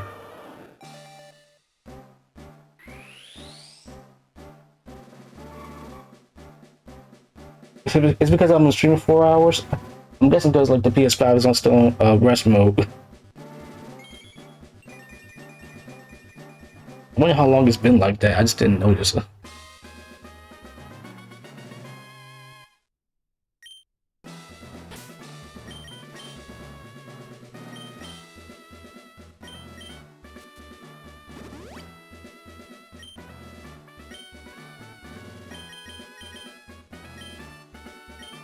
Let's see when it's safe.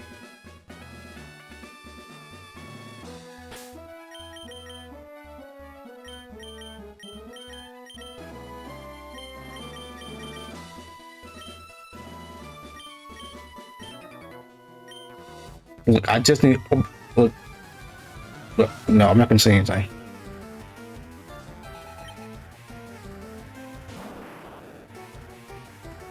I say it, I think I know what will happen, so I'm not gonna say it.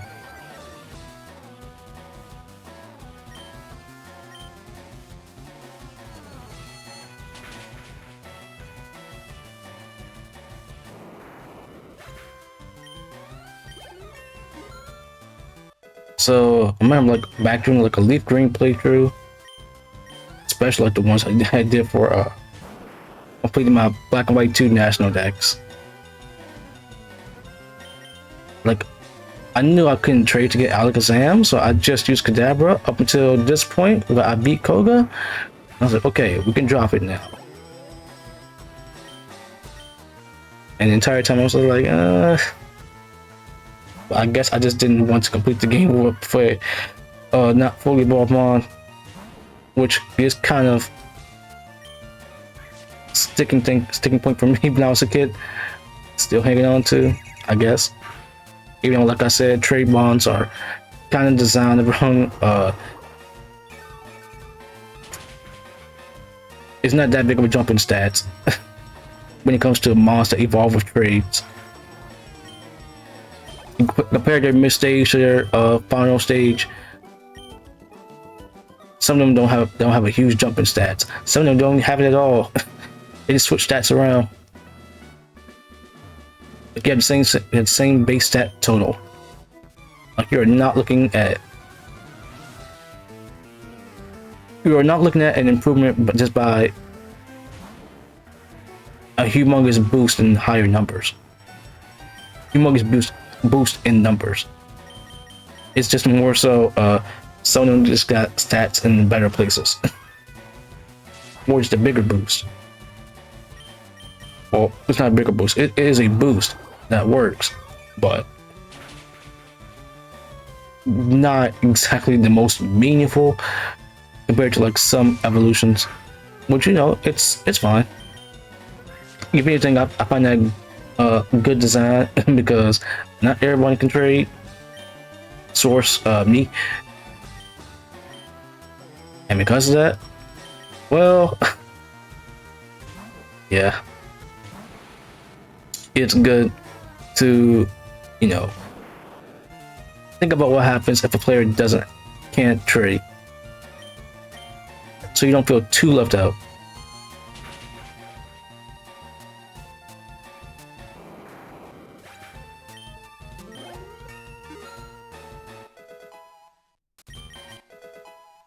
Oh, mine, huh? I mean, it's been a while since I used Alakazam. I think I just used Alakazam and Arcoso Silver from now on.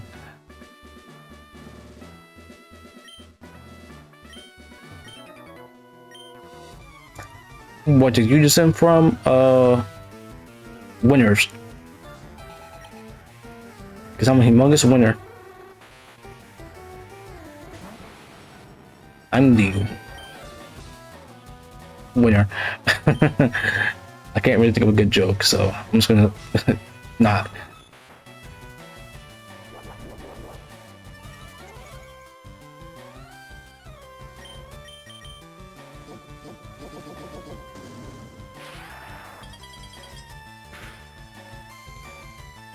Okay, good. I can knock it out in one hit.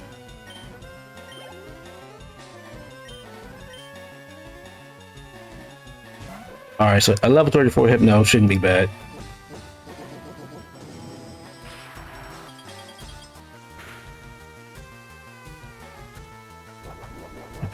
And AI is still dumb.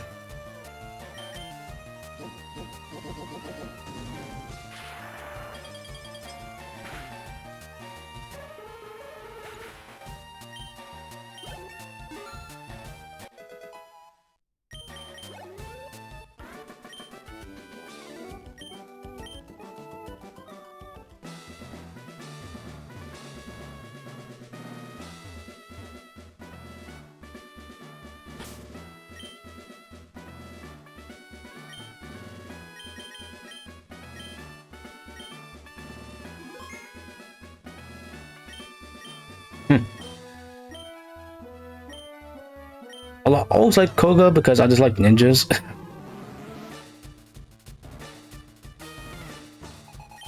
Look, I just think ninjas are cool, okay? It really is just that simple for me. I like ninjas.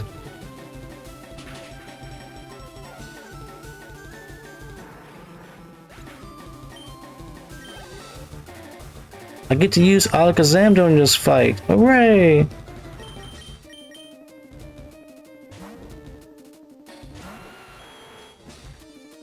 Okay, granted, I am like a little low level, but it's like I don't grind in this game, so.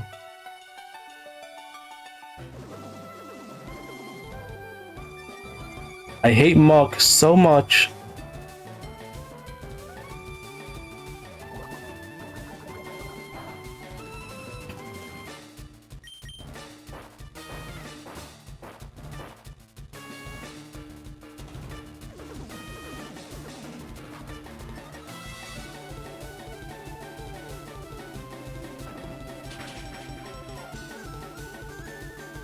That didn't do enough.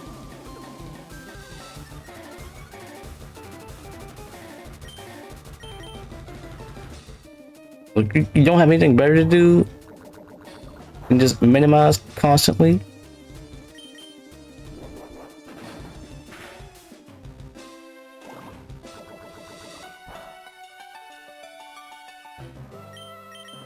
Like I do have aerial ace and shockwave, but Dodrio's not that strong to take him out like in 2 or even 3 hits. Okay, good, we got it. Like I had to deal with sludge, which sadly Dodrio is not defensive at all.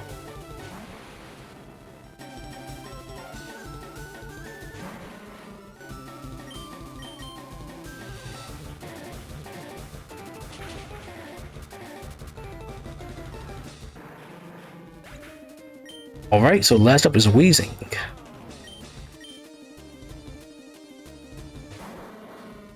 Oh god, it's 10 levels higher than me. How can I beat it?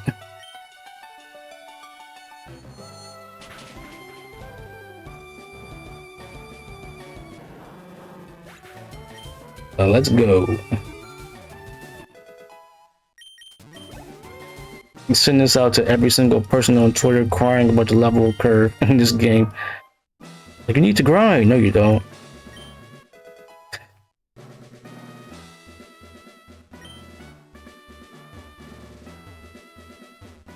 You can either steamroller for a powerful mon, or you can just oh,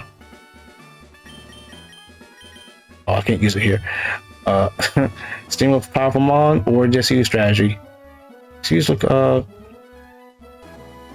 you know, super effective moves or strong moves, whatever. It doesn't matter. You'll win.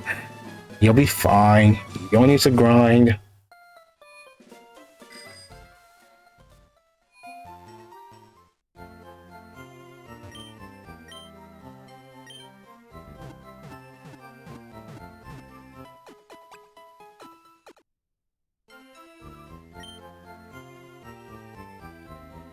Alright, so we got surf and we can use it now.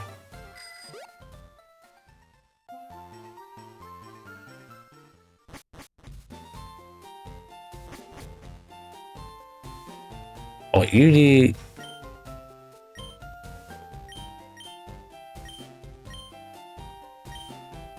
27 kinds. But the experience shared, it gives me experience to all my mons, just like the modern games. No, it doesn't. It gives you like half experience, or like 3/4, if you have them in your party.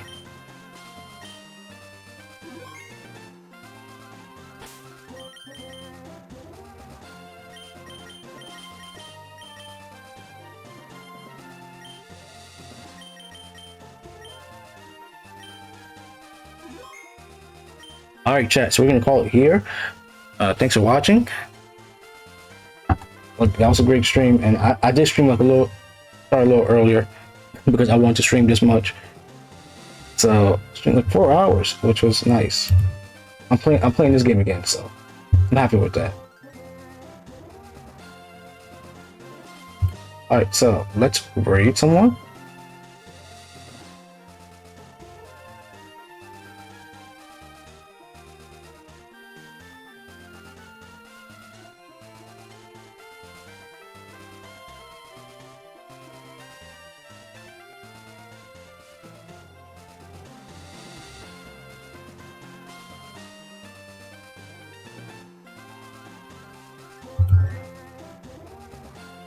Alright, so I'm ready, Rando. I'll see you guys next time for more streams.